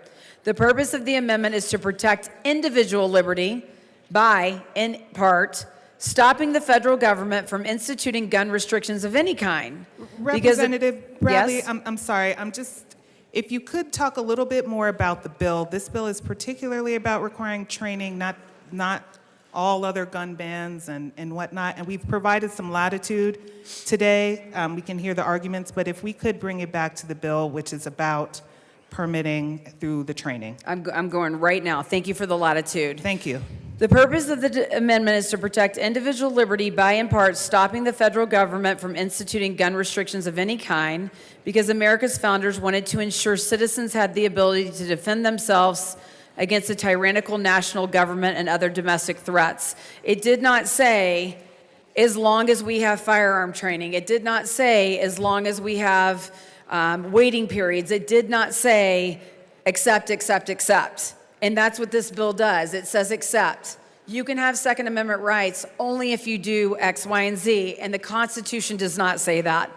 Evidence of this view can be found in the Second Amendment itself, First, there are no except clauses in this text. It simply says the right to bear arms shall not be infringed, and this bill infringes on my ability to bear arms by restricting my ability to bear arms according to an annual firearm training. And so that's where I was going with my comments, because the Second Amendment is very clear in what it says and what it does. And I will say, to end, you might think that the Second Amendment is outdated and that the Founding Fathers were wrong to be afraid of a tyrannical federal government.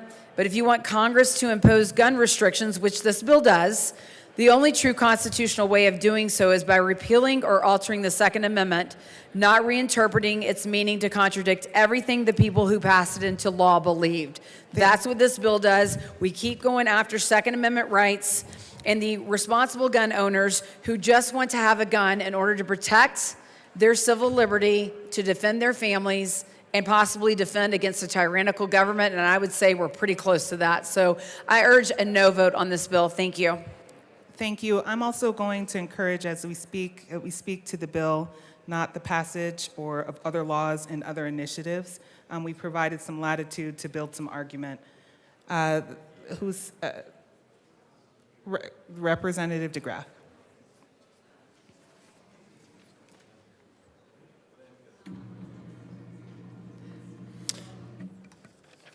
Thank you, Madam Chair. I mean, there's a lot to like in here about responsibility, because rights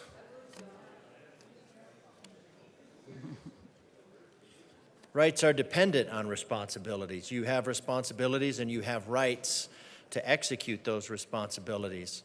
But we have to look at the responsibilities that are laid out. I think there's a lot of, should somebody practice? Should somebody have training? Should somebody understand the laws? Yeah, they should. Should the laws be so many laws, I'm not even going to try to pronounce that word, but voluminous, thank you. Should they be so voluminous that you can't even keep up with them? Probably not. But this would go into a test of that. So I'll get into that in a second, but if we look at the Declaration of Independence just strictly, because we did talk earlier about with the Constitution that we take an oath to the Constitution. From the military standpoint, we honor our veterans. Our veterans have taken an oath to support and defend the Constitution against all enemies, foreign and domestic. Foreign and domestic. And that is why we have the Second Amendment, which is for a militia.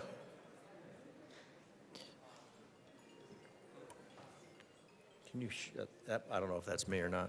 A well-regulated militia being necessary for the security of a free state, the right of the people to keep and bear arms shall not be infringed. Now, there's a lot of thinking that in terms of the National Guard, that solves that. But you also have, with James Madison, oppressors can tyrannize only when they achieve a standing army. We have that. And a enslaved press, pretty much have that. And a disarmed populace.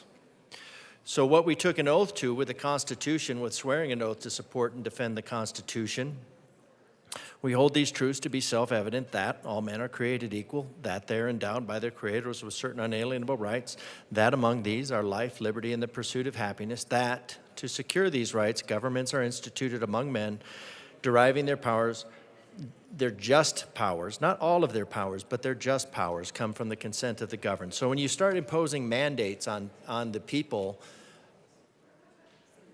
the founding document to which we took an oath says that those are not just powers. They are not the powers of justice. They are not the powers of truth. They're not the powers of liberty.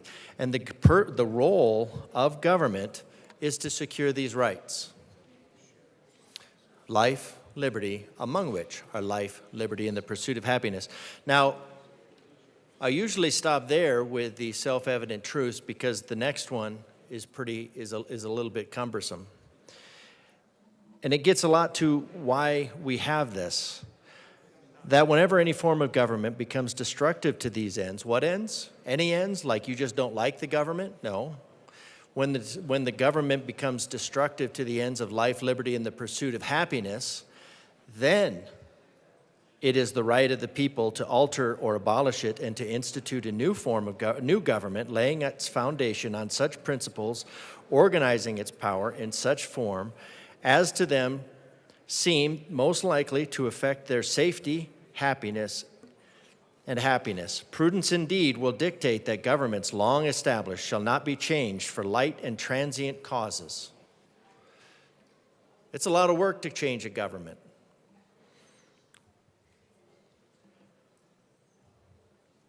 And not one without risk. So it's not something that's undertaken lightly, should not be undertaken lightly. And accordingly, all experience hath shown that mankind is more disposed to suffer while evils are sufferable than to right themselves by abolishing the forms to which they are accustomed. But when a long train of abuses, usurpations, pursuing invariably the same object evinces a design to reduce them to absolute despotism, it is their right, it is their duty to throw off such a government and to provide new guards for their future security. Representative DeGraff, if you could bring it back to the merits of this bill and the content, particularly requiring a course for Thank you, concealed Madam Chair. carry. Thank you. Absolutely.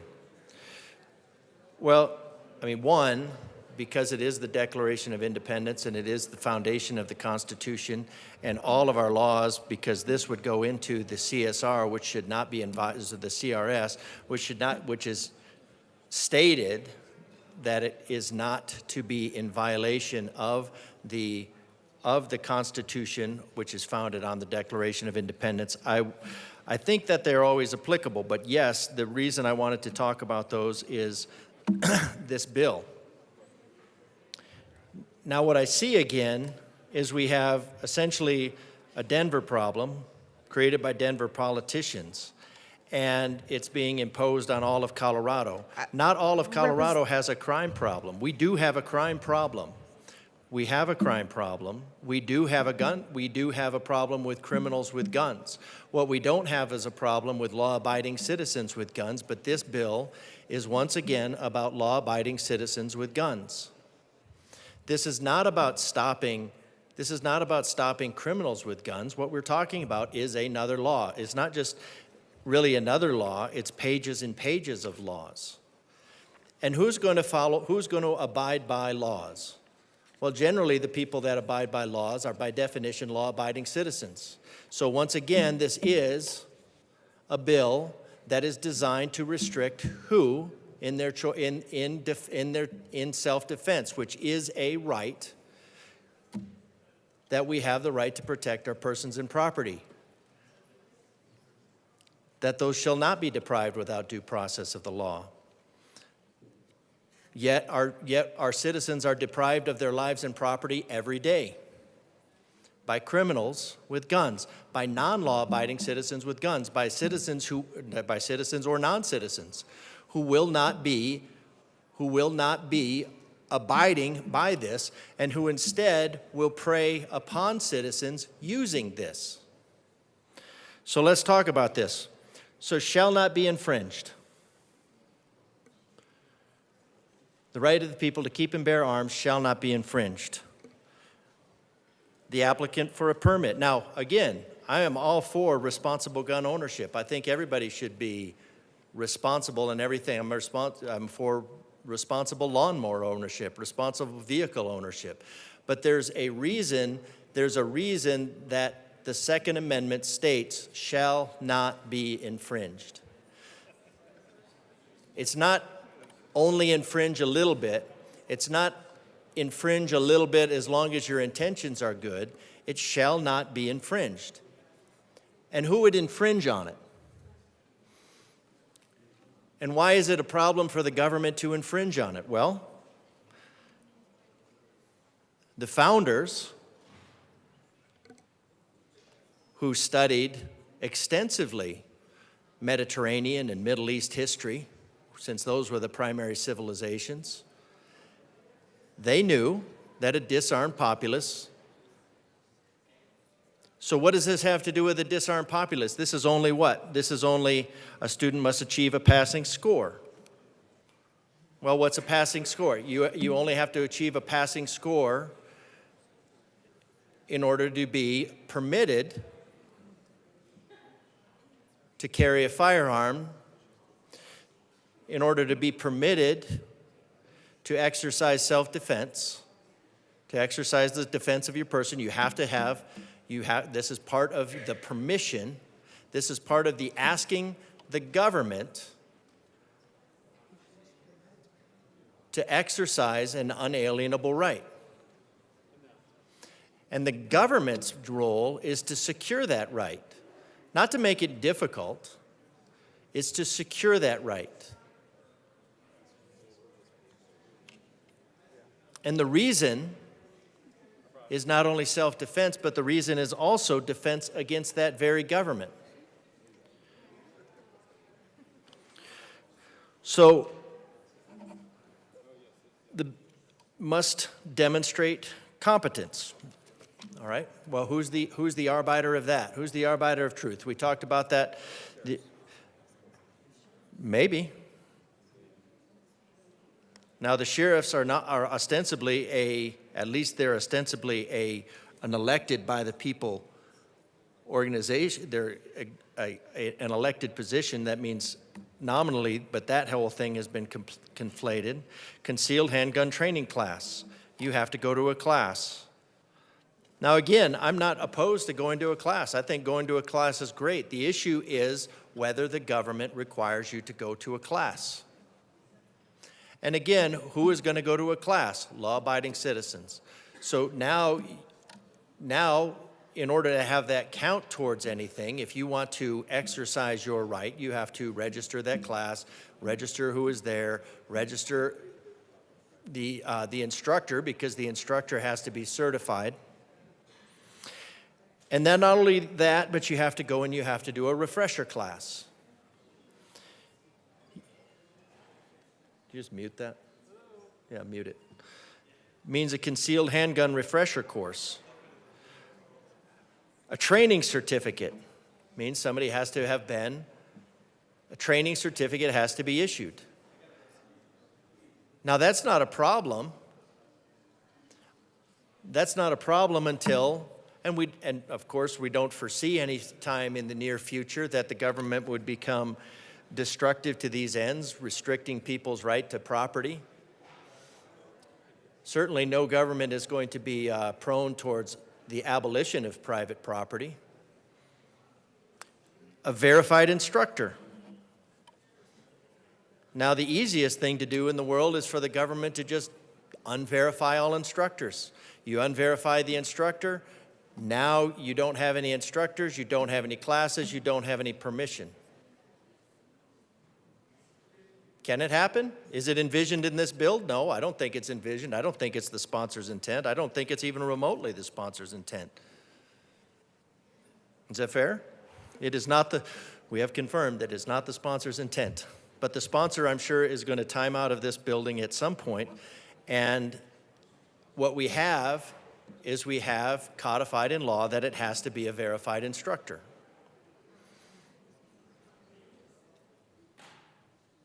So who is going to do that verification? The sheriff. But is it the sheriff's? Is it the design of the Constitution that you would need to, or the Declaration of Independence, I guess more basically, more foundationally, that you would need to go to the sheriff to ask permission for the exercise of an unalienable right? And I would say no. Does it mean a handgun training class, refresher class rules? Is that a bad idea? No. The firearm safety course and verified? No. That's a great idea. It's a great idea, but not an idea for the government to enforce. It is not an idea for the government to enforce. We talked earlier today about forms of government that are used to oppress minorities. Other ways of oppressing minorities have been the denial of the right to carry a handgun. 8 hours of instruction in a course that do not need to be consecutive. The not needing to be consecutive is great. The 8 hours, whether that's, I think an 8-hour course is to deal with the voluminous amount of legislation that there is around the exercise of your unalienable right to keep and bear arms.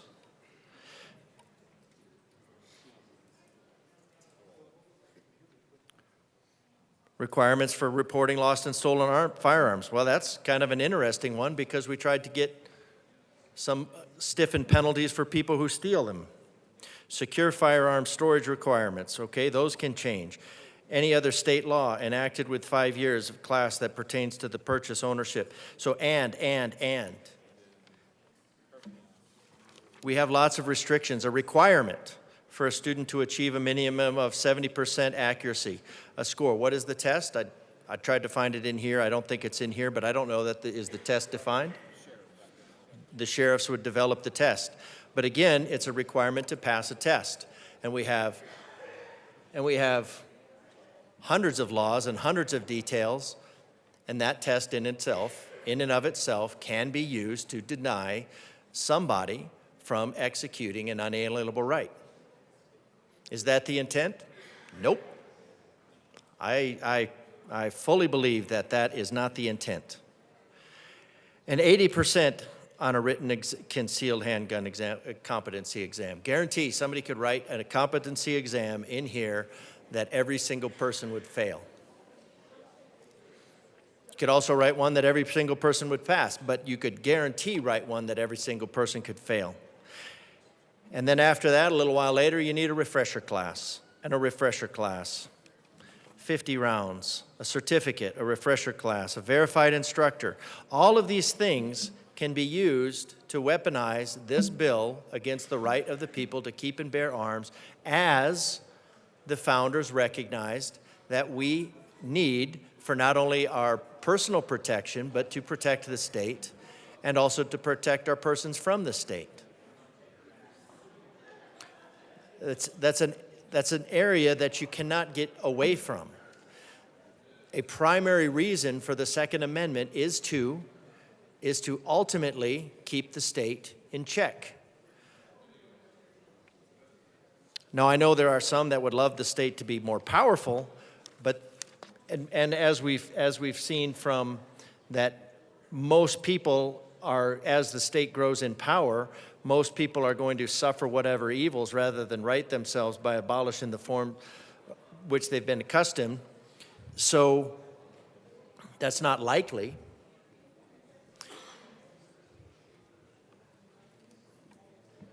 But right now we're doing things like we're sending armaments to Ukraine. We send places, we extend a Second Amendment for the population to deal with an oppressive government or to defend the state. And then we work to undo it here in this country. Now, if everything works okay, if everything works according to this plan, if no one steps into a position of authority that has a malevolent intent, then this bill works great. Everybody gets trained, everybody's registered, everything is kumbaya. But when you take this much power and then you insert a person with malevolent intent, then that power is used against the people. And I look at this bill, and my question is, my standard is, rather, since it's not really a question, if it can be weaponized, it will be weaponized. And there are just too many ways that this can be weaponized. And they don't even have to be intentional.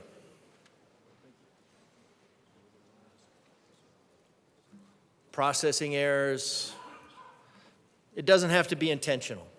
And I'm not going to extend any sort of anything but other than that this bill is desired to increase the safety of Colorado. I got it. And I appreciate the bill sponsor's intent, but that doesn't negate the fact that this is page after page of infringing on an unalienable right for the purposes set forth in our Declaration of Independence. So I don't know how, and I don't have the Bruin case handy right now, but I don't know how this does not violate any of those. Because all we have to do is we have to look at it and say, does this infringe? Does this limit? Does this, you have an unalienable right. You have an unalienable right. Does this infringe on it? Does taking a test infringe on your unalienable right? What if you don't pass that test? And then somebody says you may not have this unalienable right. Now that right might still be unalienable, but it will be violated. And this law, for all of its good intentions, is stipulating a series of considerations, of constraints, whereby the unalienable right will be violated. That is in opposition to our oath of office. Now, do we have a problem with crime? Yeah, we absolutely have a problem with crime. Should we deal with that crime? Yes, because that's part of securing the rights of the individuals of Colorado. And when you have criminals that step outside the boundaries of recognizing the rights of everybody, then they have to be removed from society. But time and time again, our laws are favoring the criminal, putting them back on the street, and then our solution to the crime that was not committed by law-abiding citizens is to restrict the law-abiding citizens. And then we say, oh, wow, that restriction on the law-abiding citizens didn't work. So what should we do? Well, we should put more laws, which will only be followed by law-abiding citizens. And so we're in this circle now, where we have an ideological aversion to addressing crime. Representative DeGraff, I apologize. One, the purpose of this bill is to talk about what it takes to carry a gun. It is not addressing criminal offenses or charges. And also, when we speak to anybody's ideologies, even regards to that, please do not characterize anyone as having aversions to particular ideologies. So again, this bill is about what it takes to carry a firearm. This bill is not addressing criminal penalties, let alone anybody's interest in or ideas on how they feel about crime. Thank you. Thank you. Well, this is about, presumably, addressing gun crime. The bill is about what it takes to carry a concealed weapon. Okay. So about carrying a concealed weapon. So yes.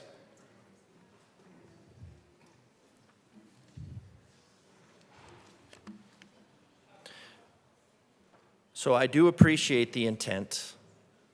I do appreciate that everything is designed to, it's designed to step in and enforce the responsibility that people should be taking on themselves. I get that. I get that. I just think we're pushing into a very slippery area when we are imposing infringements, and you can't talk about the danger of infringements if you don't talk about the history of why those infringements are banned, are forbidden in our foundational documents. Not just our foundational documents, but our foundational documents, the Declaration of Independence, that thing that set us apart, that propelled our revolution, that ended up in the formation of our Constitution. We can't get away from the history that our founders studied and looked at all of the civilizations as much as they could. They were very well studied. And why Rome, Greece, Persia, all of those they looked at. That all of these, why was it so important that they codified it? They said, shall not be infringed. Because history is a warning from the future. And when you don't learn from history, you get to live it over and over again. And so we have these infringements on this unalienable right. And the infringements on the unalienable right are not going to, all of a sudden tomorrow, we pass this bill and then tomorrow everything goes. But what you do is this bill, this inserts a new set of laws. And I don't even know why we need this set of laws. But it inserts another place, another wedge, another infringement, another series of infringements, all of which can be weaponized against the people of Colorado in their constitutional execution of their rights. So I very much appreciate where the sponsors' hearts are in this, their intents are. I just don't think it aligns well with history. I would like to see us focus on the actual problem, as opposed to, again, this is a focus on people who abide by the law. And the reason that they carry in the first place, the reason that we have a resurgence of carry, it is because of the crime. So let's deal with the initial problem. Let's get away from putting new layers, a layer upon a layer upon a layer of the law-abiding citizen, something de Tocqueville talked about, just this continual layering of laws. It's not that they're ill-intended. I get that. But I can't vote for something that violates my oath, and I can't vote for something that puts us on a historic path towards tyranny. It's not the intent, it's just the way history goes. So I will be a no. I hope you'll be a no. I hope we can get to actually dealing with the reason and making and securing the rights of the people of Colorado instead of layering new laws upon their unalienable rights, which violates them and inhibits them. Thank you. Thank you. Representative Soper. Thank you, Madam Chair, and it's an honor to serve with you. It's an honor to serve with you. Members, I heard this bill in House Judiciary Committee, and I rise in opposition to the bill. However, I do appreciate where the sponsors have been able to amend the bill and get to where they're at. What they're trying to do here is very noble, having standard criteria for obtaining your concealed carry permit. Having obtained mine and taken several classes, because actually a lot of the classes are really good. They're more advanced. You're able to do a lot more, as far as training for different situations. And it is good to be able to have more training. Like the more advanced classes certainly have involved much more range time, much more dynamic time, such as different weather conditions, different lighting, longer short range movement involved in your shooting. So all that is really important as well. The problem that I certainly have is if you, what's being placed here is an expense on your right to bear arms. And I I heard an amendment that was actually proposed earlier that I would have liked to have had the opportunity to hear a little bit more about, but it was withdrawn. So that's why I would move Amendment L011 and ask that it be displayed. It's the one that was withdrawn. Oh. I'm pretty sure you can because it was withdrawn. Oh, you don't have to pass it? Oh, okay. Wow. Committee will go into brief recess.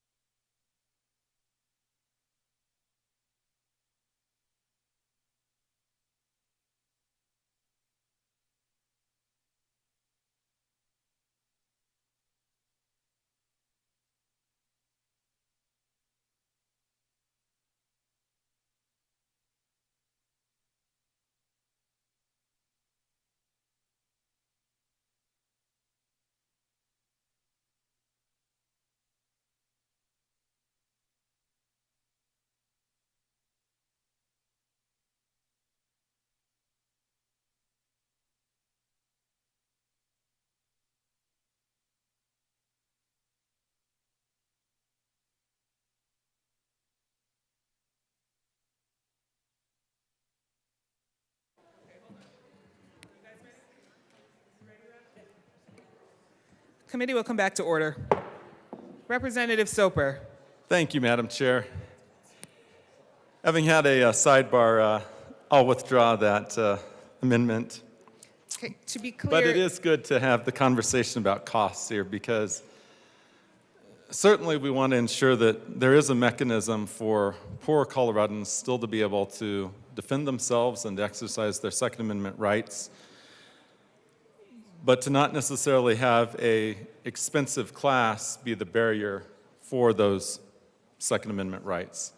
So I would like to see something added to the bill at some point in the future that either will help try to control costs or better yet create some sort of a scholarship fund at the state level that would be able to help more indigent Coloradans be able to take a concealed carry class to be able to protect themselves and protect those around them in case of something bad happening. And then that's reasonable to ask, because really we're better off if more Coloradans are carrying concealed. And with that, I would ask for a no vote. Thank you. Is there any further discussion on House Bill 1174? Representative Wilson. Thank you, Madam Chair. I rise in opposition of this bill. The big question is this even necessary? There is very little information. I don't know that I've heard any today about these concealed carry permit holders actually being an issue in any fashion. Granted, there are different courses out there and you can take different courses. And a lot of what's in this bill is already done. Most of your courses, we can just go through it.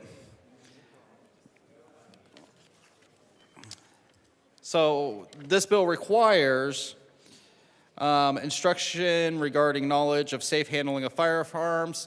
Well, any firearm, most firearms classes include that.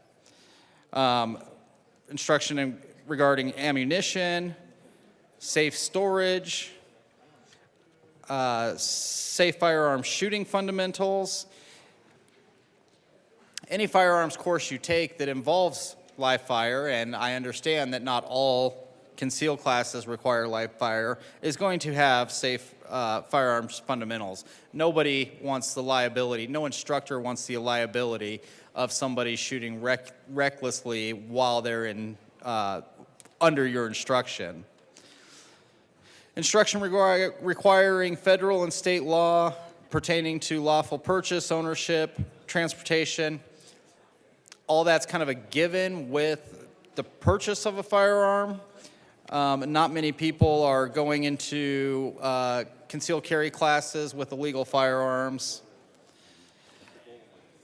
And then we go on to the scores, which are determined by the instructor. And the written test is open book, which is common practice. But if it's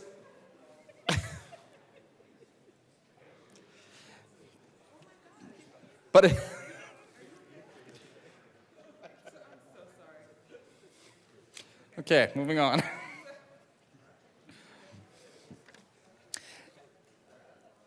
Back to what I was saying. A lot of this is already done. We've gone through a couple of things, what's in the training, and those are very common things. It's not like if you've never fired a firearm that you go to a course that doesn't offer firearms training. The other thing that's already been mentioned, but I do want to reiterate, is the additional burden this is putting on our sheriff's departments. Public safety funding is very tight in our counties, and adding these additional burdens. I mean, honestly, we took, what was it? Almost $500,000, and now we're saying, well, we're not going to spend that $500,000. We're just going to have the sheriffs do the same thing that required. So we are putting a huge burden on them. It's going to cost our counties more. Actually, we won't be able to do it because it's illegal to do unfunded mandates. So they don't have to do it. The other thing is, earlier we heard that the Gazette endorsed or supported this bill. I don't find that true. The Gazette actually said that this was only one of the few bills that was even worth the discussion. So it wasn't an endorsement. So again, this bill is not, it's an unnecessary bill that does very little, and it is, I would ask for a no vote. Thank you. Is there any further discussion on House Bill 1256? Minority Leader Puglisi. Oh, I'm sorry, 1174. Thank you, Madam Chair. Really appreciate the conversation, and I really want to acknowledge the work that was done by the sponsors on this. There were a lot of conversations at the beginning. They've taken feedback, they've taken continuous feedback, and I just want to say I appreciate that. I just want to go very briefly through some of my concerns regarding the financial strain. And so some of the fiscal potential ramifications. So the financial strain on firearm instructors allows sheriffs to establish a fee on instructors for verification, potentially increasing that financial burden. We don't want people to be discouraged from being instructors. Increasing costs for concealed handgun training. We did have an amendment, which I thought was interesting, but it was pulled. We don't support that amendment, by the way. But just wanting to make sure that we keep the costs for training low so that citizens can seek their concealed handgun permits. Higher fees for permit applications and renewals. It gives a lot of power to the sheriffs. I trust my sheriff. But we just want to make sure that these additional fees will not directly impact citizens as they're trying to renew their concealed handgun permits and make it too expensive for them to exercise their Second Amendment rights. Legal expenses for challenging adverse actions if an application is denied by the sheriff. And so we talk a lot about legal fees and what that looks like, and we just don't want additional legal fees for our citizens. Potential civil penalties for deceptive trade practices. This bill classifies falsely claiming to be a firearms instructor as a deceptive practice. And then indirect costs due to economic impacts. Any increase on fees or taxes is something we generally oppose, and we just don't want to negatively impact our citizens. So, but I do appreciate the work that you all have done, and with that would ask for a no vote. Thank you. Is there any further discussion on House Bill 1174? Seeing none, the question before us is its passage. All of those in favor, please say aye. Aye. All those opposed say no. The bill passes. Mr. Shebel, please be. The committee will go into brief recess.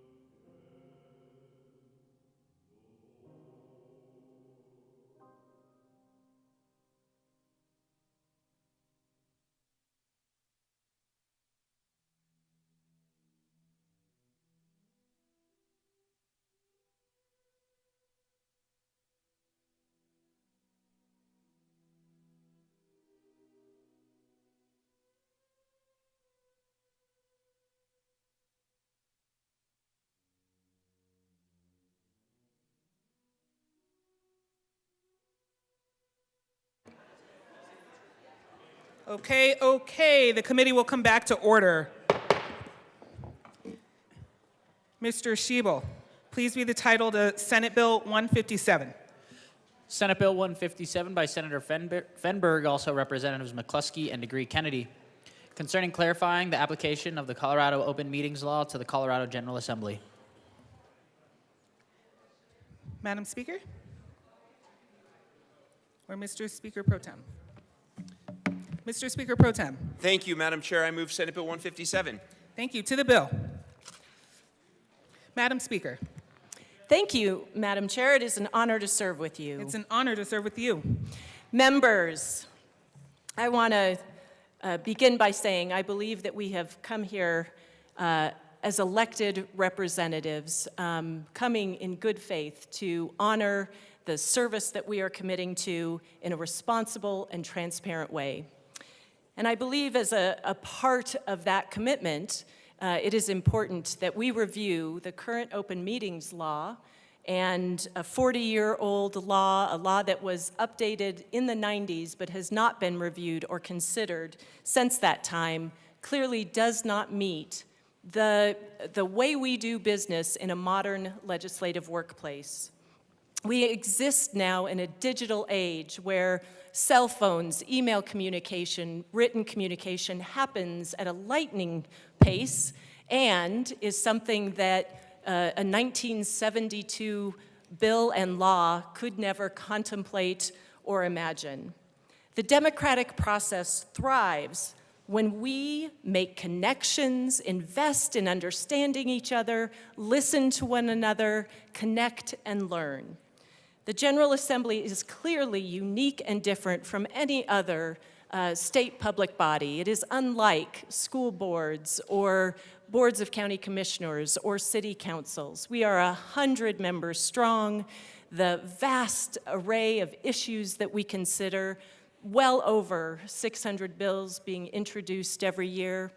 We are having conversations with one another, and I, like you, am committed to making sure those conversations and that work is public and available to those we serve. What we bring forward in the Open Meetings Law Clarification Bill, the bill before you today, is our best next steps in ensuring that there is clarity around what is public business, where written and electronic communications belong, and also an understanding of what it means to meet as a caucus. I urge your consideration and support of this legislation as I engage in the best efforts with our stakeholders. We have worked closely with those in the Press Association and Broadcasters Association to consider their concerns. I'm very grateful for the input they've provided as we continue to dialogue and work toward making sure that our work here is available and open to the public. Mr. Speaker Pro Tem. Thank you, Madam Chair. I'm going to walk through what this bill is essentially doing. This bill, first of all, only applies to the General Assembly because we recognize that for local governments, the process is often very different. But just to repeat a little bit of what the Speaker said, we are a multi-layered and iterative process. For every bill that moves its way through the General Assembly, there are at least 2 committee hearings where there's public testimony. There are at least 4 debates on the House floor, and oftentimes there are more than just the 2 committee hearings where the bill is debated. And so in trying to recognize how many steps a bill goes through to become a law through the state process, we are limiting the scope of this bill to the open meetings law as it relates to the General Assembly. The bill primarily does 3 things. First of all, it clarifies that written communications, electronic or otherwise, fall under CORA, not the open meetings law. Second of all, the bill defines public business to include introduced legislation, drafts of legislation that are being discussed by a quorum of a public body, and it specifically excludes certain items like interpersonal or logistical, or you can think through those kinds of things that we may talk about in these meetings about what kind of lunch we're going to order that day. And thirdly, and this one is the more complex of the provisions of the bill, it defines a quorum to be contemporaneous for the purpose of the notice and minutes requirements in the open meetings law. What this came up because of this concern, which we recognize that there could be an attempt to work around the quorum requirements by having a series of one-on-one conversations. But we think that there's also a concern that shutting down the public conversation between members one-on-one is the last thing we need to be doing for a functioning democracy. The conversations we have one-on-one are how we solve problems down here. As a member works through the members of a committee before they present their bill in committee to say, are you comfortable with what I'm trying to do? If not, what kinds of amendments could I offer to the bill to address your concern? That is the process. That is how we make good policy down here. And so this bill has attempted to grapple with that tension of where do we want to make sure that we're broadly inviting the public into our conversations. And we have made clear that if you have a quorum of a public body, and that includes the quorum of a committee meeting to discuss legislation, you will provide public notice, you will keep minutes of the meeting, and the public will be invited into those conversations. But we've also tried to make clear that these one-on-one conversations we have, which is how we build those relationships with each other and solve the hardest problems we face down here, are critically important. So those are the big three things this bill does, and we are interested to hear your questions and encourage your support. Thank you. Madam Speaker. Thank you, Madam Chair. The one thing that I would add that we brought forward in an amendment in the Senate, and I think it is important, is that there will be an annual review of the open meetings law with the executive committee to talk about and take public testimony on what may or may not be addressed by this new legislation. And I think that is something that has lacked in the space between 1972 and now, is that there hasn't been a formal review process. So the bill will require that over the next 3 years. And certainly, if that appears to be productive and is helpful in addressing open meetings law, I hope that it will continue. Is there any further discussion on Senate Bill 157? Okay. Seeing none. The question before us is the passage of Senate Bill 157. All those in favor, please say aye. Aye. All those opposed, please say no. Senate Bill 157 is passed.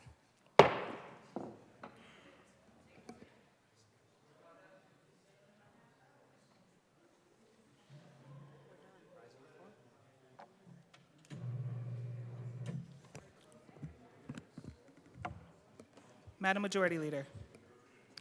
Thank you, Madam Chair. I move the committee rise and report.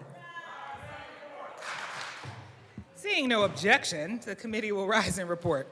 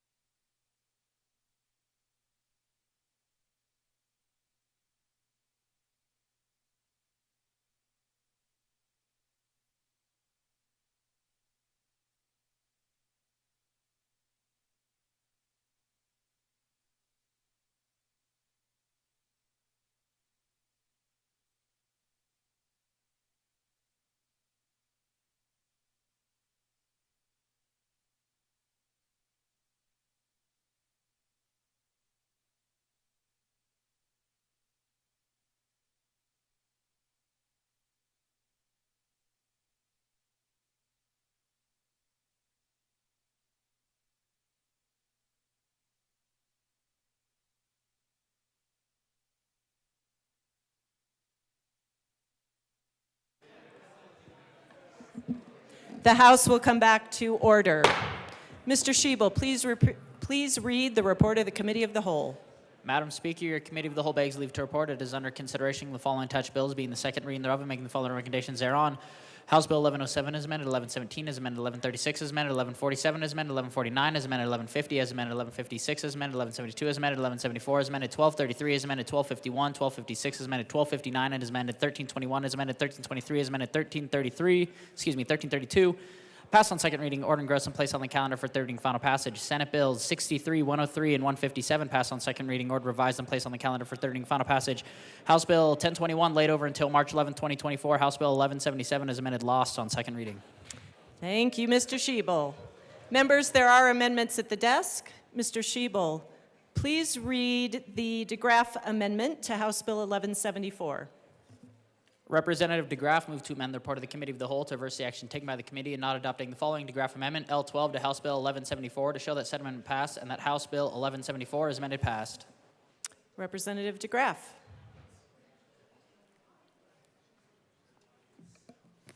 Thank you, Madam Chair. I'm just convinced after our chat this afternoon that everybody is inclined. Representative DeGraff, we're going to go into a brief recess because we have a procedural question. Nothing about you.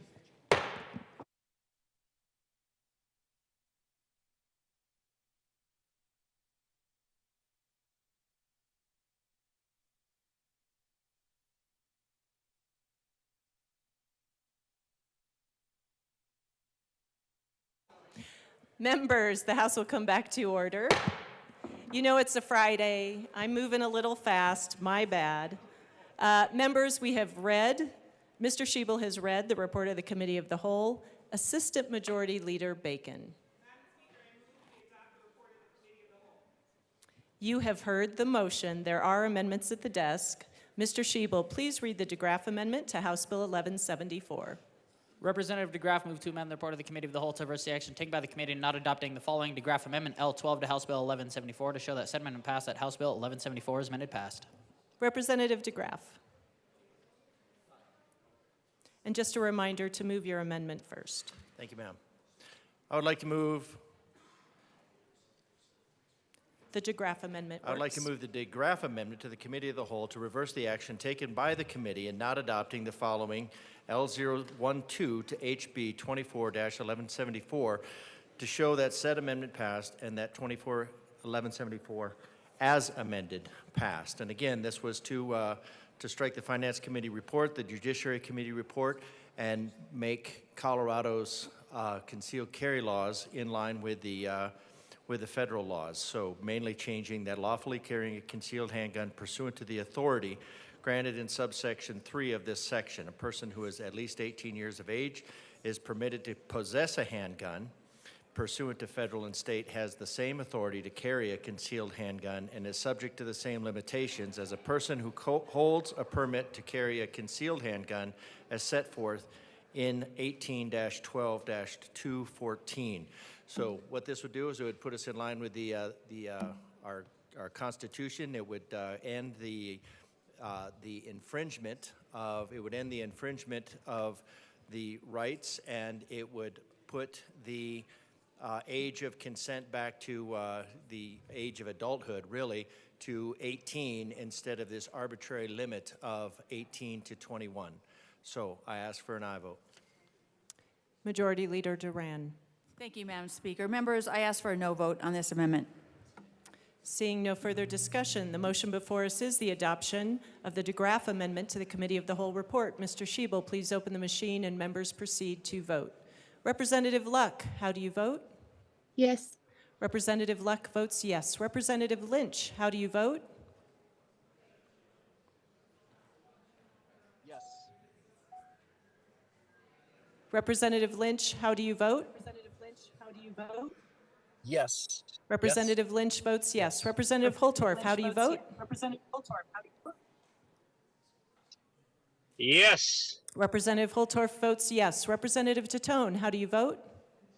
No. Representative Tatone votes no. Representative Leader, how do you vote? No. Representative Leader votes no. Representative Soper, how do you vote? Yes. Representative Soper votes yes.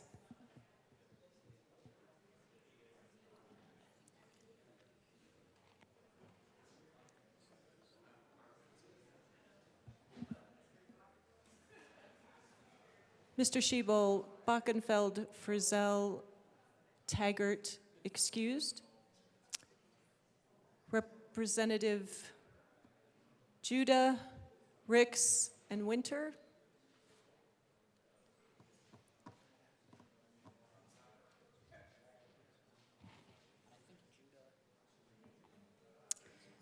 Excuse Judah and Ricks.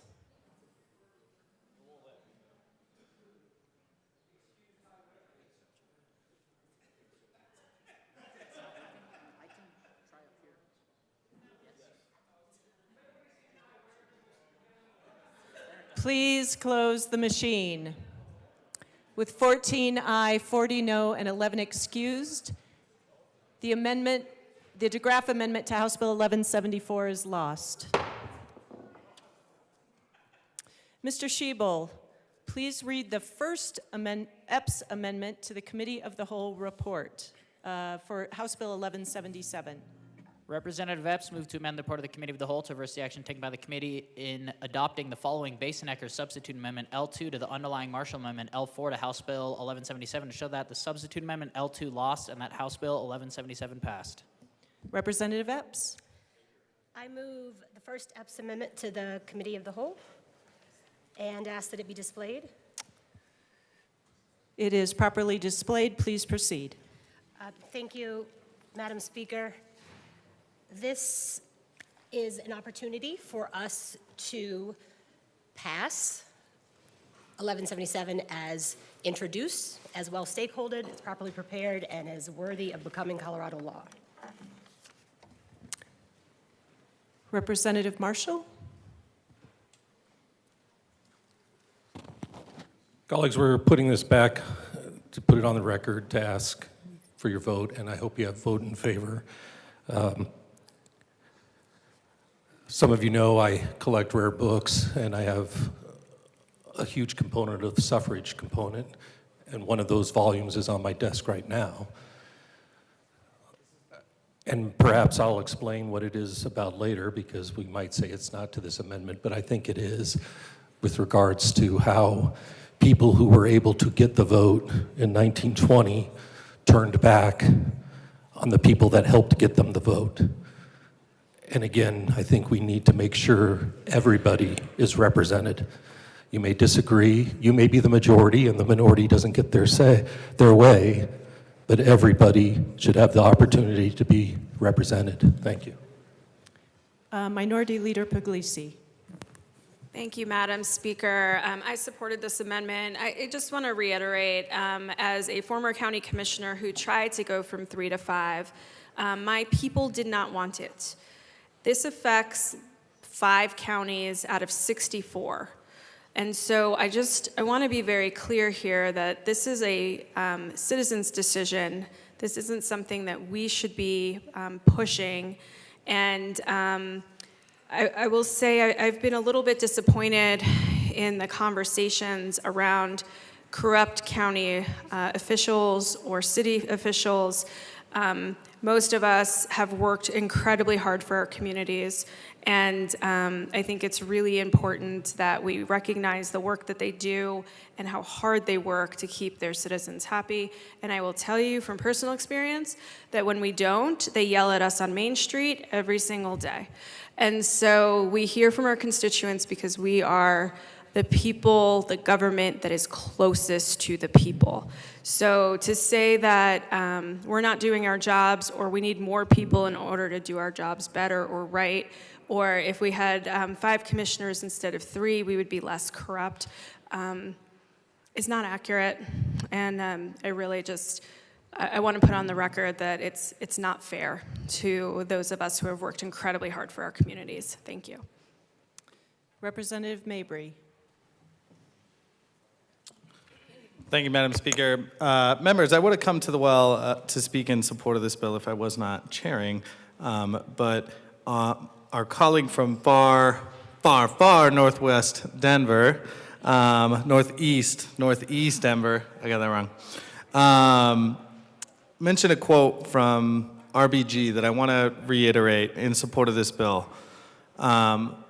At-large districting, along with racial gerrymandering, is a preeminent second-generation way to deny equal opportunity for minority voters and candidates. So I was a supporter of the bill, and for that reason, and thinking about the words of RBG, I will be voting yes on this amendment.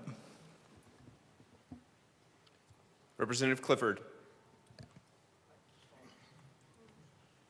Most of you know that I am, oh, you did call me, yes. Thank you, Mr. Chair. You know, most of you know that I am from the South, and I can tell you that in Mississippi, we had a big problem with this.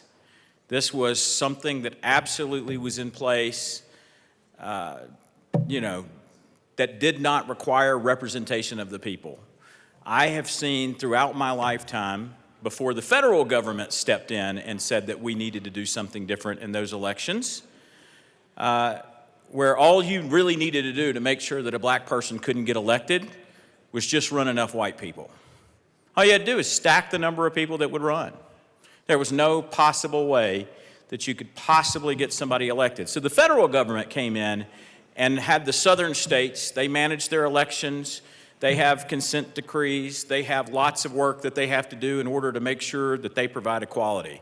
One of the comments that I heard from one of our colleagues in this chamber earlier on this bill was that this is for the people. Well, I think that it is our responsibility from the state legislature to make sure that every board and commission and any government agency in this state has diversity and access to diversity, and that is our job the way I see it. Thank you. Representative Basenecker. Thank you, Mr. Speaker Pro Tem. It's an honor to serve with you. Yep, I turned off the microphone. It's an honor to serve with you as well. Members, this amendment, I believe, is important when we talk to our counties. I don't think that I've talked to a single county commissioner that would have opposition, should their constituents desire it, to move to 5 commissioners. I think the issue has been the unfunded mandate and the assumption of impropriety or the ability of a smaller number of folks to act with impropriety in relation to the amount of budget that they are tasked with handling. And I think that's a really difficult place to start if you're listening to this and you're a county commissioner, because you know the services you provide are vital to your community. When I talk to my county commissioners, what I don't hear is, you know what, people are really asking us to add 2 more offices for county commissioners inside of this building. What we're trying to figure out as a community up in Larimer County is, how do we afford affordable child care? How do we keep folks in the workforce? How do we make sure that folks have affordable housing? Measures like this, and I will not deny the historical impacts of at-large voting, but measures like this set us back as a county, because what ultimately ends up happening is the $1.5 million that Larimer County will have to spend on this initiative, not including the extra office spaces that we need to account for in order to actually house those commissioners, set back our efforts to be able to put things on the ballot like a child care initiative, something we've been working carefully about for the last several years in Larimer County and just have not found the right time. It is a very difficult proposition to say that the state of Colorado decided for you, voters of Larimer County, that this is not an issue that should go forward because we think we need 2 more commissioners. What I'm suggesting with this amendment, and why I'm asking for your no vote, is that should a county decide that this is the step that needs to be taken, the voters could do that through petition. Currently, that threshold sits at 8%. That is too high. There was an initiative several years back in Boulder County that would have been successful had we simply lowered it to 5%. Meaning the voters in Boulder County or Larimer County or Douglas County or any other impacted county could choose whether or not they would like to increase the number of county commissioners and make funding decisions accordingly. I respect the reasons that my colleague is bringing this bill. It has not garnered the support of our counties for good reason. And I would respectfully ask for your no vote. Assistant Majority Leader Bacon.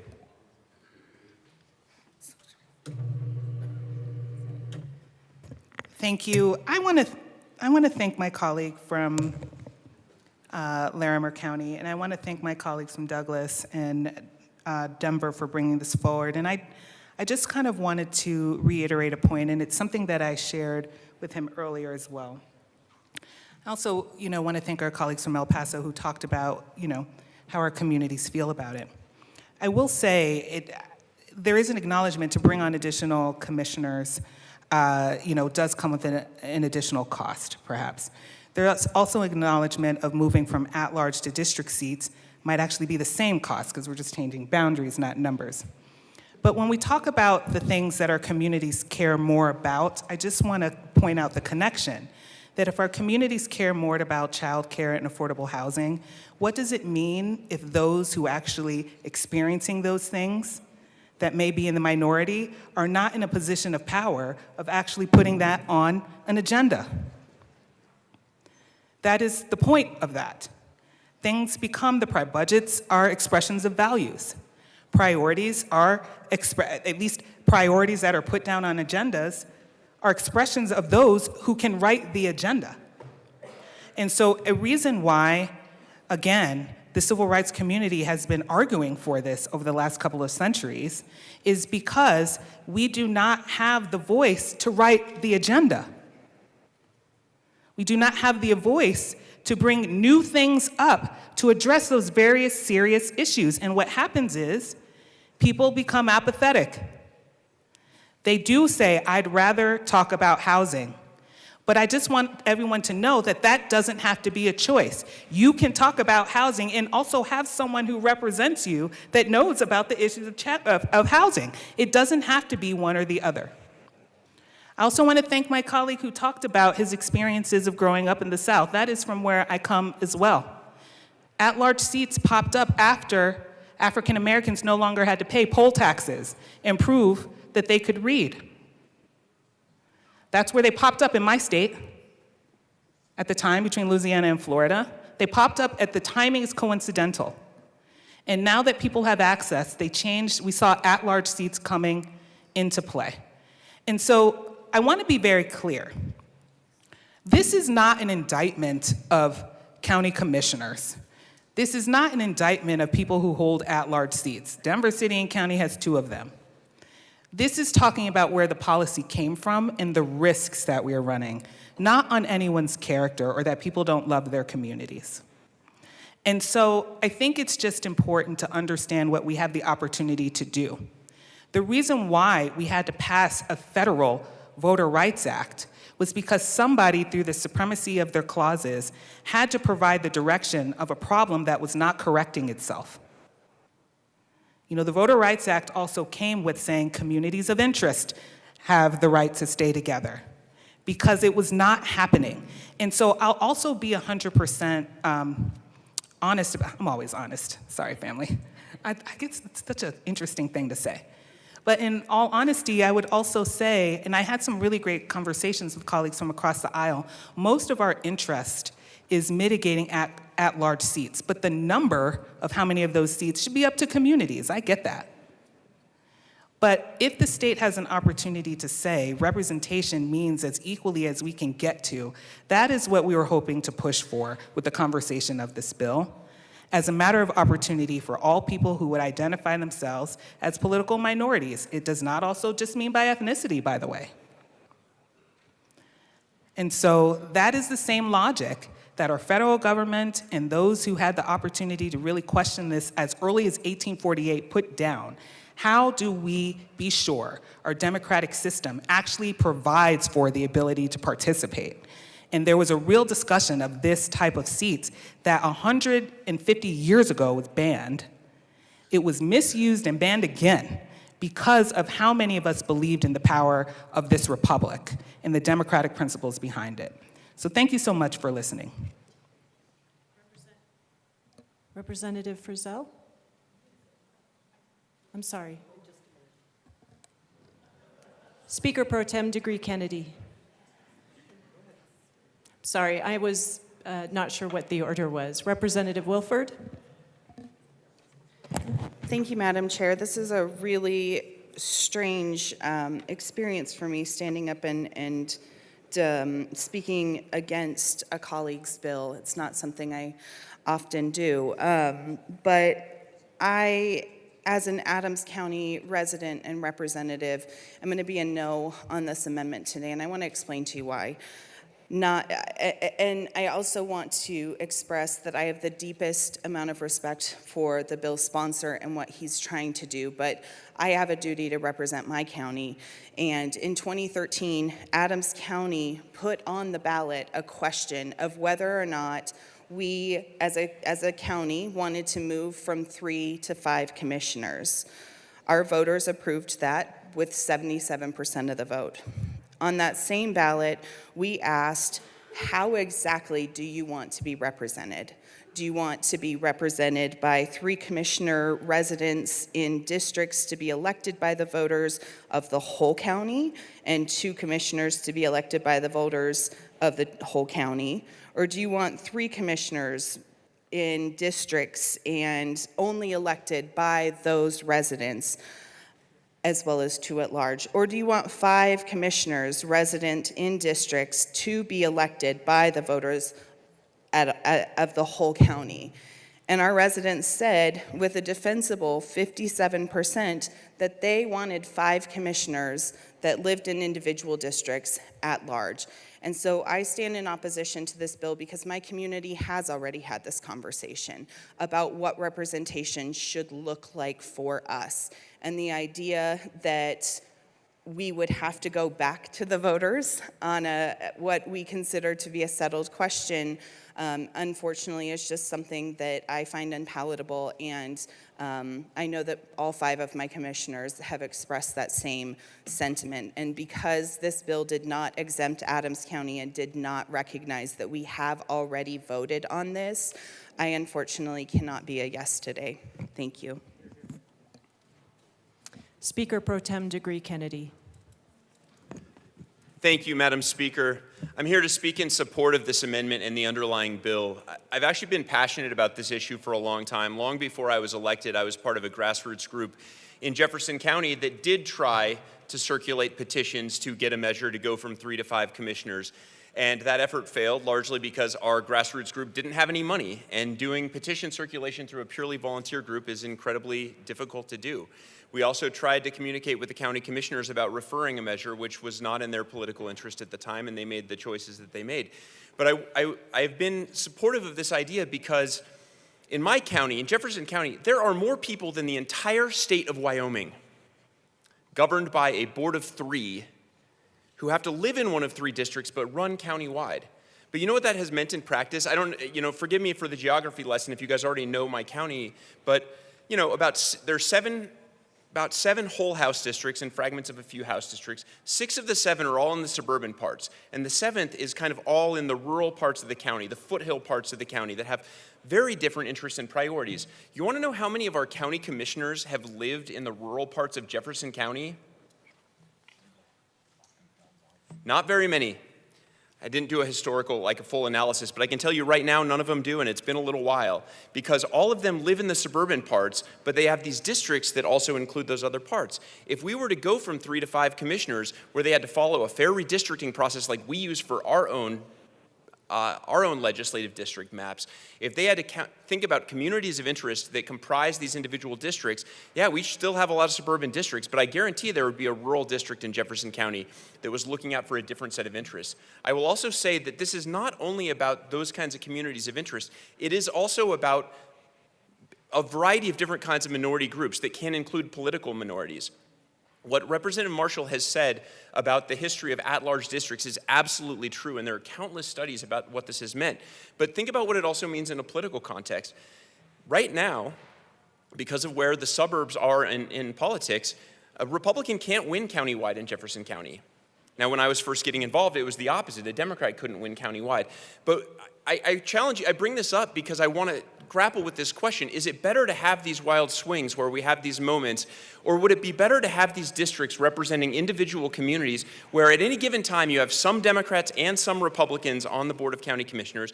Who is in the majority will depend on the composition of those districts, but isn't that better to have the diversity of voices represented in these large districts? I am a believer that that is a better way to do county government, at least in these large counties like mine, where it's larger than the state of Wyoming, by population at least. And I want to just mention one point. With respect to my colleague from Larimer about the child care programs and other ideas, I agree that our counties are grappling with strained resources in a number of ways, and they're trying to make these priority decisions. But my county's got a budget of north of $800 million a year. So talking about a couple $100,000 for a couple office remodels and bringing on 2 more county commissioners is not the thing that breaks the bank for our counties. I think what we really do need to grapple with this representation question and what it means to have people representing individual districts rather than entire geographic areas in terms of the fairness for all kinds of different groups that may have an interest in governance of their county. So I encourage you to vote yes on this amendment. Thank you.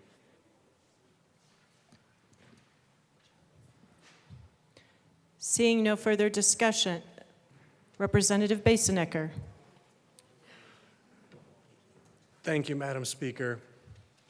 It is particularly difficult in Larimer County to understand unfunded mandates when the most of our county has burned.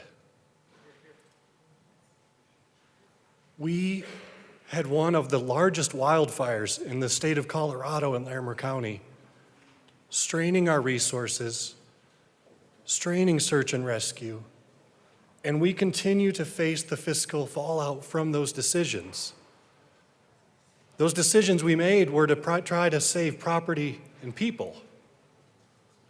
And so it's difficult to think through this in terms of an office remodel. It's more than that for us. And we continue now to have to budget in a way that just assumes that our county will burn again. We make those decisions because federal dollars that come in after a tragedy like that take a lot of time. And it takes a long time for those federal dollars to work their way into our budget in a way that makes our county whole after those things. I respect my colleague and his position, and just feel it's fair to mention that this is not a prioritization of existing resources conversation. This is a conversation for us that puts property and people potentially at risk if we have to make certain decisions in one place and not the other. And so I would be remiss on behalf of my county if I didn't mention what we have been through over the last several years, what continues to impact residents, and some of our long-term concerns that play into any fiscal conversation, including property taxes.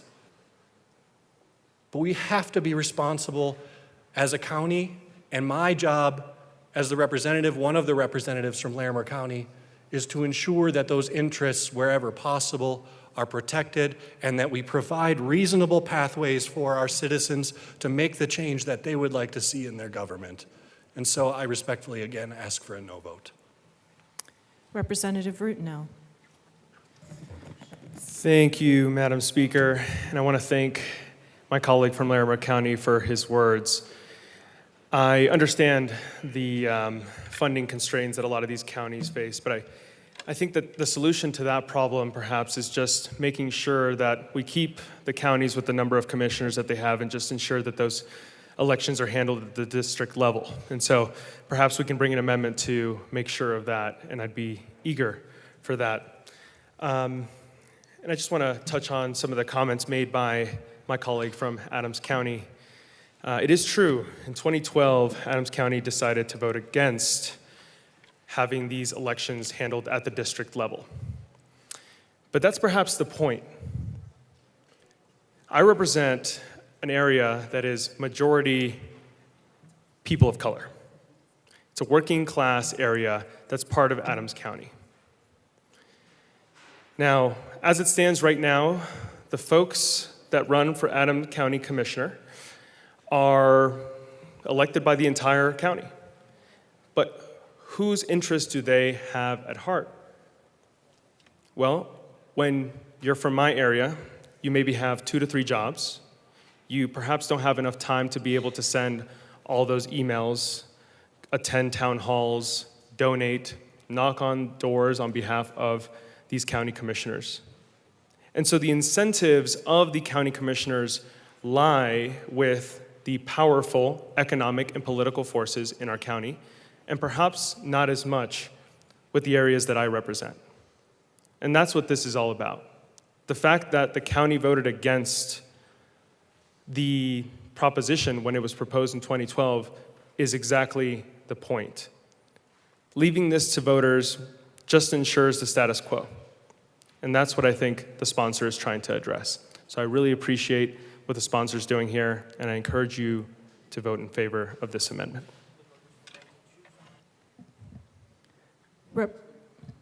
Representative Epps.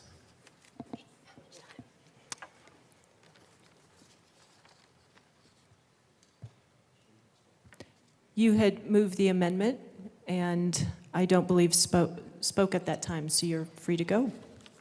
Thank you. Thank you, Madam Speaker. I want to correct just a couple of points to make sure we're clear on the opportunity before us to vote to support 1177 pre-Base Necker Amendment. I support this measure, and I do so as a member of the Denver delegation, where we have the delightful status of being city and county status, where our equivalent of our commissioners are city councilors. And 4,500 people ran at large for city council last year in Denver, give or take a dozen. 2 seats were at stake. 2 folks won. The 2 folks who won were not, they didn't run as a slate. They weren't aligned in any particular ways. Their names weren't close to each other on the ballot, and they didn't have alphabetical order. I say this because Denver clearly made a very concerted choice out of this very long list to pick 2 people. As it happens, the people that picked works out well for this city. So it's not that the at-large system is one that I would say in this moment is harming Denver. What I can recognize, and in 2023 we worked very hard to correct the problem that is at-large voting, and it's not that we have to be penalized in this moment to recognize that this is a fundamentally unjust way to apportion. I want to be clear that while passing this amendment, just passing the bill, would correct a historical wrong, there was a mention earlier of a historical impact, but we need to be really clear that we're not just talking about historical impact, we're talking about current impact on places around our state, and we're also talking about the future impact and how this will play out.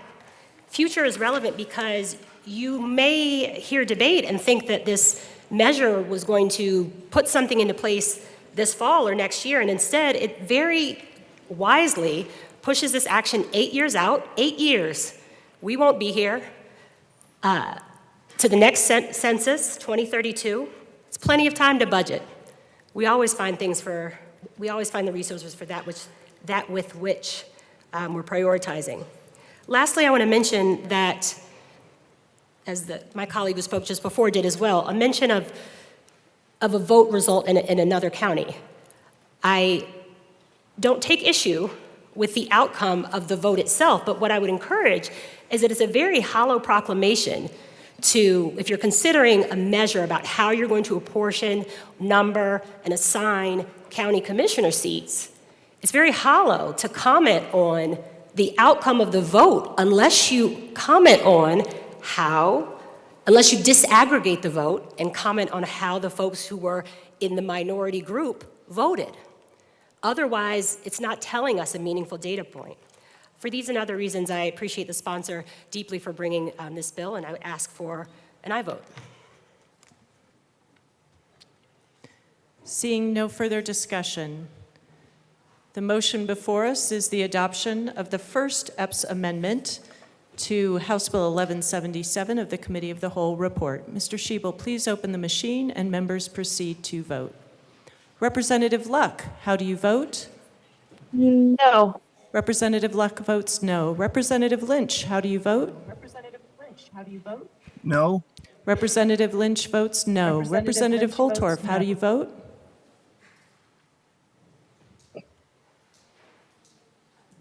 Representative Holtorf, how do you vote? We'll come back to you, Representative Holtorf. Representative Tatone, how do you vote?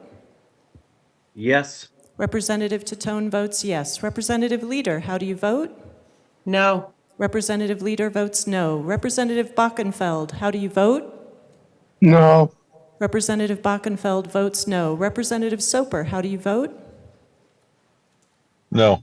Representative Soper votes no. Representative Holtorf, how do you vote? No. Representative Holtorf votes no.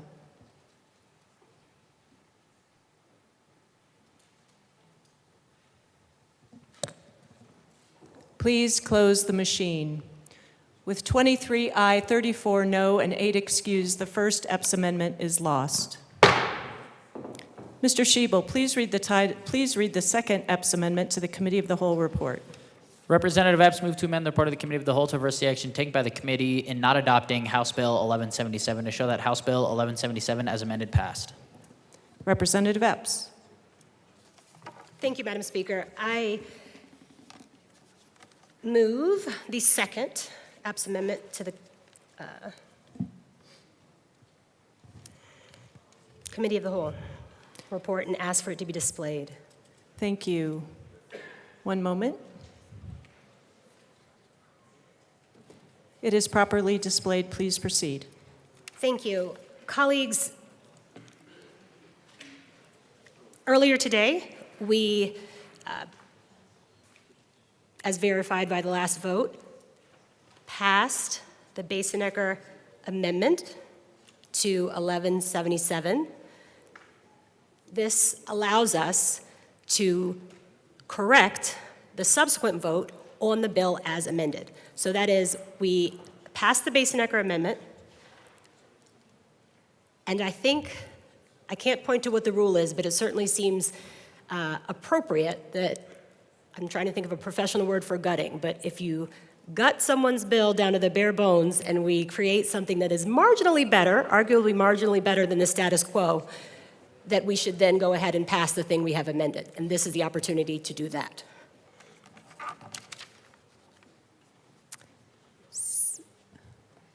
Representative Hernandez. Thank you, Madam Chair. It's an honor to serve with you. Honored to serve with you. All right. Colleagues, I rise today in support of the original version of the bill, but now we're on to the amended version that came out of the Committee of the Whole report. And I think it's really important that we support the amended version that came out. I do believe that it's important that we have something done, if not nothing.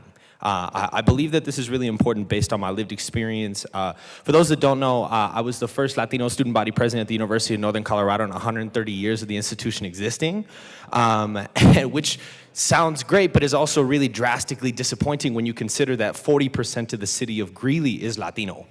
And I think that there's a really important deficit that exists in municipal leadership, and I will speak to the fact that while Greeley makes up Latinos in Greeley make up 40% of the city population, they are not reflected, we are not reflected in the county municipal leadership in terms of commissioners and other spaces. And so in terms of this amendment, I'm in deep support of making sure that if we're gonna spend our time here, that we are gonna take from the taxpayers, that we are gonna spend our time on making sure that we run amendments to pass bills that we end up supporting the versions that we spend time to amend. And so I think if we're going to spend our time wisely in here, we need to make sure that if we're going to spend all this time amending versions and wrecking somebody's bill and gutting it, I think we have to do it in a really intentional way to support it on the way through.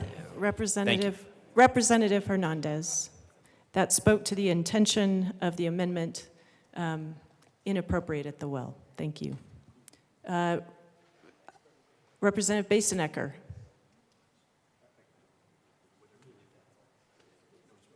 Representative Marshall. Thank you, Madam Chair, Madam Speaker. So colleagues, I had this amendment, saw this amendment, and was willing to accept this amendment when it got through in good faith. Many people may not have understood at the time what this amendment did. During the committee meeting where we passed out the bill, people were asking, well, why can't people just petition on? They could override the county commissioners if they don't want to put it on the ballot. Why, they should just be able to petition on.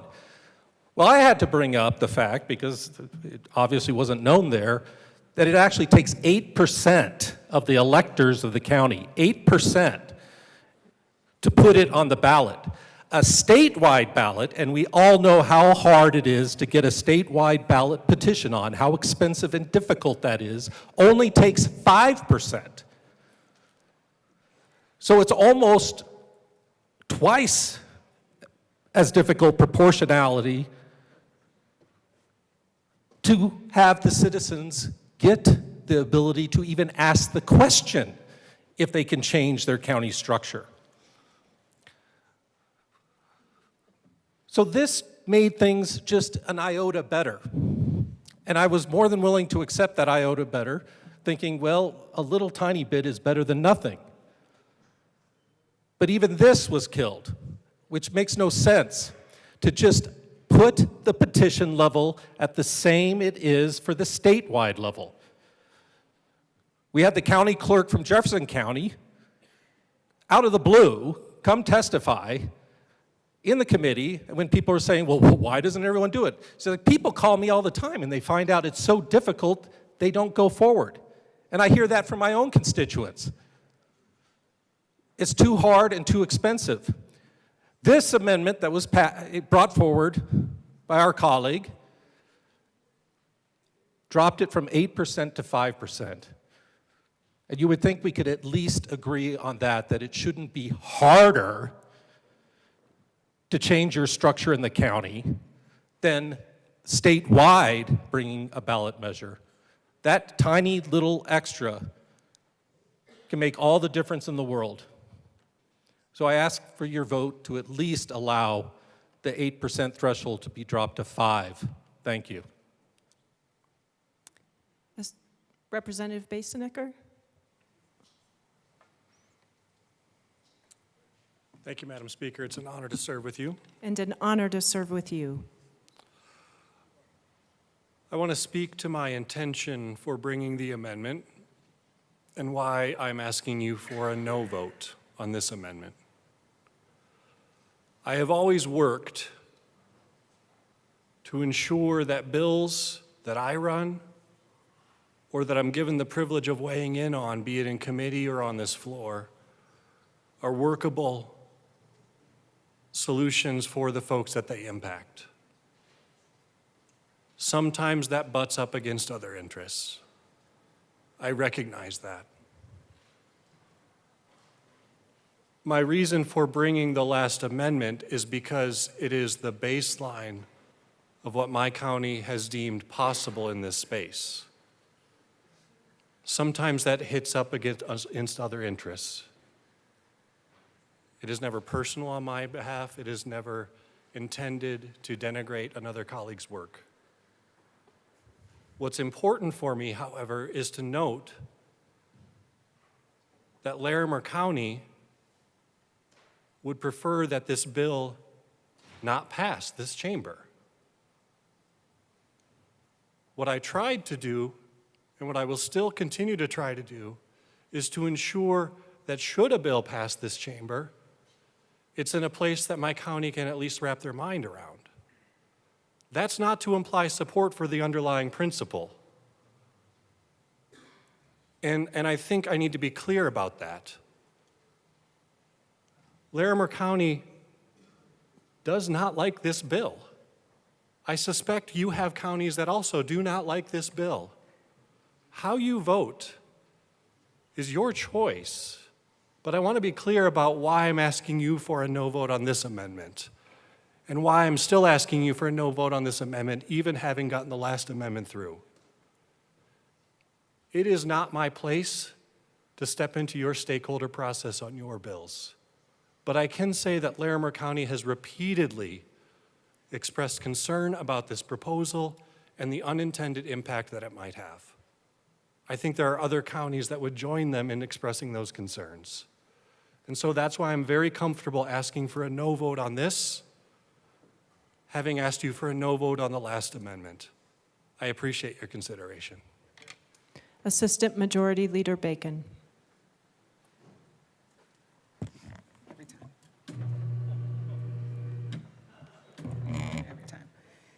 Thank you. I know I only have a few minutes left. I want to extend, again, our utmost appreciation. And in following the bill, I kind of want to reiterate a point. I actually don't talk that often. The fact that I'm using my 10 minutes is just to express, again, the opportunity that we have. We did, with the last amendment into this one, say, what is it that we could wrap our brain around? And that's why we're asking to now support the bill, to at least be able to put ourselves in a position to try to move forward. I will say that I think all of our communities and all of our counties, especially over the last, over the history of the state, have also experienced tragedies. And I want to be sure that we have an opportunity to not only address the tragedies to the point where communities do have to prioritize, as we heard about the fires, but I also want to be sure that in the event we do have to address those tragedies, that our communities have the opportunity to evenly put out there what the priorities are to get through them. I've lived through a community that had a tragedy as well. I've lived through 2 where hurricanes took our whole city. And then when things were put to the ballot, the question was, who's more important? And when people in certain sides of town do not have the voices to express, things don't get fixed. In one of those cities that was devastated, their neighborhood still looks like 2005, where certain neighborhoods don't. And so if we're at a place, I don't think the request here is for people to necessarily martyr themselves. I'm hoping to be able to use this opportunity to at least have us put some questions on the table that we may ask at the very least in going forward. Is this something that we can move forward with because we can wrap our brains around it, while also asking the questions and looking at our own data on which communities feel about certain things and asking if those voices are represented? So when we put things to ballot on do we want to change, I would say, what does that look like by precinct, for example? What does that look by city council seat versus county, to understand where the interest is, and do we have the opportunities to right-size those ships? I don't think that's the right phrase. But do we have the opportunity to right-size the representation? And so, maybe it's not right. I think it's right.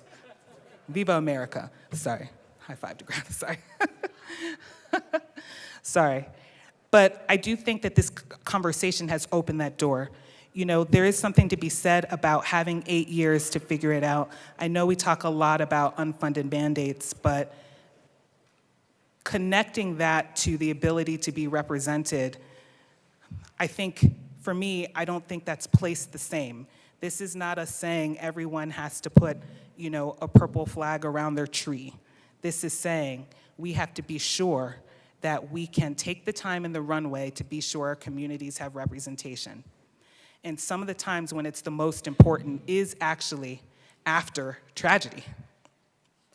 And having lived through that, I wanted to share that again. So regardless of how this vote goes, I do believe that it might be a question that comes up again, because that's how important it is to communities to be represented. And hopefully it won't take 8 years, but maybe in the next couple of years we can, that's my ask here perhaps, how do we look through our data as the body that has the opportunity to figure out representation for our communities? Is that something that we might consider going forward? And is that something we can consider at least in a step, at least in a small way, to take that step forward? So thank you. Representative Epps.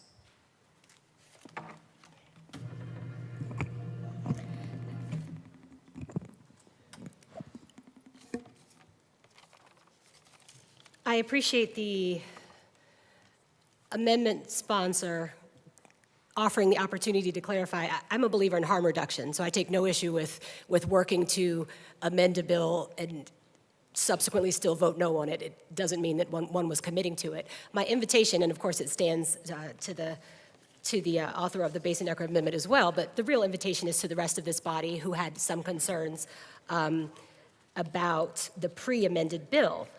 As a member of the State Civic, Military, and Veterans Affairs Committee, I've had the honor to hear iterations of this bill for now 2 years in a row, and I've seen the good work, the deep stakeholding, the stubbornness, the amendments, the diligence of the bill sponsor, and at times I have not agreed with concessions that he has made. I've thought they went too far.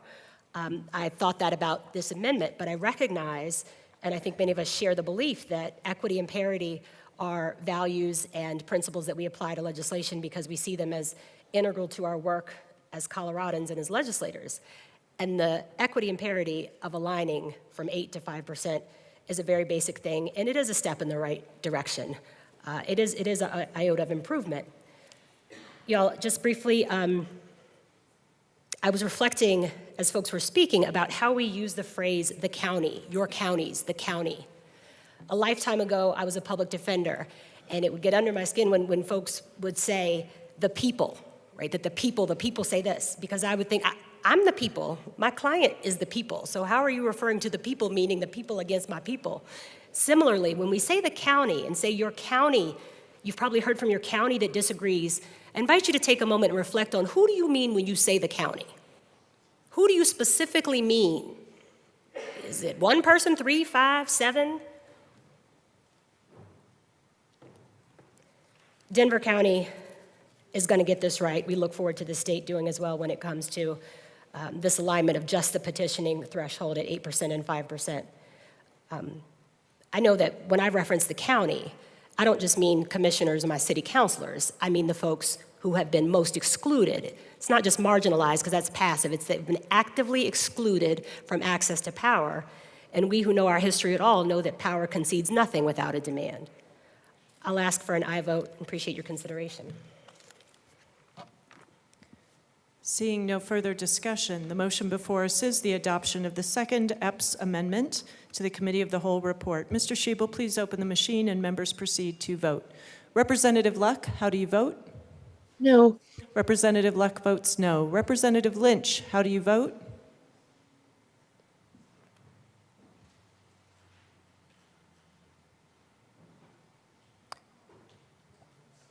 Representative Lynch, we can't hear you.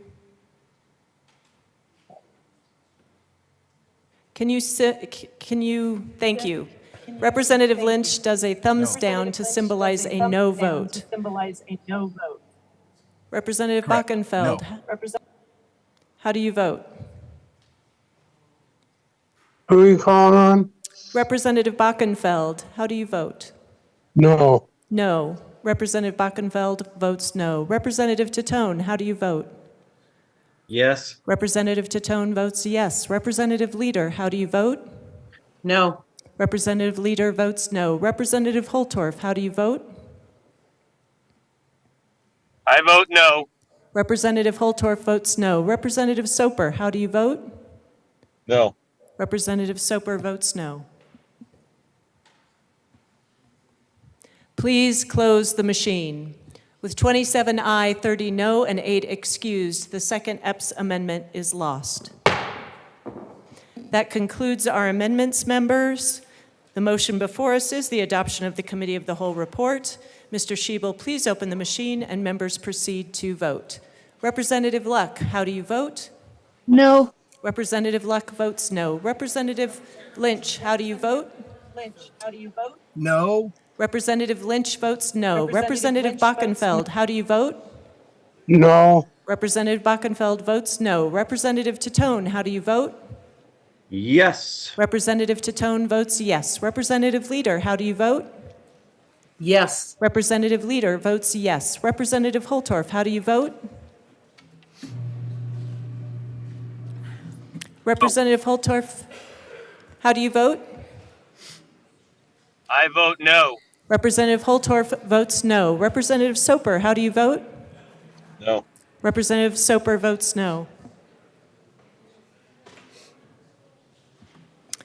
Please close the machine. With 41 ayes, 16 no, and 8 excused, the report of the Committee of the Whole is adopted.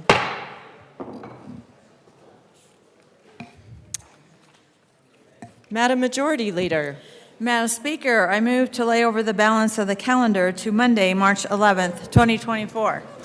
Members, seeing no objection and a lot of enthusiasm, the balance of the calendar will be laid over until Monday, March 11th, 2024. Madam Majority Leader, do we have any announcements?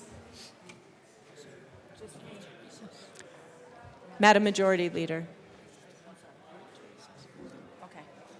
Recess. Madam Majority Leader. Madam Speaker, I'd like us to, before we head out for the weekend, to make sure that we thank our Chief Clerk, Robin, and our nonpartisan staff for lunch today. Woohoo!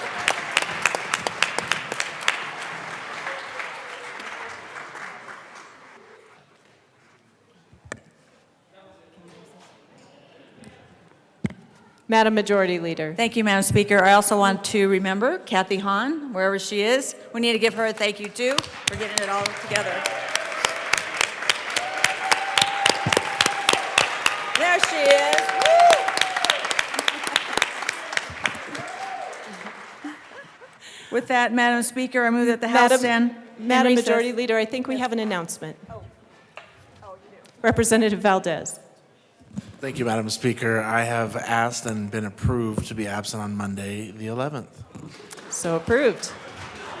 There's enthusiasm for that, too. Representative Martinez. Thank you, Madam Speaker. I've also been approved to be absent or excused on Monday. So approved. Oh.